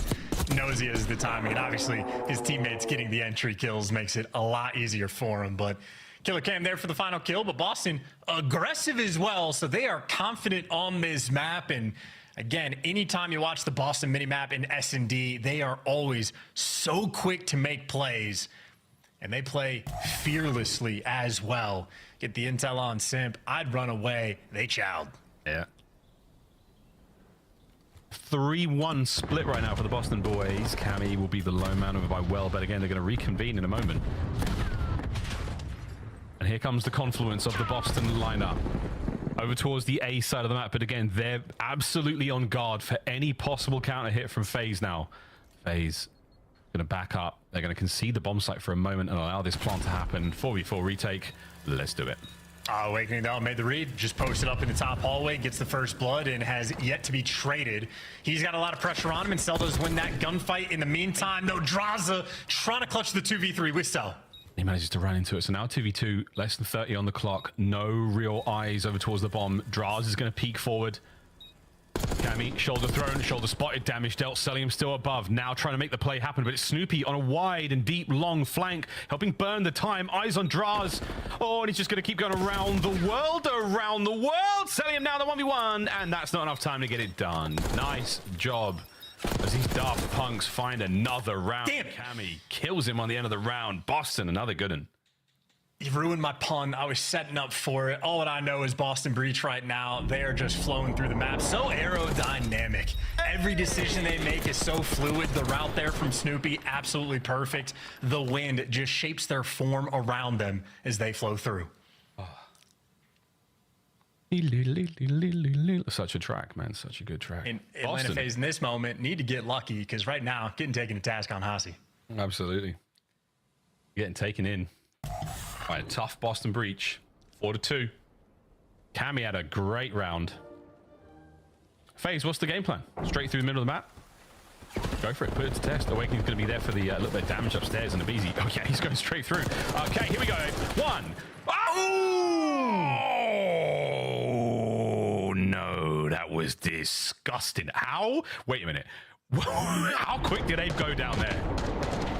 Dude, this is both those players snapping. Whoa, Snoopy could have given himself whiplash. How fast he turned then. That was disgusting. Map point. And Boston's gameplay is so good. Atlanta FaZe spent so many rounds almost playing like we're going to rotate you. We're going to play for the adjustments. We're going to sniff out the information and go make plays. Boston have 2 different clutches with a man disadvantage. Atlanta FaZe finally try to get proactive in the round and make a play through the middle of the map, and then they just get bullied. Maybe this is Boston's new rewind. God, I missed that map. Me too. They look good. Yeah, they look real good. Oh, the bomb site's been vacated. Cammy's running into... Oh, no. Sorry, mini-map. Snoop runs into it, though, and Sim picks up 2. Can't get the third Awakening's there for the kill, but doesn't get the bomb recovery. Got to get there a little faster, mate. Oh, the timing, Demon Joseph. A 1v1 for the map. Cameron McGilligan and the boys of the Boston Breach tie it all up in the search and destroy. I mean, we'll all be. Atlanta FaZe maybe trying to expand the map pool, but they might just be happy to have more VOD to watch on Hacienda S&D, and Boston Breach is absolutely the team to learn from. Cammy getting it done with a Jackal as well, so the cheeky strats out and about, and has to be said, word to Christopher Tunn, Awakening's had himself a pretty good series, all things considered. No map 1 didn't go their way, but Awakening is certainly a player that always I'm keeping my eye on. Has not had the finest year so far. And looking at the Boston camp, I think it's the AR players that need to step up, and he's been solid enough that I'm satisfied. Obviously, though, a lot of COD left to be played. It has to be said. Chance word to Chris Tunn. 6-2 is a very respectable scoreline there for Boston Breach. Hacienda continues to treat them right, treating them good, treating them nice. Well, great news, Boston. We stay on Hacienda until map 4. So now, if we do have to go 5, you get to enjoy a little bit more Hussy. Bad news, we play Control. And how does that go, Chance? It goes a 3-2 for Atlanta FaZe is how it goes. What do we think, Desk? That's what I called. Has to be said at game 5, right? Has to be said. Has to be said. Must be said. All right, let's talk a little bit about what we just witnessed. Why is there a difference on Hacienda? Why is this a trouble spot for Atlanta coming in? Listen, this is a random thing I remember from the BL4 year when Hacienda first came in. We didn't have control. We just had hardpoint and search. The year of BZ and Simp won champs. Okay. Their auto veto was Hacienda. Oh, okay. So, like, they didn't even like it back then. So, I mean, obviously, it's years ago, but, like, this was an auto veto for that Simp of BZ team. Same map. Yeah, I mean, the bang out, like, B hallway rounds, like, just went the way of Boston, right? And, like, typically that's going to determine, like, who gets an edge on this map a lot of times. But even in some of the retakes you saw, it was like Selim and Draza with ARs, just super difficult to retake fences with double ARs. Snoopy won a couple huge gunfights, like kills up easy. And man was moving, look at that. A couple of obscene ways, right? So Boston, I mean, they've been solid this map all year long. And for Atlanta, on the side of Atlanta FaZe, they've only played it 1 time. Right, so you're trying to add it to your map pool and getting good reps in against a team like Boston, who have played it a lot. That'll do it for you. I mean, it's a lot of teams trying to improve their map pool, but it's teams in different positions, right? When you're middle of the pack trying to improve it, you're trying to contend with teams like FaZe. When your team like FaZe trying to improve your map pool, you're trying to win a tournament. Yeah. Like, this is what gives you a gap, maybe over a Thieves, over a top team. Still some work needed to be done here, obviously. Yeah. It just feels like it's really obvious when you're a bit behind on a map like Hacienda. Like, it's pretty glaring. They were not playing nearly as well as possible. Yeah, I mean, it's like the timings in the hallways. Yeah, things you saw Boston were just taking advantage of it, like Awakening coming around and finding somebody kind of just like looking the opposite direction. They just haven't had a lot of reps on Hacienda. Boston take huge advantage. We got a couple more Haciendas coming up. The game 4, another opportunity. FaZe haven't been great on Hacienda. They played it 1 time. That's 1 time in search. Like, that's not something you're scrimming constantly. Yeah. It's like there's literally not been many reps at all. What's on the line for Boston? Well, right now, Miami has that 8th spot. You got to be top 8 going into Major 2 if you want to start in the winner's bracket. So they have an opportunity, knowing we have 2 more doses of Hacienda. Let's take a look, though, at map 1. What did we learn? To your point, though, Chris, too, I believe their last match is Miami as well. So if they were to get an upset here, they could make winners brackets. But we're going to jump into drawing conclusions. This is a really fun play out of a BZ. Kind of put Snoopy in the blender here for a moment. So we're going to roll it, and we'll jump into the mini-map. You see we're on P2. And right now, FaZe had control. Boston come in, they wipe everybody besides Abizi, right? You see in the kill feed, though, Abizi just killed Snoopy. He's number 3. Abizi is number 6. So what Abizi decides to do is he knows he's influencing spawns if he stays in this area, right? He doesn't want anything wonky to happen, so he's going to leave, and he knows he just killed Snoopy, re-pinch Snoopy, kill him, right? And then he's going to hold the back and actively block as the rest of his teammates come and push front, right? So he knows if he can secure 1 more kill and his teammates start to come through and trade, then they're going to end up spawning them out instantly. instantly, right? So look at Abizi, just kill Snoopy. All right, I know he's potentially gonna spawn back there. Let me try to find him. Okay, I found him. I'm gonna kill him. Now I'm gonna wait a second, try to just play for a pick while my teammates get pushed up. He ends up finding all the kills, and then the reaction by Atlanta FaZe is awesome. You got 2 players instantly going for a rotation, somebody applying pressure towards mid. He's gonna find a kill, and now you secure yourself a nice rotation over towards the next hill. Wonderfully played by Atlanta FaZe. A hero play out of Abizi, but he's thinking throughout it, like, how can I help my teammates off spawn?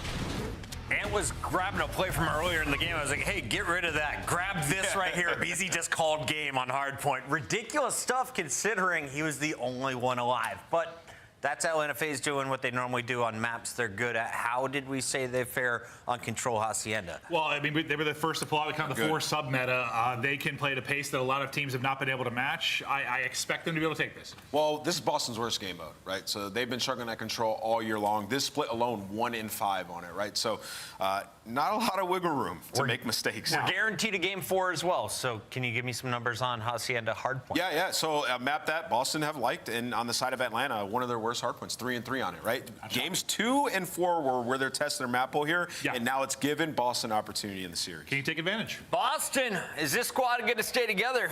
A win here will definitely get you there. Let's go to our casters right now. We got Miles the chance. Miles, take it away. Hi. Thank you so much, Chris. Hi, Clint. How you doing, Clint? Okay, so I'm with it on the desk here. Game 5 is definitely on the cards. FaZe, though, they're in the lab. You know they're in the lab. Chance, they're always working on the bad maps. They're always working on the bad modes. This is still anyone's series, but the Control definitely feels like we're leaning FaZe. For sure. And FaZe is a team that, I mean, they go in the lab every single year because they have players like this. Number 1 and number 2 in Control. KD's clinically absurd. The fact that Abizi has a 1.42 when he is tippy top in like the actual slaying numbers. He is hyperactive on the map and very difficult to kill. I mean, these 2 guys, bar none. And I saw when we did the top 5s earlier, and like Simp, like everybody had them on the list. You could have 1A, 1B for Simp and Abizi. I don't care. They might as well be the same person. Like, I got no complaints. They are both disgusting in a good way. I mean, in the best possible way. And again, I feel like as that top 5 conversation, the longer the league goes for, you're going to start phasing out those players. You're going to start phasing out the Clays, the Karmas, the Crims, the Scums, and you're going to start moving into Beezies because there's no reason why you shouldn't. 1A, 1B, top 2, and it ain't 2, whatever you want. This squad is doing it all right now. But let's find out how Control goes. MC's always in there in the running as well. I mean, that guy, he's got his own index. He's a statistical anomaly. I mean, Celium is truly one of a kind in every facet of his game. But back to Boston. A win here on Control Chance would actually be insane. Like, insane. That could be a 3-1.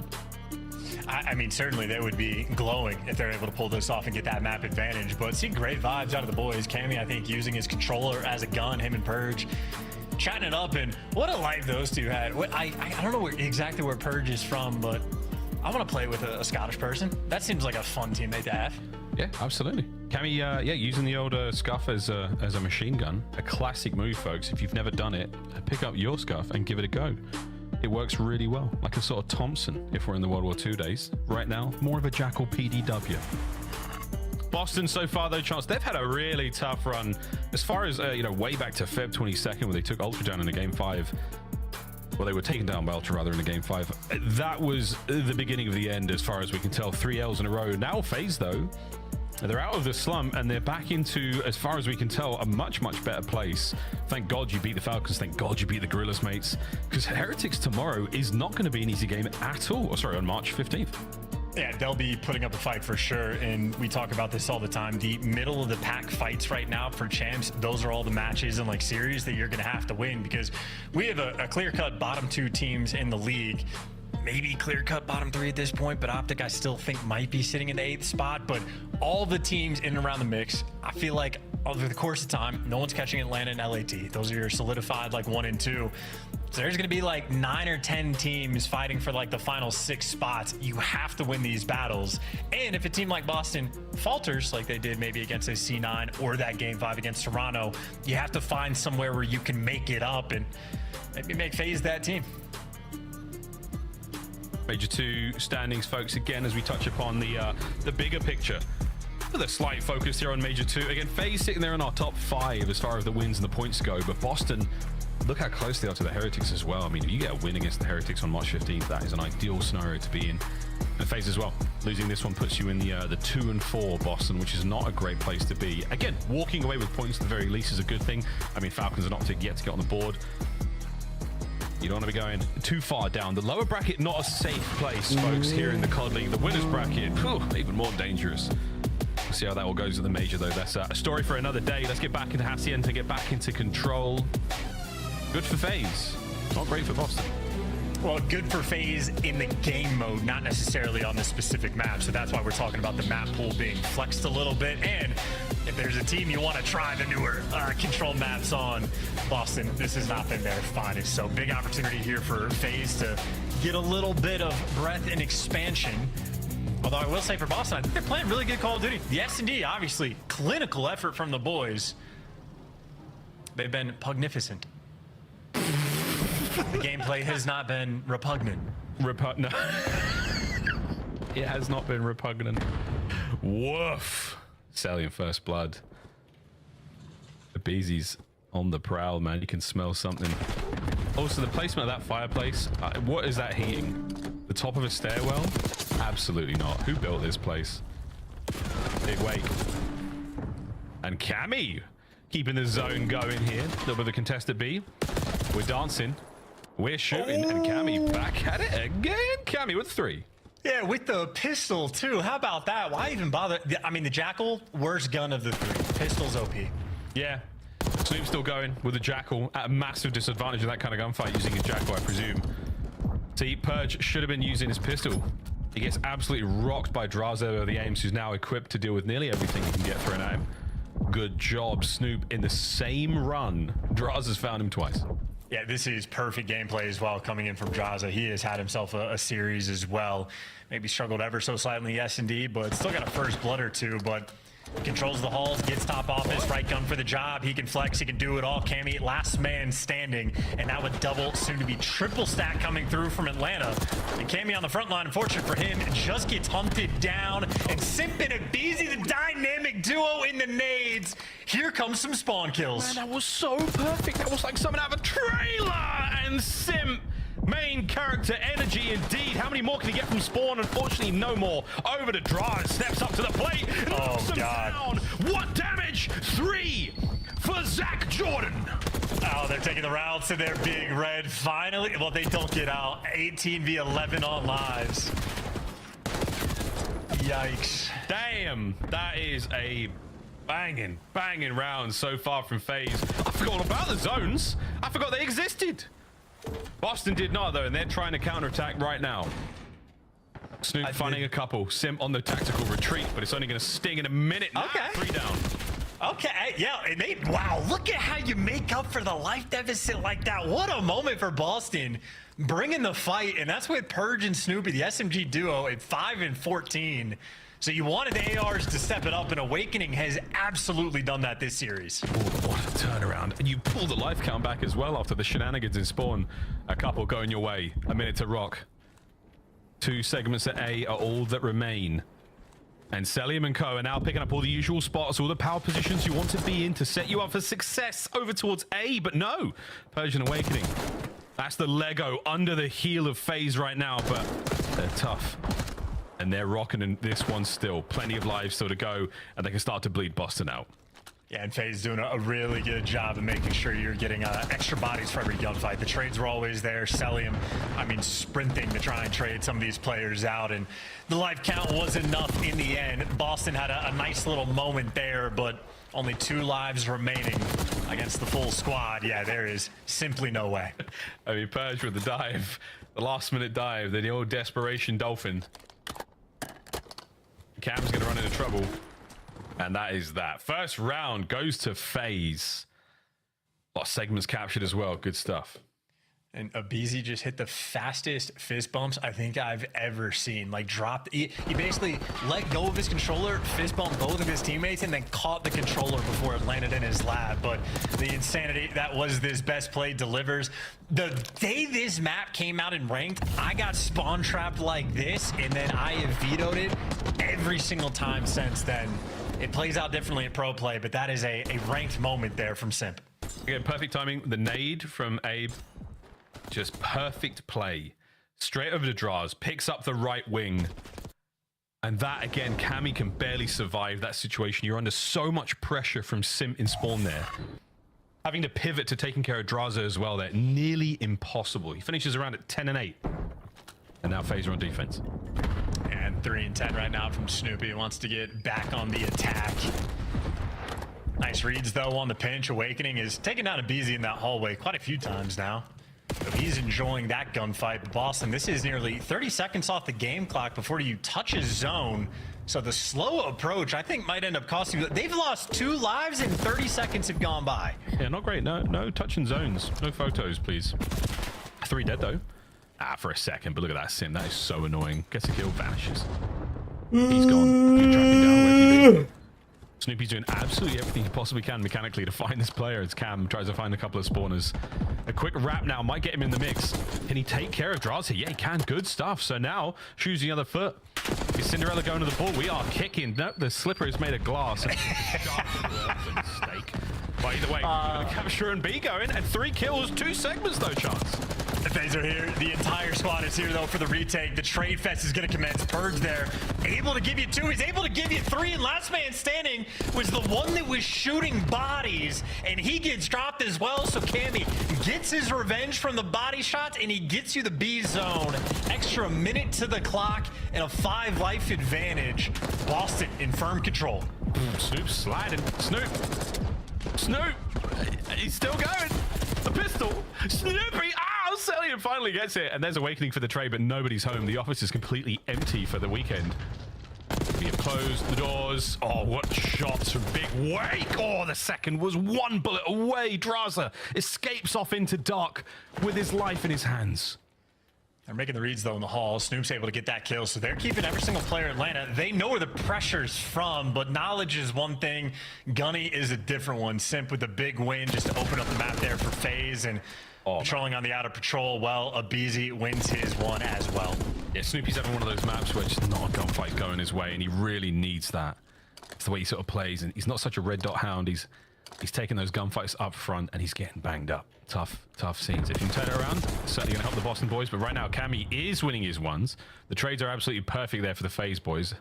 You never really fight one at a time. They're always together. We'll say, though, Cammy and Awakening have come to play today. So that is the good news here for Boston. They still have a life advantage as well, and a good chunk of time to work with. 2 men traded, but they still don't quite have the numbers. Boston have not been able to stabilize, which means you have to win these gunfights. And Draza, best Snoopy in that moment, 6 and 16.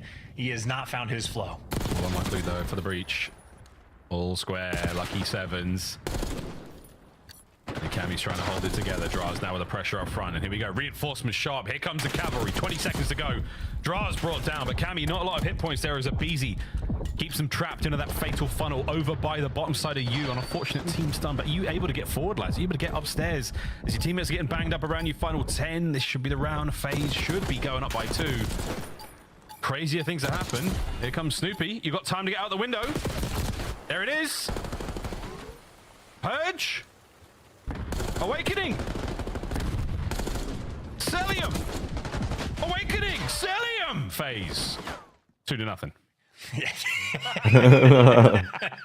Draza, Abizi, Simp, Cell, players, Atlanta FaZe, round win there, up 2-0. Map, Atlanta FaZe looking good. They handled just the pressure well enough, and then it really was just a very long series of, like, you're vying for position on the map. There's no spawn traps really going on. It's sort of 50-50 standoff, and Atlanta FaZe just very consistent about winning their one, so the trades always end up going their direction. Boston just could not breach and get that little something extra. And I think in my mind, that was very similar to like the story on Skyline. Like Boston were playing the map well. The teamwork was there. The trades were pretty crazy, but they were just always sort of starting the situations man down. It's a tough one. You need to start out stronger, and certainly you're looking at the SMGs for Boston to turn the beat around. Nice work. My bad, guys. Yeah, not what you wanted at all. 3 dead, already on the point. It's a 4-man stack, gentlemen. This is as fast as it can go. This is it. Abizi's going to push the front line forward, and the front line is going to stay absolutely stable for now. Eyes up. Simp at the ready, but what a counterattack. Purge and Snoopy, they tag him back, but it was all for nothing. The A zone is absolutely gone. And they got the pressure up as well. Like, Johnson doesn't even die after the fact, so he is still playing. Very good Call of Duty. Simp continues to win the gunfights. That's trading out the other terror there is because he got dropped by him. Oh! You don't need to get the trades when you're winning ones like that. Draza is built different. Oh, that was horrible. Awakening back on spawn. Snoopy keeps that play going. So Cam and Snoop fighting their way forward. Celium still maintaining that front office side. Nice stun from Purge. Oh, it doesn't matter.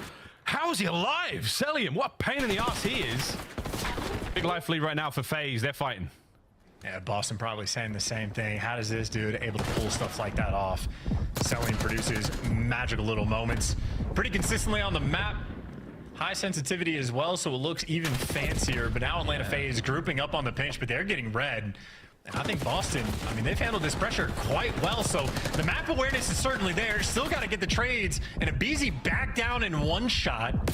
Boston right now staying on form. Yeah, remember that life lead we were talking about? Gone, all squared up. Fantastic bounce back breach. Now, lads, you've done well in every single round. You haven't quite been able to close any of them out. 1 minute to go to get Boston breach on the board.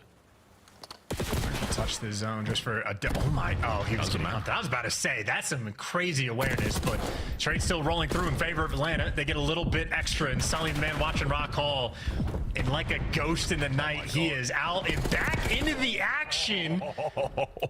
Cella's making moves. Okay, it's so good. And in the meantime, his teammates are there on the point. Sim's getting the capture done. Celium still making a bit of a run. We'll stay on board with Cell while this shenanigans continues.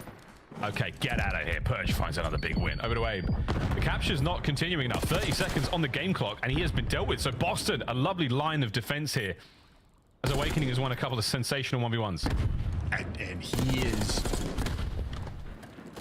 shooting there, shooting Ghost, and shooting the enemy as well. Snoopy there for the trades. Trying to get him a little bit hotter if you're going to see more of these rounds. More production's a wonderful thing, but that's 2 down in the feed there for Atlanta, but only 1 player really near the zone. Simple beyond it, but a slow cap for the moment. Yeah, well, slow capture, a 1 life separation. Oh dear, Abizi starting to heat up. The dance is on, and he's tapping his toes right now, folks. He's got the beat, the music flows in him. Second segment gone. Draza is absolutely tearing his way through players. Over to Snoop, gets him off the point for a second. Final counter attack now from Abizi. 10 seconds on the clock. He's twisted. You're just playing keep away. That is all you're doing. Play keep away. Abizi has to run through the door, and Abizi wins the gunfight, but not enough time. That is great defensive work. That was a spicy round, and Atlanta FaZe applied some pressure. But Boston survives. They get to play another one, and they'll be back on the attack as Snoopy hitting us with a little bit of side-eye. We can see you. He had the timing down. He did. And it was a long time. He kept Abe at side door.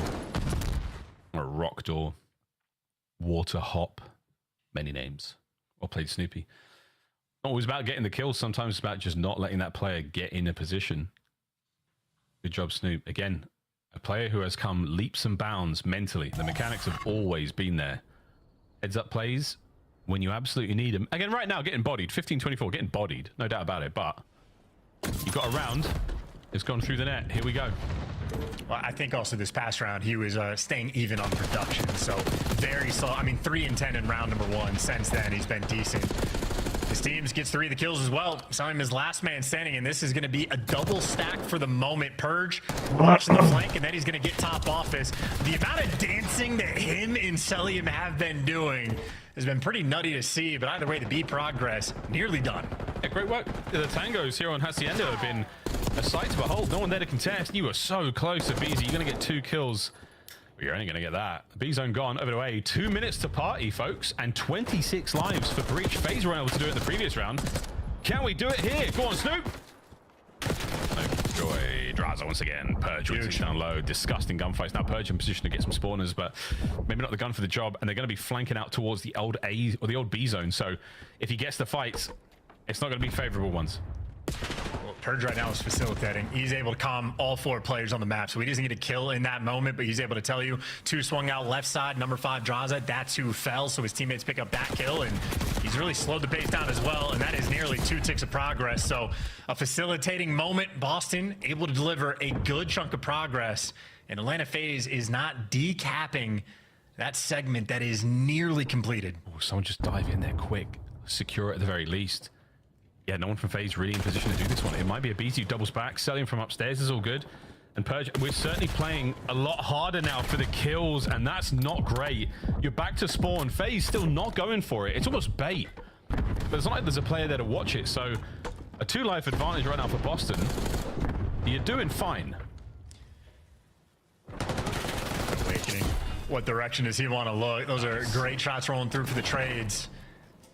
But staying away from the zone, they are desperate to get these kills first. Oh no, and he runs up the stairs backwards in Acelium, and still no one able to touch that zone. FaZe now with a life lead. Unfortunate timing from Snoopy once again caught out. Purge again running up the stairs backwards. This time it doesn't bite him quite literally in the backside. And again, no one on the zone. And Simp had the perfect angle as well, just to spot those players on the cross. So Atlanta FaZe are doing all of the micro things on the map right as well. I'm with you though. I just want them to go hop on the zone so bad. For God's sake. This time draws.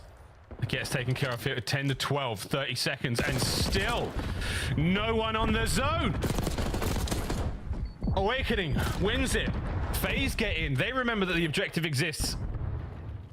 Here we go, Snoopy. Anyone towards it? 15 seconds, lads, and still no one on the zone.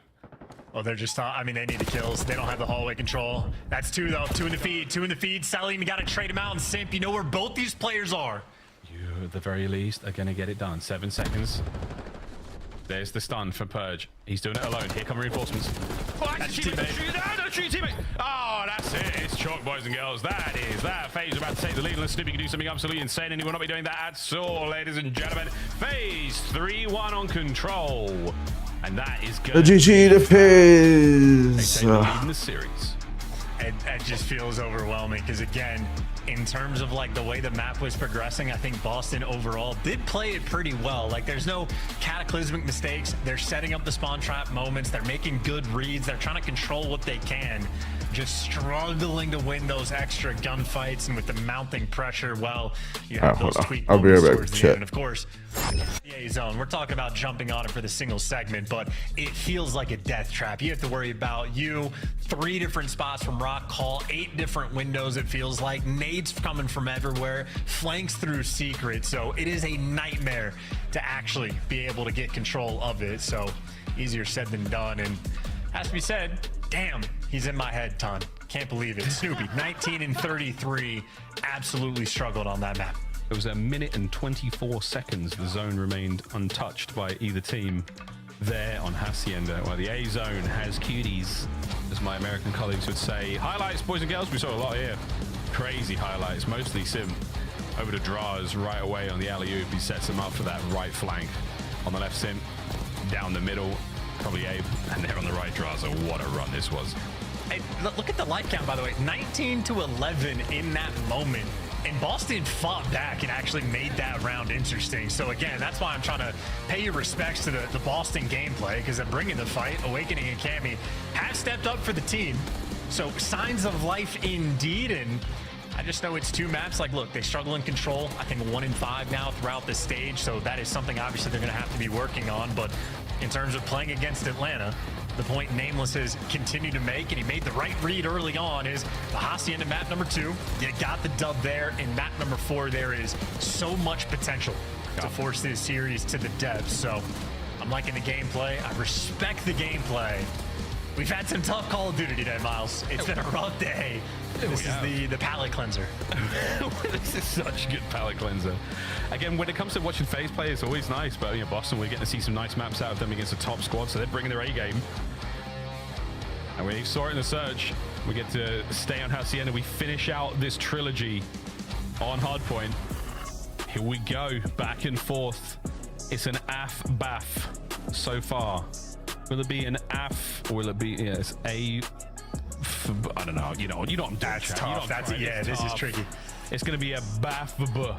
Who knows how this series closes up? But either way, folks, Hacienda hardpoint, that's exactly where we're going next. And again, as far as we're concerned, Boston, a decent advantage here, chance. Decent advantage. FaZe, obviously, disgusting. But game 5 red card, that would be the treat for all of us. It would be a good time. And decent advantage, maybe strong words, but I feel like the opportunity is definitely going to be here because obviously for S&D, teams scrim that much less frequently than you do hardpoint, but even the maps that are like the auto vetoes for these teams, they're playing it 2 times a day, every single day. So it's not like there's mysteries on the map. They just prefer it a little bit less, but you're looking to add a little bit depth to the mix, and Atlanta FaZe certainly here spamming the Hacienda. At least as far as the respawn goes, looking to keep things under control. Like, it seemed like they were doing all of the detailed stuff. Players in the top hallways, making sure you're standing in the right spots to like see across the map, every angle of entry. You're at least constantly getting that information. So, I mean, dialed in, handling the map well, and obviously Simp and Abizi. Boy, did they enjoy Black Ops 4. No strangers to the map at all. Not at all, not at all. Remember Beezy's Sorg grapple plays, War Machines? Not really. I don't think I remember the First Bloods. I don't know how many. I remember, dude, low key, best grapple player in the game, if I remember right, might have been Asim. Like, purely on the grapple is what I'm saying. Yeah, no, I would see that. Shout out Asim. We know you're watching. 32 and 23 so far in map 1. Cell had a nice time on map 1. Map 4, though. Here we go. Do you think any players in the league have nightmares about Dylan God from the Black Ops 4 year? For sure. There's a degree of there's a degree of trauma there. Hope he's doing good. He's doing great. Aiden Cell, First Bloods. Oh, Aid. Oh, yeah. Oh, yeah. Snoopy's done. 4 dead. Get the hill. Listen, man, Rock Hall control is everything for this P1 off the opening break, and Atlanta FaZe just triple stacked it. That is their way of commanding that presence.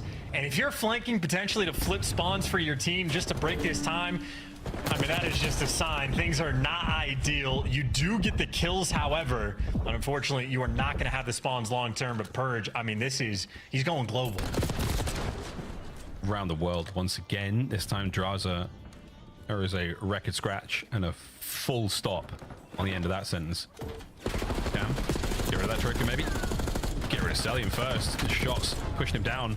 Damaging to the second player as well. So Cammy's done as much as he could, but sadly, Purge. Trophies are a problem. Great awareness of spawn. Draza's there. Reads that, deals with it. Waiting for that front aggression. You got to pick up on the side door as well. This is a break on the cards. There it is, folks. Dude, wow. Yeah, an awakening on the 5 spree as well to make that happen. So initially on the minimap, things were not looking good, but they ended up playing it off well. And I mean, a good hold. 35 seconds is a ton of time. 2 players from FaZe through front, but Purge has that. 2 players trying to go through Zig, but Cammy and Snoopy working together. They clean out the lobby players, and watching front is the easiest thing in the world. Boston breach, that is a hell of a moment in this game. And you even got Purge blocking spawns, making sure nothing crazy happens. This is a very well played P2. A delight. An absolute delight. Wow, that was a stray. Caught me unguarded. Who didn't get caught unguarded was FaZe. Cell, Draz 3 in the feed, last man awakening. And he's still playing for this spree, but look, man, you got all the streaks you need. You got yourself that Hellstorm. You can actually call it in right now and take care of this setup. Keep that lead going. That's it. Demon Joseph waiting for the lads to get in a position, but sadly they've been pushed out, so this might not be as effective as you wanted it. Here's the afterburners, and nobody's home. Yeah, and Cell gets to sit back on the God Step spy office and just rack up some easy gunfights. Actually, that wasn't even him, so he picked up the 2-piece from somewhere else. I mean, cruise missile invested. Typically, you're going to see that on the P4s. They gave it the old college try, and now they are on the receiving end of an absolute beatdown. Kill feed has been nothing but FaZe. That's like 7 kills now in a row, maybe 8 that FaZe have been able to collect. Yeah, this is going to be a very, very clean transition towards the new hardpoint. Sim will be the man at the helm for that decision, but for now, it's going to be Draz soaking away time. And again, enjoying the great outdoors here on Hacienda. The grapevines. He didn't hear nothing but the rattle of gunfire from Abizi there on the Cammy, and that's going to be the lead change right now. FaZe in a sweet spot, but hey, straight off a spawn and straight into time. Rotation's done. Abizi manages to slip out through the threshold, and from the threshold into the power positions go FaZe. Perfect coverage as well. Needed 2 players to chow out of there, and Celium right there to back up his boy. Cammy, though, doing a good job to stay alive and sort of keep the play active, but Abizi takes the fight to him, and that means a lot of players going to have to flood through front. Draza roaming the halls, roaming over towards front. He's got the trophies, and you got the P4 time. Boy, it'd be nice to have a Hellstorm. Well, for now, you've got office control. You got problems in mid-map. For now, you got great trades. Selling him all over it. Trophies working overtime, tactical retreat just to reinforce the boys on the point. Snoopy pressed the advantage, no advantage found. 3 dead, last man Cammy. And he's got 1, he's got 2, he's got done. That is that phase from fences to rock. Superb work. Yeah, genuinely, that the Hellstorm on a hill that is next to a massive building, and then 10 that you can hide inside and bottom you if you need to. Wrong place, wrong time. So the idea was there, but now you're down by 60 against Atlanta FaZe, who are shooting extraordinarily well. I mean, the problem there for that play from Wake is his teammates weren't in a position to capitalize on it, but we can pick that to pieces just the way Abizi picks apart Breach right now. He's on 1, folks. 13-9. Are we looking at a meat shield, body shield scenario? Yeah, we sure are. Confidence is key. How does he kill these guys? How's he doing it? What's going on? Is he cheating? He's not cheating. He's disgusting. I've heard players say it before that, like, anytime we talk about best shots in the league, the ARs always get the love because it's like the max range gunfights kind of deal. But from pro players that I've heard mention, Abizi's name is always in the running for finest shot in the league. Yeah, for sure. I mean, think of the damage you can deal with on a slide. Think of how much pressure he picks up on these entry kills. Yes, 2 more here. Go on, son. Woo! Good job, Cammy and Snoop fighting out. B2 was really good for Boston Breach last go around. The glaze comes to an end, but before it can even dry, Boston have got the time. Yeah, and Awakening might have to stave off 2 players through well. Salim's got the lobby under control. They're trying to work it. Abizi strikes for a gunfight. Awakening just gets bodied, and just like that, P2 is the best thing there from Boston, and how that cookie just got slaughtered. Who's killing cookies? Just eat them. DJ. 2-2 split for Breach. They are poles apart right now, but we'll see if this pinch works. The Phalanx right now. Holy! Nearly gets both in an unbelievable turn of events. Contest is on. Purge is in. The dance complete. And Draza picks up the last there. 18 to go here on P2. And the dance towards the next hard point is already on. And it looks like Boston are just going to lose out by a second or 2 to Abizi. Just hitting old like that and giving extra kills towards Draza, who knows that they're spawning in the back as well. So Atlanta FaZe are keeping track of this. They got a wild spawn over towards boat. And I was really worried I was going to sneeze, but I don't. Meanwhile, Sin, great trigger discipline. And look, they're going to get tin control is the difference. You wait for your teammates to get control of the indoors portion, and they kill everyone. That's how you do it. Difference. You get the kill as they call it in. They're going to spawn up, and they're not going to have protection. Always protection, folks, especially you boys, especially as right now Sim protecting the hard point. Whoa! Abizi takes care of that. Purge on the dive once again. You're down 70 right now if you're Boston, and it is not looking pretty. But again, despite the Hellstorm and all that tin control chance, they got full control. I mean, yeah, hanging out, doing their thing. Hanging. Extra kills here for Celium potentially, who wants to focus on that rotation. And on the foot race, Atlanta FaZe are going to be towards new time first, because Boston are they fully committed to getting that old time. Now, I don't know if you remember the last P4 miles, but FaZe held it for a perfect full 60. Yep. And Abizi's going to be the entry guy here, so they got a 65-point lead as Hill pops. And Boston are full sending. Holy Abizi, man. It's the first guy damage is enough. The second kill is ridiculous. Purge over the top rock. He's got the boys to consolidate as a rock with a play like that, and now you've got time going their way. Trophies are kicking ass in the background.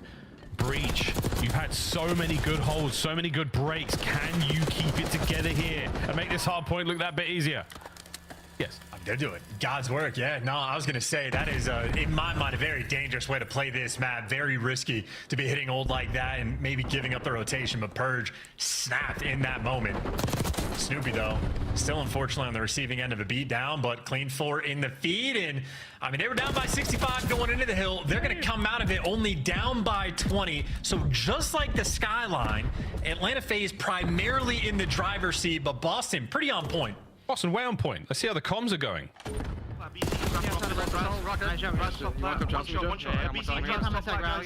Beast, go corner fences. I'll see him there, son. One more. He's in the open window, I think. Top close, south. Ape could be pitching. Top open, in the cubby. Oh, watch out, Farmy. Are we done? Watch out, Farmy. Nice jump. He's absolutely far busy. I think he's on secret. Secret that. More deep. Behind that. Yeah, we top closing time. Listen, top closing time. Last Play some. Why was streak again? I'm here. I'm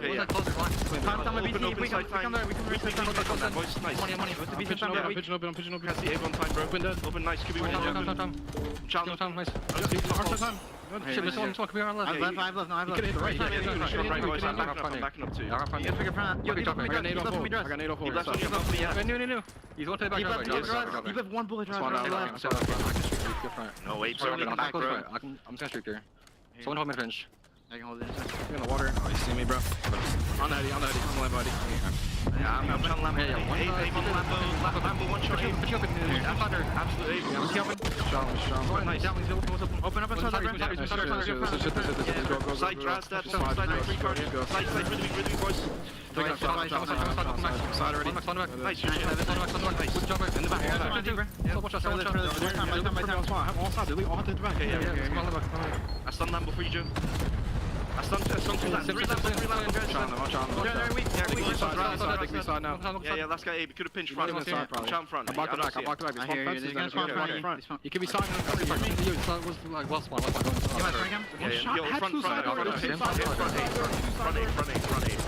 Front eight, weak, bro. We should try this. We should. Stun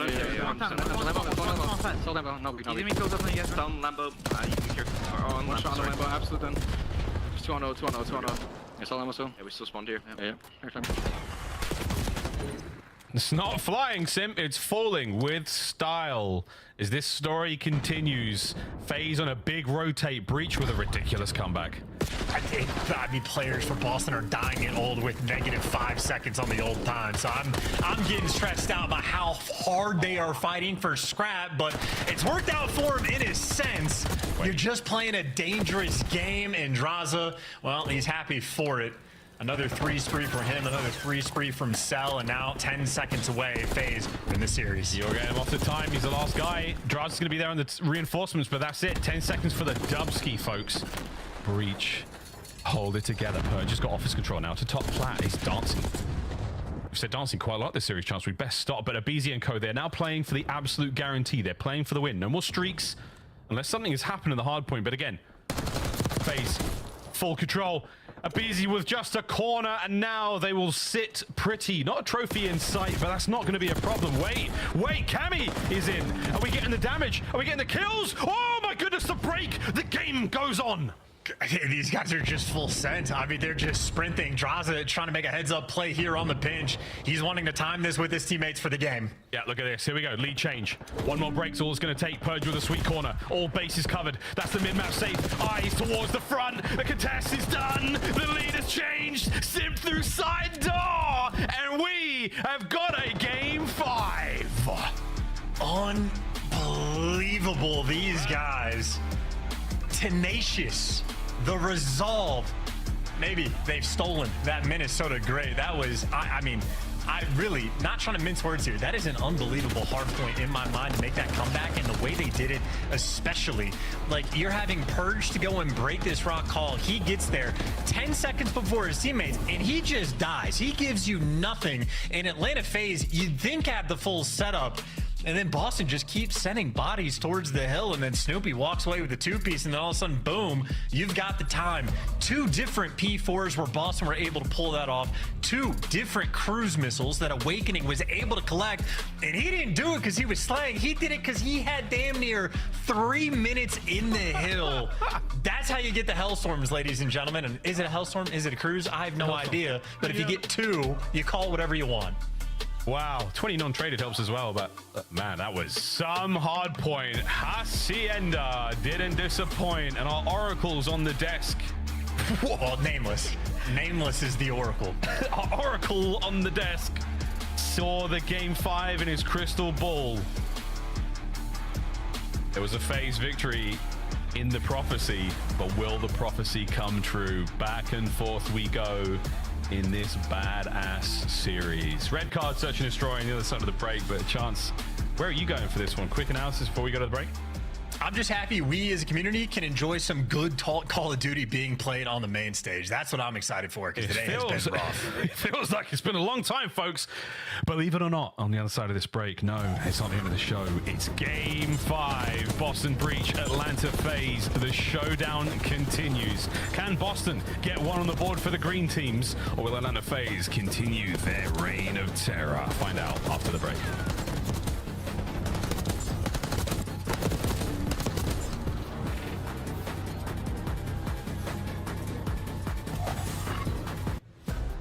Upgrade your game with the Scuff, the official controller of the Call of Duty League. The Esports World Cup is an official partner of the Call of Duty League.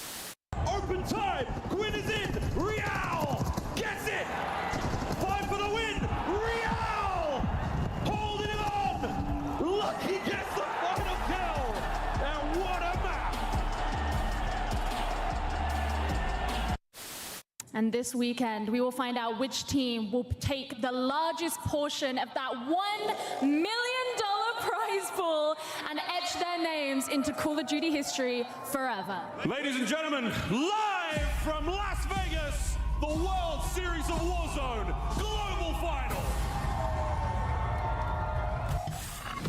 The 2025 Atlanta FaZe Team Pack is available now. Each pack includes home and away operators, as well as this weapon charm that's easy as FaZe. Next time you boot up, suit up at the in-game shop. Ladies and gentlemen, live from the internet, it's Atlanta FaZe Boston Breach Game 5. That's right, Chance. Not a 3-0, not a 3-1, a Game 5. Red card, we go to Boston Breach. Calm resolve after a remarkable comeback on the Hacienda hardpoint. FaZe testing map pool, you know, just testing map pool. Feeling pretty solid about their approach to Major 2, as they should. Even with a loss today, should still feel great about it. But regardless, man, for Boston, oof, they need this. They want this real bad. It's been no map wins since Feb 22nd. That's crazy. Yeah, I mean, listen, there's a lot of painful stats on this, but if you're testing the map pool, you're giving an opportunity to your enemy to get the series win. And here we are. They played with fire in Boston, proving that they are a team to be respected in this league. And obviously we learned that in stage number 1, but if you're testing out the Haciendas, that means you're going to have to test your metal in a map 5 as well. Obviously, for Atlanta FaZe, there's no fear. I mean, they pulled it off in the grand finals. They go all the way to a game 7. They're happy. And how about that for specifics? Abizi purely in map number 5's evolves. 23% for multi-kill rounds, by the way, is clinically absurd. So that is not just him being the best first blood player in the game. He's often good for 2.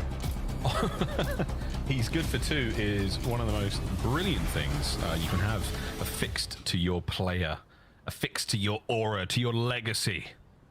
And in this round, we'll find out who's good for what, because there's no trophies, and there's the opportunity to get towards the A-bomb site.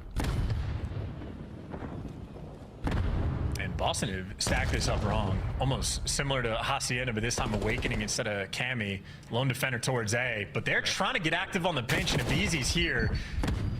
Look at the first bloods if they come to him too, or wow, that is not good coordination. Boston crumbling moment there, but a 3v4 opportunity for the clutch. Sim against Awakening gets handed the goods. Madraza there for the trades. Yeah, a bit of a Leroy Jenkins moment there from Snoop. And then Abe's on the perfect pinch here. He wanted it. He was going to grab them. He was going to grab him. Cammy, last man 1v3. Good luck, mate. We're going to need to see a whole lot out of this life. Reinforcements are all there. He's got 30 seconds. Causes a whole lot of problems here. And hello. Cammy, go on, mate. He's running. 20 to go. Oh, if he, dude, he could have caught Abizi in that moment. He's been spotted on the cross. No, he hasn't. 1v1! Cammy. Abe's pushed right up towards the bomb. They've passed one another. He has 2 rounds in his aims as well. Fresh mag, fresh mag, fresh mag. 2 bullets. Beezy spots him. Cammy, reload. Oh my god. It's a glitch! Oh. What a 1v1! Oh, sweet child of mine. What an opening round in our game 5. Also, and I'm never doubting Camby again, brother. That is, dude, a 1v3 for the ages. That is horrible comms to have Celium die like that for the first blood, or maybe Celium just got hard baited by the glass breaking. Yeah. But the next 2 gunfights after that, Cammy brought the shredder to work today.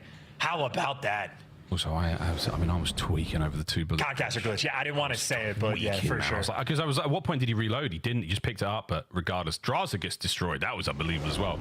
And then Cam, last man there. A 1v3. Beautiful work. What an opening round.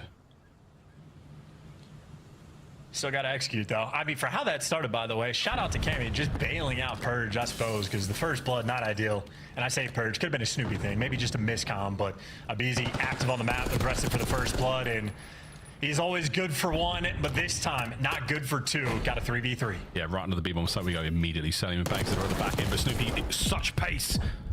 Cuts down Celium. Only half of FaZe remaining now in play. As Draz and Sim go the long way around, spotted out. Awakening in a tight corner, can't get away with his life. Over to Cammy once again, 4 in a row. Can he make it 5? And can he get to the round as well? 1v1, can Cammy strike twice? And he had no interest in getting that bomb. Cammy wants the kill. Oh, did he get spotted there? I think Draz, yeah, he's moving forward with quite confidence. It's absolutely on. Draza knows he's going back for the bomb. Cammy recovers the bomb. Has to check it all. Oh my god, they've passed. But wait, they line up! Cam's got to finish the kill. 15 seconds. Draza's out.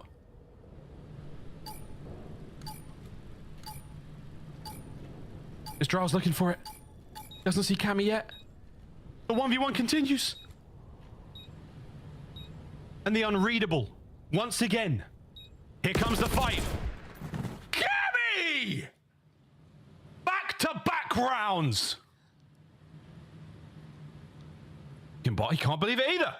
Yeah, good night. All right. I'm going to start using my controller like it's an SMG IRL.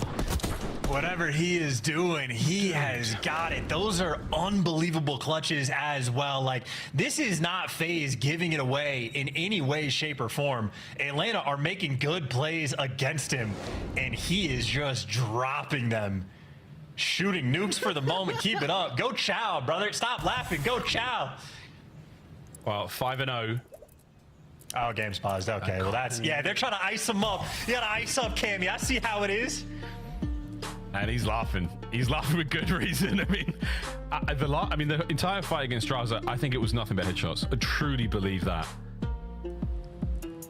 And there's some sort of, whatever the discourse is between Breach right now, it's a good time. It's a very, very good time. FaZe will get this show back on the road ASAP, but this game 5 has not gone the way they thought it was.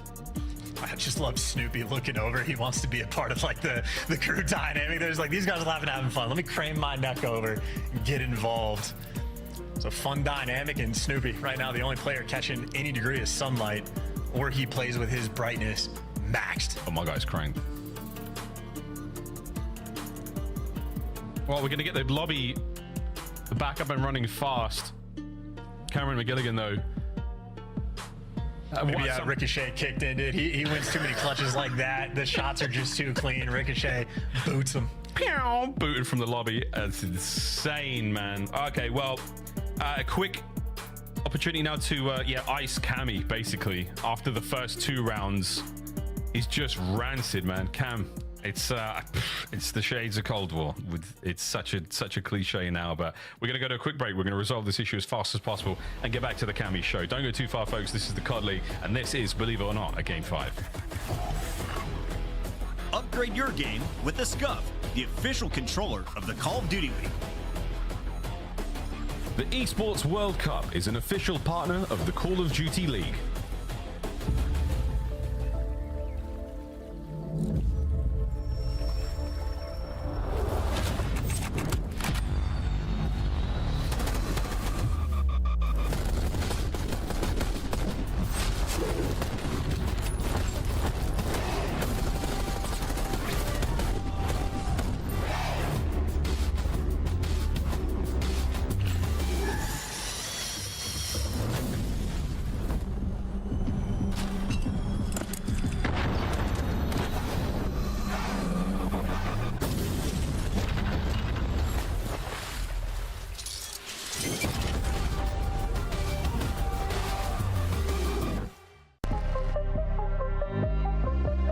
Alright, Chad, I'm back. Sorry if I keep walking away and stuff, because I do got my kiddos here and then they got things they want me to do, so.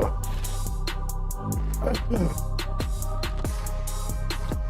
don't worry, I've been tuning in on my phone.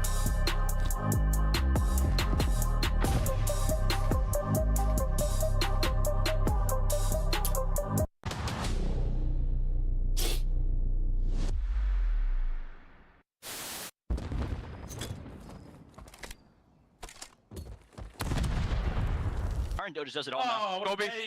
Oh. Unicorn. Yeah, weak, close. Nice. Don't want that calf. Yeah, calf killed me. Top out. Calf weak. Falcon. Jump down. He's still in the yellow car. Weak. I can kill him. Up point, bro. One's out now. Mid cut. Too slow, buddy. You haven't got time to go dumpster. You haven't got time for that. I got world starred. Oh my god. Yeah, he was shooting guff. I've just seen that in the death cam. The guys jumped off plan. I'm like, surely he's getting this kill. Yo. It was bad. It was bad. Pure guff coming out. I had the wrong attachments on. Yep, he's absolute. Guff is holy shit, speak. Yo, tell me how. Tell me how. But mesdames and messieurs, welcome back. A player who is not shooting guff is Cammy right now. Positioning themselves to a 2-0 round count so far, but we are still getting the lobby together. So we got some video clips, we got some highlights, so we're going to throw it to another break, and hopefully by the time that happens, the lobby will be absolutely hot to trot. Chance, thoughts on the first 2 rounds? Well, I think Jacob Hale is going to be a happy man. EU supremacy might be reigning because today's been good for him. Insight was shooting lights out. Cammy, obviously, the clutch is. I was going to say Kleenex had one of the most ridiculous kills I have seen this year, but the story in this series, or at least in this map 5, it is all Cammy. Oh yeah, all Cammy for the first 2 rounds. Is it Cold War? It sure is hot as hell here on Red Card.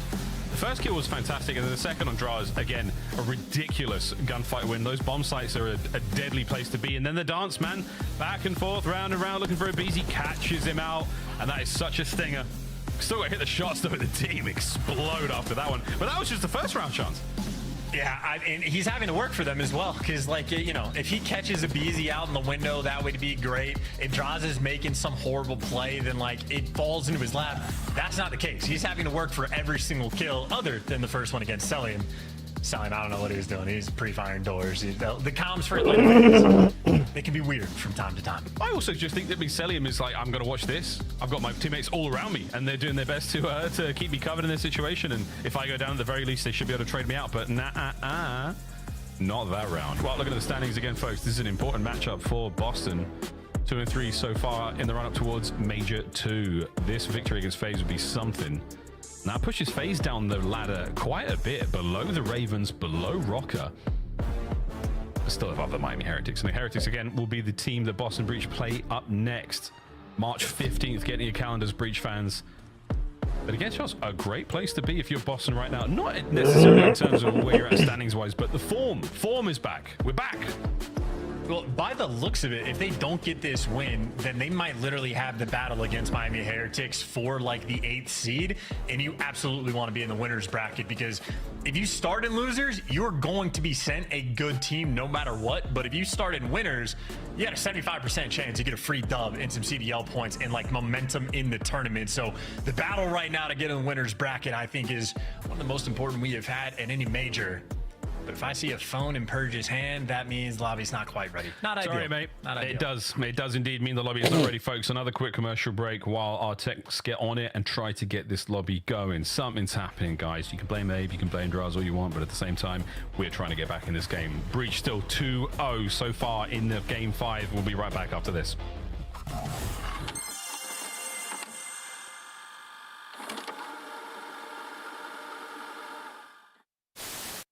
Listen, where am I looking here? It's Mother's Day, all right? Call your moms, all right? And maybe I'll call them too. They're gonna sit dead. They're gonna sit deep. I'm watching. I'm starting cross. I'm looking gold. Pinching, Snoopy got him. Nice. Yo, water. I don't know where he is. In the water. Oh, go, boys. Go, boys. Nice. Good DK 16. I got it, boys. Here comes Scrap! We got Envoy! Yeah, that's...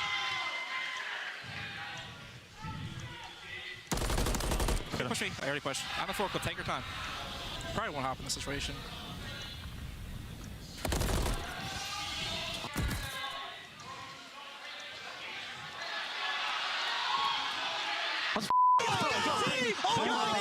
Come on. Nervous. I was about to say, I think you have to. Oh, see that, dude. I couldn't see it either, but I thought it was I thought you'd have my cross there.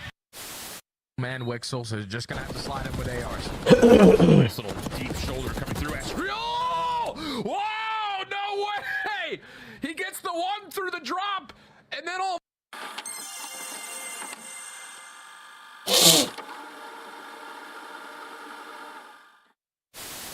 No, he's mid-desk, laying down mid-desk. The long desk, making the long desk. Nice play. Good Let's go, Clay. Let's go, Clay. Should've ran at him, bro. Yeah, you should have with the Vaz for sure. All good. I'm buying one. Top window. Frosty dead. I'm in their spawn. Nice. There's gonna be another one on me. I'm pressuring. Was Rooks or Jay? One's on me. That's two. Nice. Respond to shit. Yo, come B. Or you go. We have it. You guys are good. They're gonna spawn dead. My God, Caesar. Okay, Mike, I'm just trying to shoulder and everything. Just get all four. Oh my God. That was dirty. But like, good. Just no, I was working picks, bro. I was working picks. You heard some words. Scrap and Draza now getting the opportunity to go toe-to-toe. Who gets the final chance to head to Twitter? We're about to find out. There's two.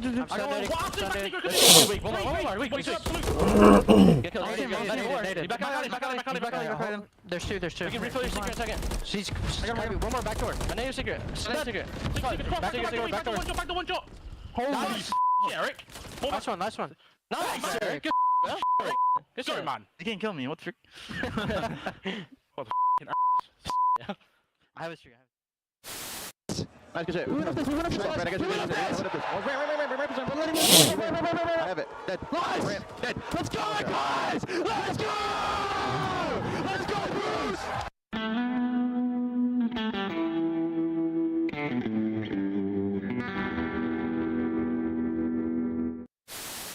They're going for it, they're going to be in as well! It is not the Ravens! It is a Phoenix that has risen from the ashes here at the Maple! They take flight! They break the curse! And London can finally weep tears of joy and not despair! Please, like, you're gonna check it, right? You're gonna check it. Oh, it looks one way! Homeboy's on the other! The magic man continues! Homeboy gets two! Scrap gets another! It's all on Nasty 1v3! I promise you, he's in that corner. Yes, it's his corner! It's Homeboy's corner! Oh my god! The pleasantries exchanged between squads! There's the check. Oh, I like it more. Spray me in the face. Map number 1, I'm leaning towards Toronto. Oh, Joe, I think we have a gift for you. Oh, it's early Christmas. I missed out on all Christmas memo. Did you guys send that one back? Do you need a receipt? I have the receipt over here. Yeah, if you receipt. need it. What's the return policy on this thing? I think 24 hours. Do I have to open this? Yeah, you have to open it I first. do? Okay. Hello. This is weird. You look great. It's a brand new Maven. Yeah. They really got that on tight, huh? In the corner.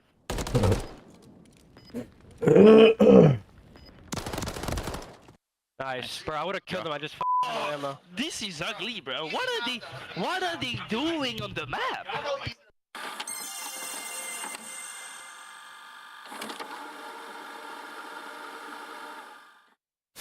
Reset. I'm in. And we can. I'm front of you, dead.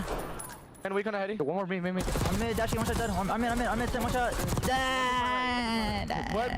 Wait. Muerto. Alright, push it. Muerto. Pink cross. Go one more me. We gotta find him. You guys get smokes if you're a little weak. Run the outside. He's running the outside. Steady. You're right. Close, right. Let's go, baby! Come on! Come on! Let's go! Let's go!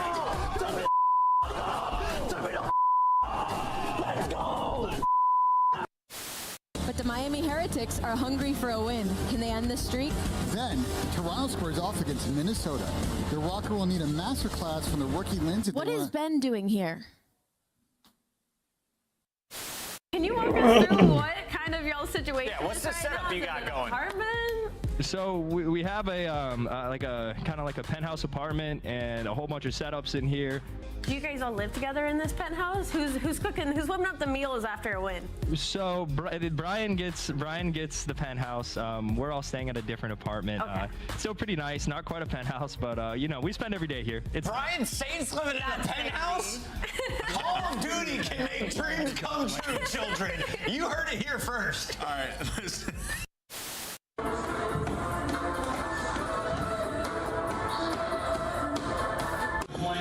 Absolutely loving the Rio addition to the asset.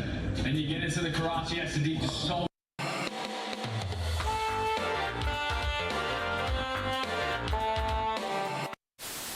If I leave, do you guys leave as well? Do you remember me from DMT? No, I don't think so. Oh, with your leader though? I don't know. Oh, I just got clotheslined by the jumper. No! Jump! Get in!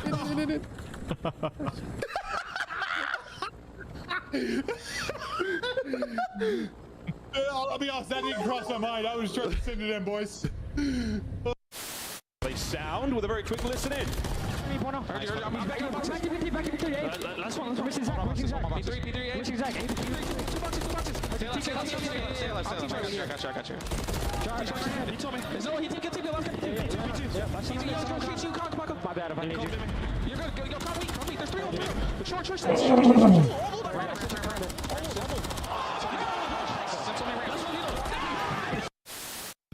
gonna be really good. I like your trophies. Which one's your favorite? Yeah. Honestly,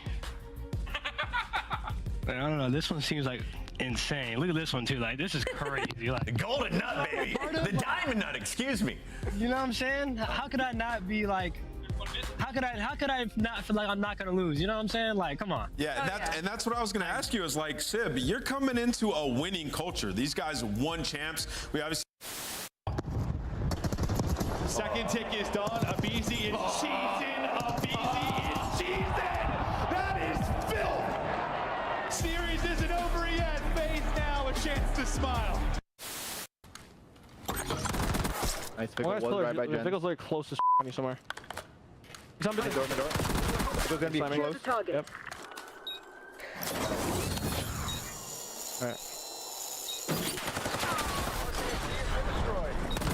Oh my God! Come on. Good game. You like that? That Dante takeover.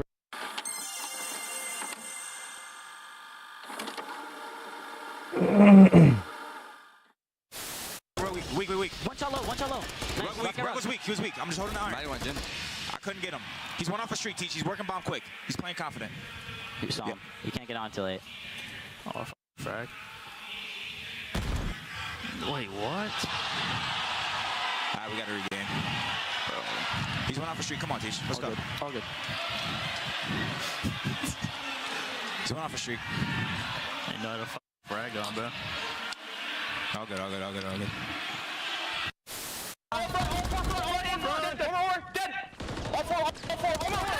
Really right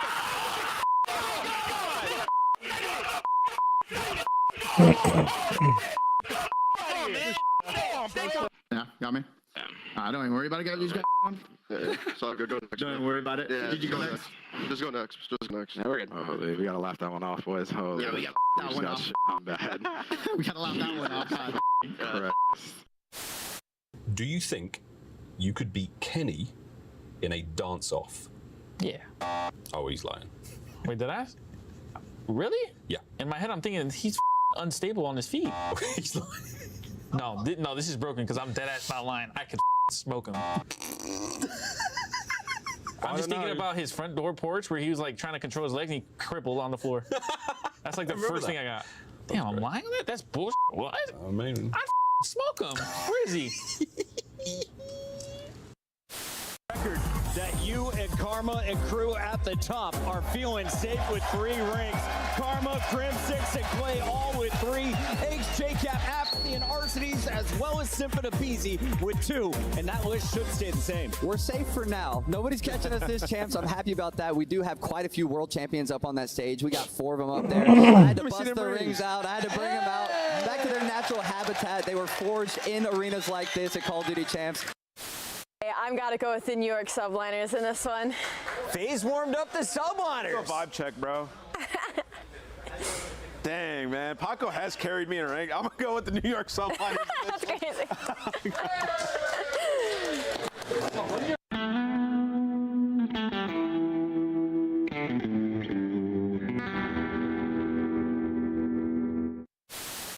Here come the Thieves. They cannot allow this to slip now. And there is snaking going on. Octane and Envoy have broken through. Ken finds one. Finds the second 1v1. And it's placed up. Looking for the last. And they split it. 10 seconds. I remember watching this. Comeback of the CDL.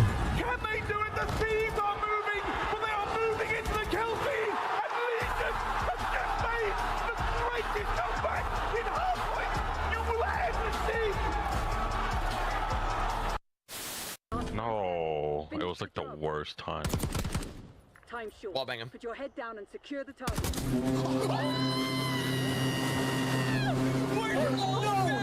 We're so back, baby! No way! We're so back! Deranged Native! Deranged Native with 100 gifted subs! Back him up, make it on the plays, it's Crim 6.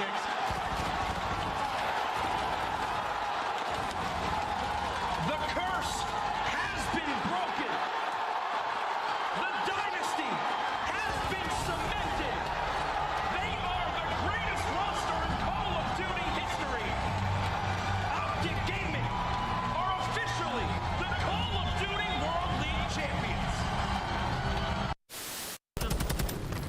He's up the staircase.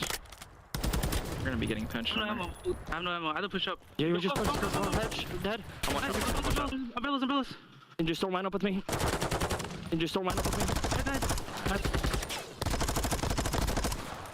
I had no ammo, bro.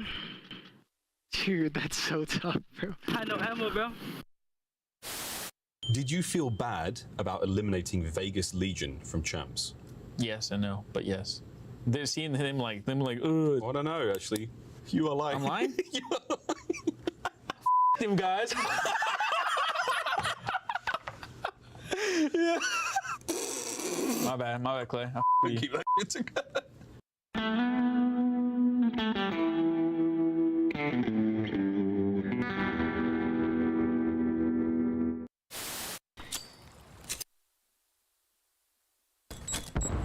Se ha pegado. No, bro. Ahora en la izquierda, tío. Ayuda en la izquierda, no.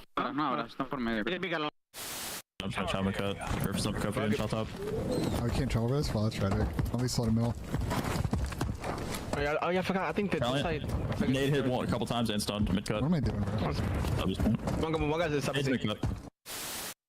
Obviously having a big performance there over at that Train Hill. This guy is looking to finally really pick it up. He's had a few slower maps, but I guess he's finally caught his bearings. Now 16-9 and forcing the issue on the flank. He's inside of their face, as that's going to be 5 in a row. How about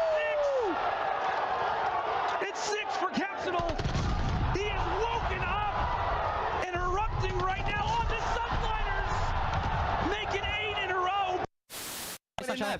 Hop and look over him. You can see everything. Is it planning for us? No. Back circle weak. Back circle weak. Yeah, back circle. I'll get both. Back circle. 2 loads bomb. I'm ready to move. So weak. No. Thomas, go home. Oh my god. Let's go, man. Let's go. Oh my god. My bad, bro. Oh my god. That's true. Well, why are you, bro? Why are you going? Why are you going? Dude, you're gonna get in trouble, bro. Why are you gonna get fined? All right. What the f is that? Hello. And then actually, about looking in the thing. You're an idiot, bro. He's not in here. Join the game.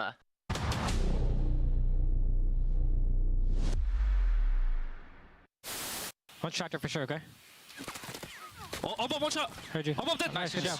Bomb dead. Bomb, one shot. One bang. Nice. One square. Drop on bomb. Give me a sec. One shot dead. Nice. Last guy broken. Branding. I'm gonna hop. He's still broken. Broken weak on you guys. Nice. Is everyone They're mindful. They're mindful. Go A. Yo, next time go A, guys. Yeah, they're gonna get whopping dead. Yeah, nah, this is insane. I mean, bait there. It's like both sides. No, mate, Watch out, he might be ironing you. I think he's looking for you. He is. Low boat. Nice! Oh my god. Good map, Ken. Holy God. He just took us home. Oh my god. Bro, I can. No way. Oh, man. Oh my god, I should have. Joe, bro, yet she should have thought he won that. They watched us play Searchlight that? Oh my god, they're shit. I got it so bad. To get all the trades, and Simp by himself might have enough. Crimp, Simp, the master at work. A 2-man stack now on A. He is completely locked in. This is it. This is your tournament. Thieves, the last chance now in the fight. Forward they go. And it's Simp, Cell, Draza, the whole squad. FaZe. They've done it.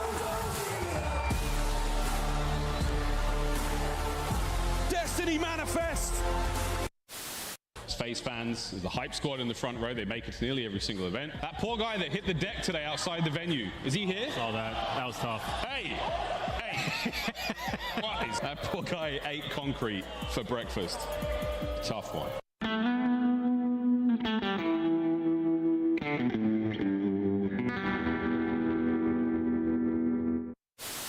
They're going to pounce out 04, great damage in.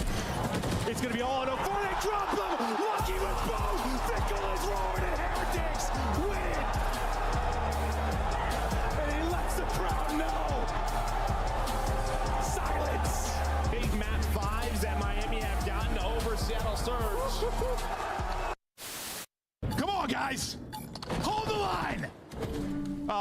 There's still a second. They're on the other side. There's no respawns remaining. Oh no! It's all falling apart! Yeah, there's still time left. Oh, if they get the minute extension, it's done. Oh. Oh. Oh. It's done. Well, you said it was the law. It is the law. No, this is literally, it's literally the law of control, though. It is, man. It doesn't matter how. Well, hello there. We are back and ready to kick it into the map 3. A hot contest so far. Yeah, it's hot in the building. It's hot in the series. Hey, you got shorts on today. You're hot. Yeah, I knew it was gonna be warm, so I had a feeling. So I had to pull out the quads. Look at these things. You think anyone's blinded? I've been see through them. I've been hitting the peloton though. There's some muscle there. I'm telling you, these things feel like a couple of rocks, man. Okay. I'm so sorry about that, everybody home. Hopefully, no one. Viewer discretion is advised. Had their vision affected by the bright lights of my quads. We're front time. Give me this one, give me this one. Dead. That's one, this one. I'll block. Oh my god.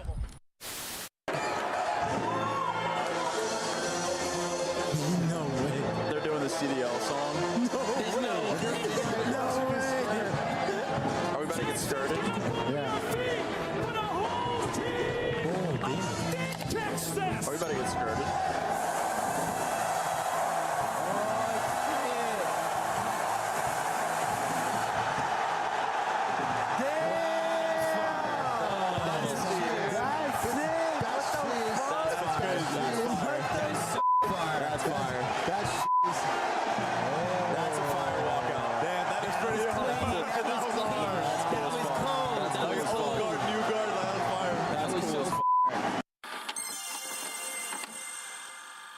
Damn, we're gonna get this match started.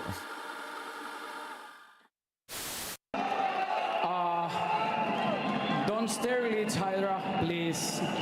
Holy. They're playing it. They have to play it. They are both water.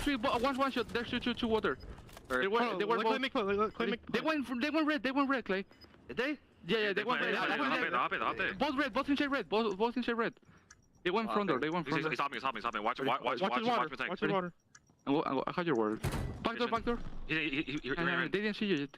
Nice! Let's go, Clay! Yes, sir. Look at the route that Shotzi's taking, shutting down the entire. Oh my gosh! Yeah, look at Ant on the minimap. Depending Guy's on what an the absolute timing butt of this cheeks. looks like, Mac gonna go for the waiting for the elevator. He's patient. We've got 3 different floors worth of areas to explore. Your Shotzi, and now the time starts to tick against Optic's defense. And I don't know if Sib got a sound cue to potentially someone's coming in the elevator. I guess not. Here he comes. Shotzi on the pinch. He gets that someone's playing towards top window, and unfortunately, Sib, you just were not ready. Run. I'll get bomb checks. I'll go top and get bomb checks. Hold pinch. Make sure someone gets bomb checks. I'll get bomb checks. He can go third. He's telling you. Back him up. Not weak. I'm upset. He said, should be sent. He said something. What was that?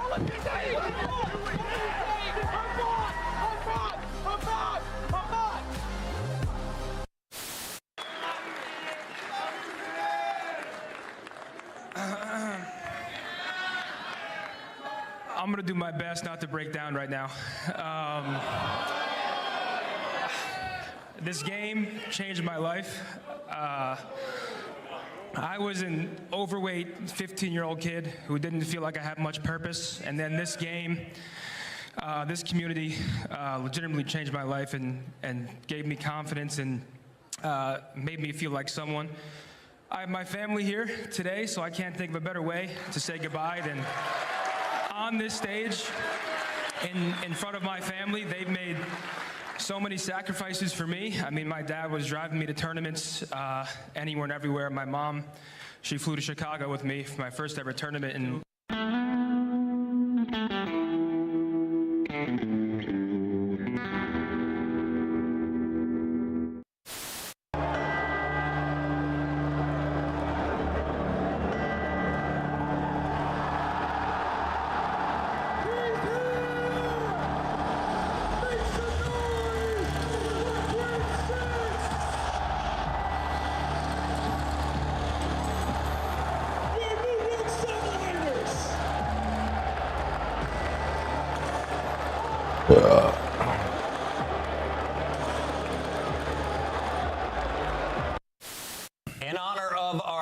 Father's Day, we're going to have a friendly competition amongst the dads on this show. How many dad jokes can we fit in? Well, I have the opportunity to go first. So, Allie, let's take the lead right now. Why can't bikes stand up on their own? Why? Because they're too tired. Got her! All right, let's keep this moving, Nameless, because we got a lot to talk about. Starting here with the standings. What do you want to say to the fans out there that's been supporting you guys? Fuck Optic, fuck the Greenwell. Vamos! And that's going to do it for me and Vico here on the stage. Down to 3 for either side. This is going to be it. Last ditch attempt. Flying on the point. Jonas Eves gets his. But 3 seconds to go. You've got to get on the zone, lad. Fresh mag. Send it. Wins it. Oh my God. It's a 2v1. Diamond Con. Can you do it? The boys are on the capture. It's now a 1v1. What a round of control. Diamond Con, if you win this. God damn, what a round. There's this. I'm on top. He's got to be backside. Dead. Nice. Maybe backside side. Try side. Nice. Come on. Get up. Hey, we got a challenge, bro. You go. Let's go. Holy shit. Boys, go clutch up there. Boys. Oh. My fault.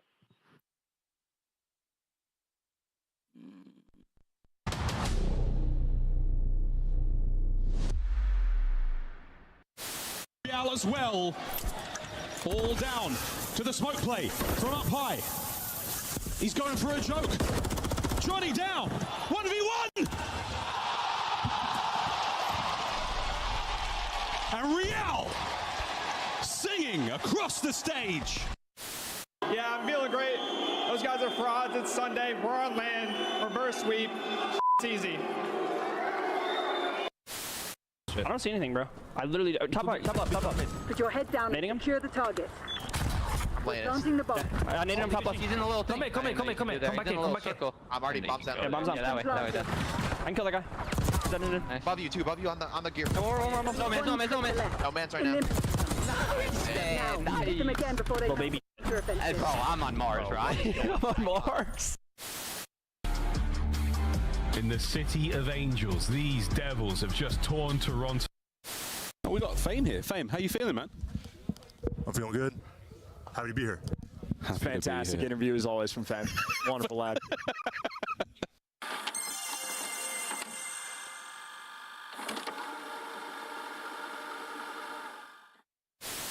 Nice, I'm in the game. Yo, CDL 2024. Yo, this is fire. Oh. This fire, yo, Pete. Hold up. CDL champ and the shit. Come on, huh? That shit clean, bro. This shit kind of clean. Yeah. Yo, that's aura, bro. Come on, now. What do you think of my shirt today? It is a choice. It's a choice. Listen, guys, I put this shirt on. I felt pretty sexy, to be honest. Yeah, I looked in the mirror and thought, God damn. And then I got into the green room and everyone said, your shirt's too tight, you look like an idiot. And I was it's just a little too small, but it works. One clean break, one set of kills there. Afro sneaks in and steals the victory. Time, man. Like when you have the Slayers, when you have the talent there, it's all about putting it together. Vickle now. Last one up. He's got a trophy though, right? He threw a trophy out. Might do it. He threw a trophy out. I think this might be Still too there? slow. He's still there. He got it. Oh, he does get it. Yeah, it was too slow. He gets it. He just hops it right away. Nobody checks the bomb.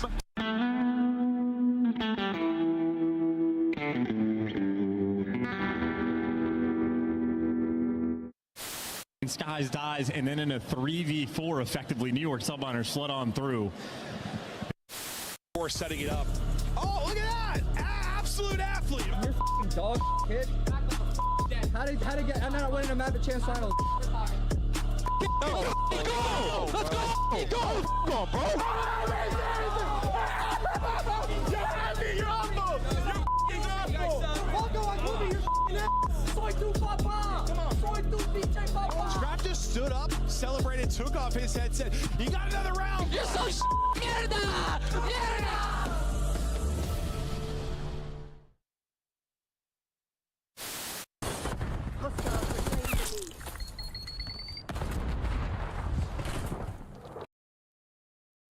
He gets one! 2v1. That's a decent 1-for-1 trade. Insight, right back over, looking for a little bit of help from Scrap. 2v3, selling the cross, dealt with by Scrap. Sip also seen on the cross. 22 seconds.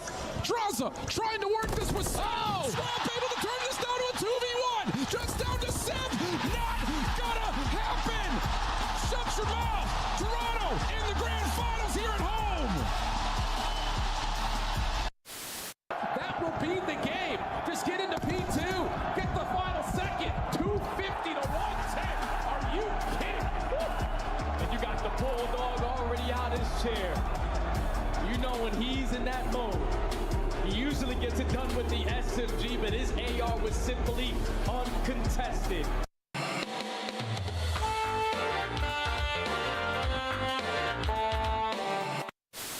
There's more than just the game on the line. It's like, you know, a lot more bragging rights. I think the very first map is the most important map. If you go down that first map to Optic, chances are you're not going to win the series. I think they have like an over 90% win rate after they win the first map, so it just really comes down to that first map, I think. When you go up 2-0, it's really hard to come back, and we're really good at seal and deal and just closing the... We've been practicing pretty hard and, you know, watching a lot of film and stuff like that, so I'm just fully confident we're going to walk away with the W. Yeah, least all out time for your teammates to work this pitch because you know what Hydra is capable of. Finds that kill onto Insight. Skies across the map, finds the second. Now Sid left in the 1v2 on this side of the map. He finds the first 1v3. Off the reload! Oh my goodness! One was fine. Two was a goddamn miracle. Billy, lie. But what the hell? What the hell is that? Wait, that guy's bowling. Wait, he's watching bowling. Look, look. You see, he's watching bowling. Yeah, what the fuck? I gotta throw, bro. Wait, is he trolling? Wait, is he trolling? Wait, he has to be trolling. Wait, is he trolling? He's gotta be trolling, right? Wait, he's gotta be trolling, right? That's not right. That's an Easter egg from the CDL. I set up. Come on the stairs, Nice. I'm looking you. Could be outer. Outer. Nice. 3v1. See, I know. Nice, baby. Oh my god. I mean, I'm trying to scam it. They won't even kill me. Can't win it on the point. Scrap and the boys get it done. Back on the f***ing desk, Clay. Back on the f***ing desk. You're f***ing dog shit, kid. How did...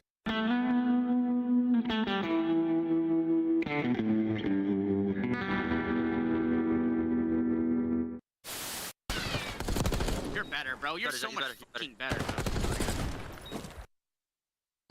You're good. You're good. You're good. You're good. You're good.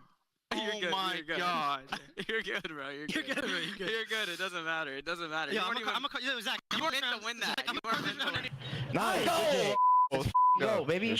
Good job, man. I couldn't stretch it. Let's go. Good job. You needed that.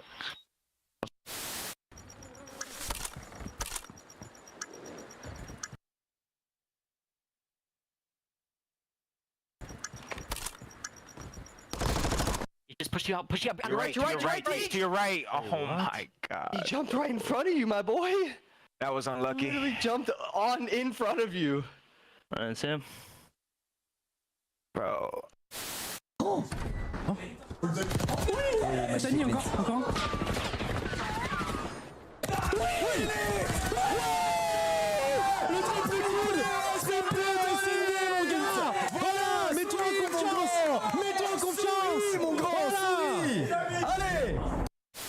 Can you act out the coolest kill you've had so far in Black Ops 6? Act out? Yeah, show me with your hands. What did you do? I can't show you the hands, but I can show you the Omni movement. There we go. All right, let's check it out. The chair's gonna... Yep. Okay. Oh! Hit him with the side strafe. Is it gonna come back? Ghosty doing his best to do it. Oh, here we go. 3 are going to drop. A chance to go. One person is Rods that's got to go clutch. From the position we saw Crimp do it, he doesn't do it. Ghosty able to put him down. They get on the point. Everybody's up. That's not going to hit. Second bit of progress done. They got to surge on forward. A BZ with 1. Can't get through. Oh, and Sim connect. But you win it if you're Crimp. Of course it's Crimp. Time and time again, he wins his 101.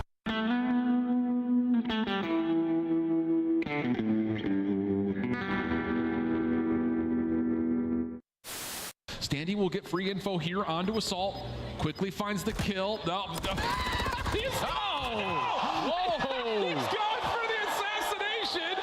Didn't hold the button down long enough. And Assault says not so fast. Let me tell you right now, these guys play every day. You should know you cannot assassinate someone when they are a little bit taller than you on the map. And unfortunately, the 1v down doesn't work, but you know them hands from Assault. They are definitely warm. 2 punches right to the chest to take down Standy.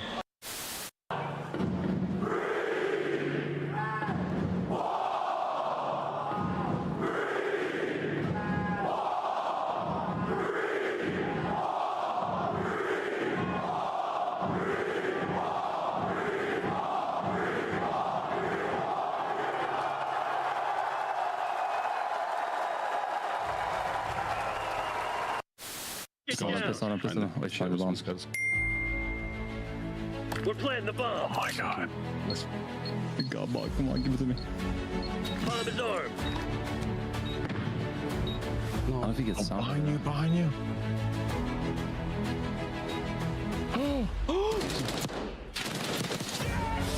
Yes!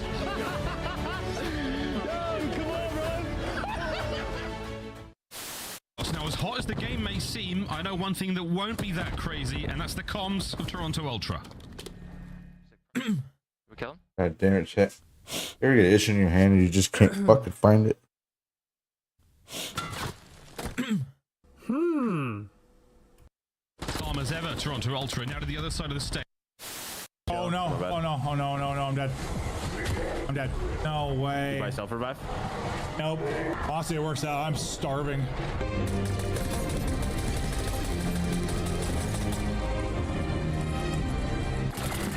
Marissa calls these my old man ship.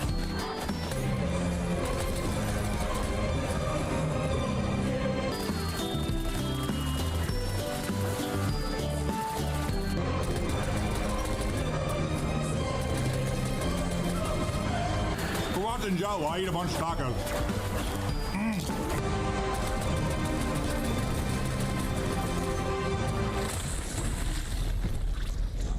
Did you win? How do I have the same amount of eliminations as you? Yeah, that's some horseshit there. There's no way that's true.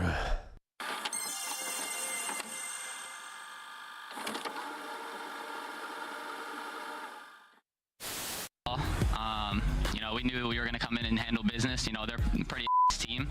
I don't know what all the hype is about around this match. I mean, look at the scores. I did. Might. Oh, the whole team might. I think they are. They're going to get a quick bit of a workout in. Come on, Vico, get up there, son. They're going to get a workout in here in round two. There we go, team. Up we go. Oh, Vico, for God's sake, he's choking on main. What do you think of my shirt today?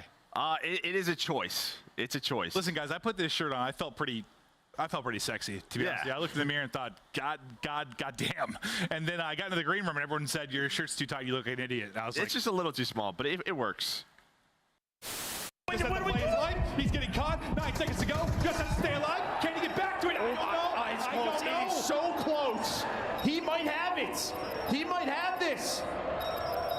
Oh, with .1, Scrap gets it done. To make the play. It's been all about him all tournament long. It can come down to a 1v1. Oh, he's not.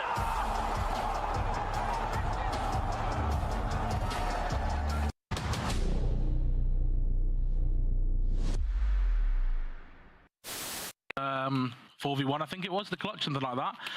And we were just, you know, playing the round out. And I hear, oh, cat, you know, he's pushing at him, thinking, oh, he's dead, okay, so let's play it nice. And then I just hear a roar behind me, an absolute roar. And then he's like, watch it. And then... Welcome back, ladies and gentlemen. It's time to get into Game 5. The wait is over. Nearly hit with the Lion King, but I didn't want to get sued. But you know what, though? Boston Breach up by 2. Yeah, and Kemi is 5-0. It is a weird one. There's a lot of ice in BattleNet. I mean, look, we're doing what we can. Just like Atlanta FaZe, trying to work on this comeback. Purge feels the pressure, has the help, though, and Kemi 6-0 already in this game. Hasn't skipped a beat. What a demon, man. What a demon. FYI, I cracked a beer, so let's get it, Chance. Honest to God, let's just do this. Simp's got bombs still over towards the A. bomb site. Purge with a lovely bit of coverage there. A lot of glass being broken again. That's just intel for Cammy to keep getting kills. He's disgusted. Oh, Lord. No, God, that took forever. He doesn't have a cruise missile, and, well, he wasn't getting anyway because Selim shut him down. Yeah, I mean, Selim's got really lucky, even being able to land that final bullet, because Cammy is disgusting. 3v2, though, with Boston. Still with a man advantage, but they've conceded a decent amount of the bomb site. They're going to go for the old Raparuski up through steps. In a moment, FaZe might all be dead. They're playing for A as well, or at least Selim is. The bomb might be high-tailing over towards B. No one's really turned for Boston for this, but with the man advantage there in good position, Selim hears everything. That is unbelievable. Yep. That's disgusting. That is, yeah, that's the great equalizer. 10 seconds, though, on this plant, and he's going to get it down. Not a huge amount of presence here from Boston. And that's good tags from Awakening, but you've separated FaZe at the very least. I just turned my volume up in case that's like a me thing, but that's insanity. Selim is tagged up and hunted down, so you got a 2v1 and BZ here for the clutch. First Blood Machine, can he clutch? He's got time. Backs on up. Breach are going to play this Titan together. Purge and Awakening. Here we go. 20 seconds. Check it all, boys. Oh my God, no way, Abe, no way! Can he get it? He does. Can he get away with his life? No, and there's enough time for it. Purge stays close enough. What a round. 3-0 Breach. That would have been a crazy round if you got it. Just there, laying just behind the door and perfectly played. So the idea from Abizi was there, but ultimately Boston handle the round. Selim might make the odds interesting, but Cammy quite literally set you up for it. I mean, that was a 2 versus 4 attempt on the clutch. But Boston, icy in these moments, right? They are 3-0 up right now. 3-0. Are you turning the pasta? Is that what you're doing? You run to the kitchen to turn off a stove? I bet you are. It's my duo right there. Breach, though, having a good time in this red card in this extended edition of this Game 5. Boston with an opportunity now to just keep this ball rolling because they have got a hot hand indeed, folks. Snoopy now with bomb. Another 3-1 split from Boston. It has been the go-to here on red card, and it's worked out, obviously, because of the scoreline. Cell, I think, might have gotten eyes on too right off the rib, so they're just going to go for a quick reposition, sliding through the middle of the map. I would imagine Abizi could hear that from over towards Ticket, but Purge fries him for the first blood. Cell's in trouble as well. Oh, wait, no, Sim's down. Over to Abe. He picks up the flank. Eyes on Snoop. Good shots. Not enough for the actual kill, though. Draza does what he can to keep his teammates in it. Purge has got a corner. Oh, dear. The balloons pop. Over Purge as that one is done. And Abe now. Oh, my goodness. What a round. Wait. Finish the kill. Cammy is the last man there, and FaZe finally stop the bleeding. Finally get on the board. Yeah, and clutch a 2v4. That is absurd. That is, I mean, picture-perfect gameplay coming in from Abizi. Draza also delivers in these moments as well, but doesn't get any better than that. Abizi gets the tags on the guy through Ticket, gives that comm towards Draza, then wraps back, catches a free Purge, but even just that final decision to, like, not overcommit to the gunfight, draw that player out into the crossfire. I mean, that is dialed in. Every single decision right there could not have been better in a 2v4 just to stop the bleeding. Atlanta FaZe finally get something going. We'll see if they can keep the stride. A 2-2 split on defense and a 3-stack over towards A for FaZe. I mean, nearly an entire hour it took to FaZe to get around on the board in this S&D, so that's very impressive nonetheless. Abizi, wow, first blood monster. The trade, is he good for 2? The hunt is on, and he's been tagged in the back. And wait, Selim, he continues the pressure now. Selim continues the pressure. Can Cammy find this? 1v3 with one on the round to his own. He has been spotted out, and Sim knows better than just to let him take the chow. 2 rounds in a row for FaZe. And I don't know if like an invisibility cloak was used or if active camo got popped in that moment, but the fact that Abizi is able to walk up there, not get spotted by the guy on hedges, and get a first blood like that is absurd. Atlanta FaZe, though, 2 back-to-back absurd rounds as well. If they're able to find these first bloods, I'm feeling very confident about their chances, unless Cammy is the last alive. Never know. Well, FaZe have finally found the special sauce here on red card.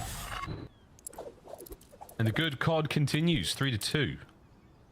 Breach sitting there on the halfway mark. Will this be the round to push them just that little bit further? It would have certainly helped Cammy's RCXD, you never know.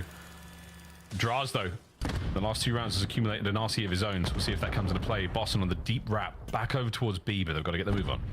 I mean, same strat, and Atlanta FaZe is reading it in the exact same way as well. Purge found the first blood, but Boston are sort of playing with the idea, not going for the full commitment. They're really trying to catch a player here from Atlanta, see if Abizi gets over aggressive, but Atlanta FaZe are posted up, and Selim actually manages to find the first blood. That is cross map for that gunfight, and FaZe have been fine when they get the first bloods.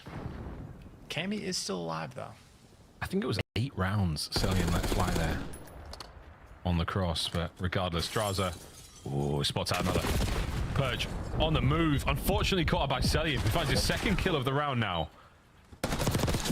The old self-trade, no, not going to be there. Abizi's on the defuse immediately. Cammy keeps the play going, and it's Simp last minute save. Good work from FaZe. They get the equalizer here in this super duper long game 5.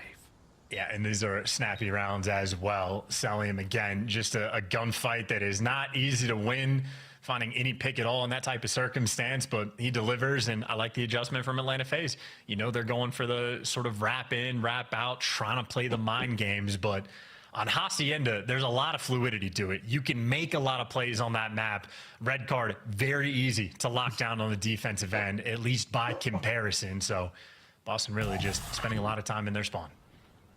A little bit of confidence is sort of falling out of the Boston bench, boys. They need to tighten that one up. They've looked so strong in the build-up to that last equalizing round, but here we go again. Back at it with the first bloods. If it wasn't going to be Simp, it was going to be Abizi now. Snoopy has been eradicated from play. And look at this. This is going to be an A call for sure. They're leaving Abizi over towards B site, and he's shooting his gun. He's just keeping up the pressure, and that is purely a distraction. You just have Awakening in depths here to watch this push, and maybe Purge wrapping over slowly through the middle of the map, but way too slow. Bomb is down for free. And if Simp gets out with his life, it's huge. Oh, he's playing it slow. The old underbomb check. Spots Satoshi out. Oh, it's Purge. The second man. It's Awakening. And a win from the Phenom. Unbelievable. FaZe take the lead.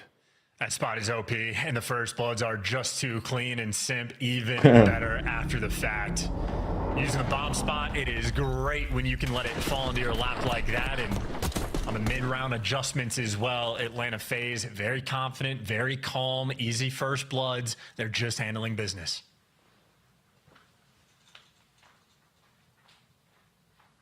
Oh, and there was a rapid exchange there from Cell. He's just called the entire play. He's called the first 40 seconds of the round there. Boston, what have you got, lads? Down around. Snoop's bomb. And Cammy this time going off on his own towards the B side of the map. RC buzzing in the distance. Here it comes. And it's Cell. Look at the intel he's got there. The nade fall's just shy, so it's not going to take care of the RC car. No one on the steps either, so he's got so much intel on this side of the map all alone. Yeah, last time he drove a car on this map, he team killed as well. But his driver's license has not been revoked. And this is a ton of nades expended over towards A as well. Not a lot of intel. They were just sort of hoping and pray or see if they could catch something. But the RC is done. And Boston now taking space. Right there from Draz lying back and wait, making sure his teammate is safe. Spied out. Well, he saw him on the hop as well. So now Selim knows the play is going. And this time he's got the nade to work with. So Purge is going to eat this. Bang. Has to get out. Egress from the archway. Abizi now on a big flank. Big flank from Abe. Snoopy somehow manages to save it. 3v3 with the bomb planted now. Here we go. Sim back at it. Oh, but this time Purge wins the forklift battle. Mid-map Cammy. Boston equalize. Yeah, how about that from Snoopy as well? That is phenomenal timing to come out from underneath the stage.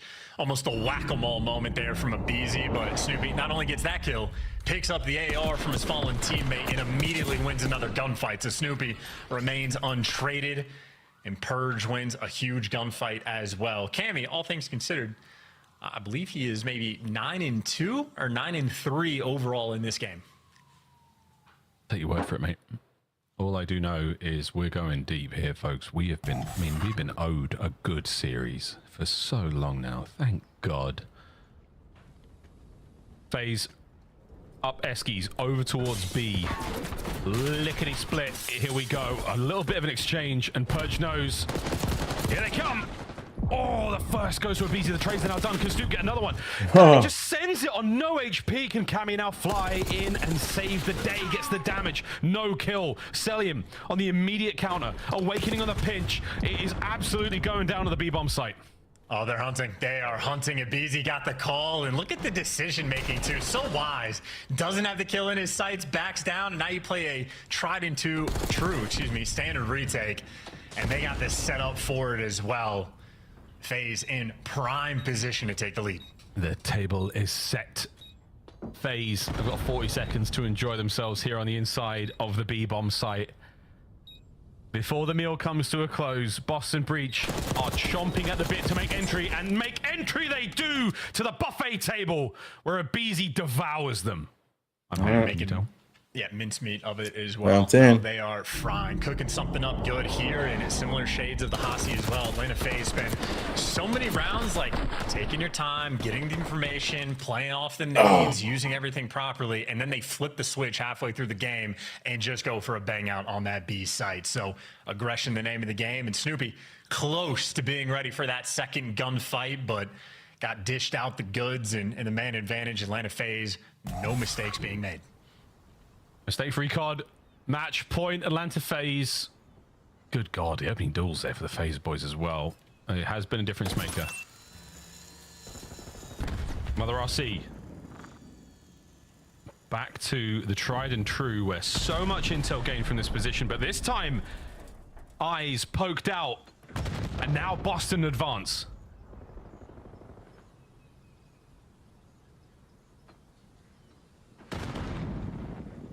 That angle is crazy. I wonder if you go prone, if you could check it from Purge. I think Purge can actually see him. He can actually see his player model through the grate, but he can't see him. No! Dear God, Draz traded immediately. Towards the A-bomb site we go, but here comes Sim. Heavy pockets now emptied. The frag grenade, will it meet? No, it doesn't land. Awakening now with a little bit of a love tap. Celium on the back hedges, backing him up. Reinforcements now moving in. FaZe are worried about the plant, but they're worried about the pinch. Sim takes care of one problem. 30 to go. And there's no trades rolling through, and they haven't even gotten the bomb down. And they had a 3v2 around the site, and now they have the man disadvantage, and they are tweaking. Wait, Snoopy! No, 1v1! Less than 20 seconds to go. And Abizi, what will he do now? It's the young gun who's just sent it into the middle of the map, and Abizi, the 10 seconds on the clock, lines him up, guns him, done! Atlanta FaZe in a 1v1, an emphatic Abizi. The weight of the world off his shoulders finally. Get your shoes on, mate. Somebody get ready for that post-match interview. This long series is over, and FaZe get it done in 5.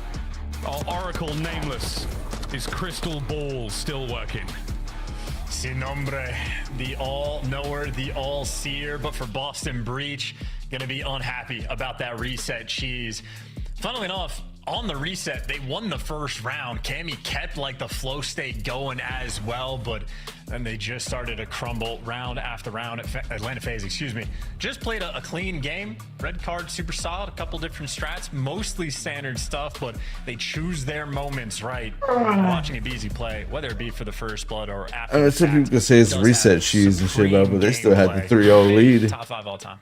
6 first bloods in a row. They're just going to close out the other 2 rounds. Round out of that. So the opening duels being one the other 3 essential rounds there for FaZe success. Cheers, boys. Drink to that one. Jeej. Unbelievable. A crazy search and destroy by all accounts. Unfortunately, it did have to go the ultimate distance. Not necessarily in the round count, but in the time, of course, because Battle.net was down. But a fitting end to a brilliant series. And again, I think for Boston, unfortunately missing out on the 10 points, but they have to hold their heads high. You've got 2 massive map wins against FaZe. You've got some great reps against one of the top teams in the game, Chance. I don't think they can be too disappointed with this unusual outcome. Yeah, and their battle against Miami Heretics on the 15th is going to be a fun one indeed. Might be the decider for winner's bracket or loser's bracket, but it does depend on how Heretics next series plays. Take it away, Des. Let's get the hell out of here. Thank you, gentlemen. Good job, guys. Way to start the game, casters. All right, let's break down the final search and destroy. And Abizi, is this his best week of Call of Duty that we've seen in Black Ops 6? Ooh, I mean, he's had some good weeks. He captured 2 Minnesota players yesterday. he's had some really good moments. Ace tonight. I mean, he starts this too, because you're up 3-0 if you're Boston. It starts that 2v4 with him and Drop. Yeah. We were watching the green room, and they pull it off, and you're right here. Oh, this is what propels them. This moment is what gets them back in it. They pull off the 2v4, and from that moment forward, Abizi starts to take over. He ends up on 6 or 7 straight to close out the game. One of the best, if not the best, search and destroy players of all time. If you're Boston, you got to put the foot on the neck there, right, and stop giving them opportunities. Because in that round, you had like B control, and you had numbers in a situation. They all tried to run out, right, and like take their side. And you know, if you don't like have a general idea of like where they're playing, like maybe don't do that. Let's just take the bomb plant and play our trades. And what happens is they give them that 2v4, and from then they keep taking like risk alone without their teammates. Snoopy sprints out one round all the way through B, ends up getting first blood, and FaZe's like, okay, we'll just go A and plant the bomb. They win from there. So like when you let FaZe crawl back into it, and as they start to get deeper into the game, they're going to adapt, and you're going to get exposed. And that's kind of what we saw throughout this one, man.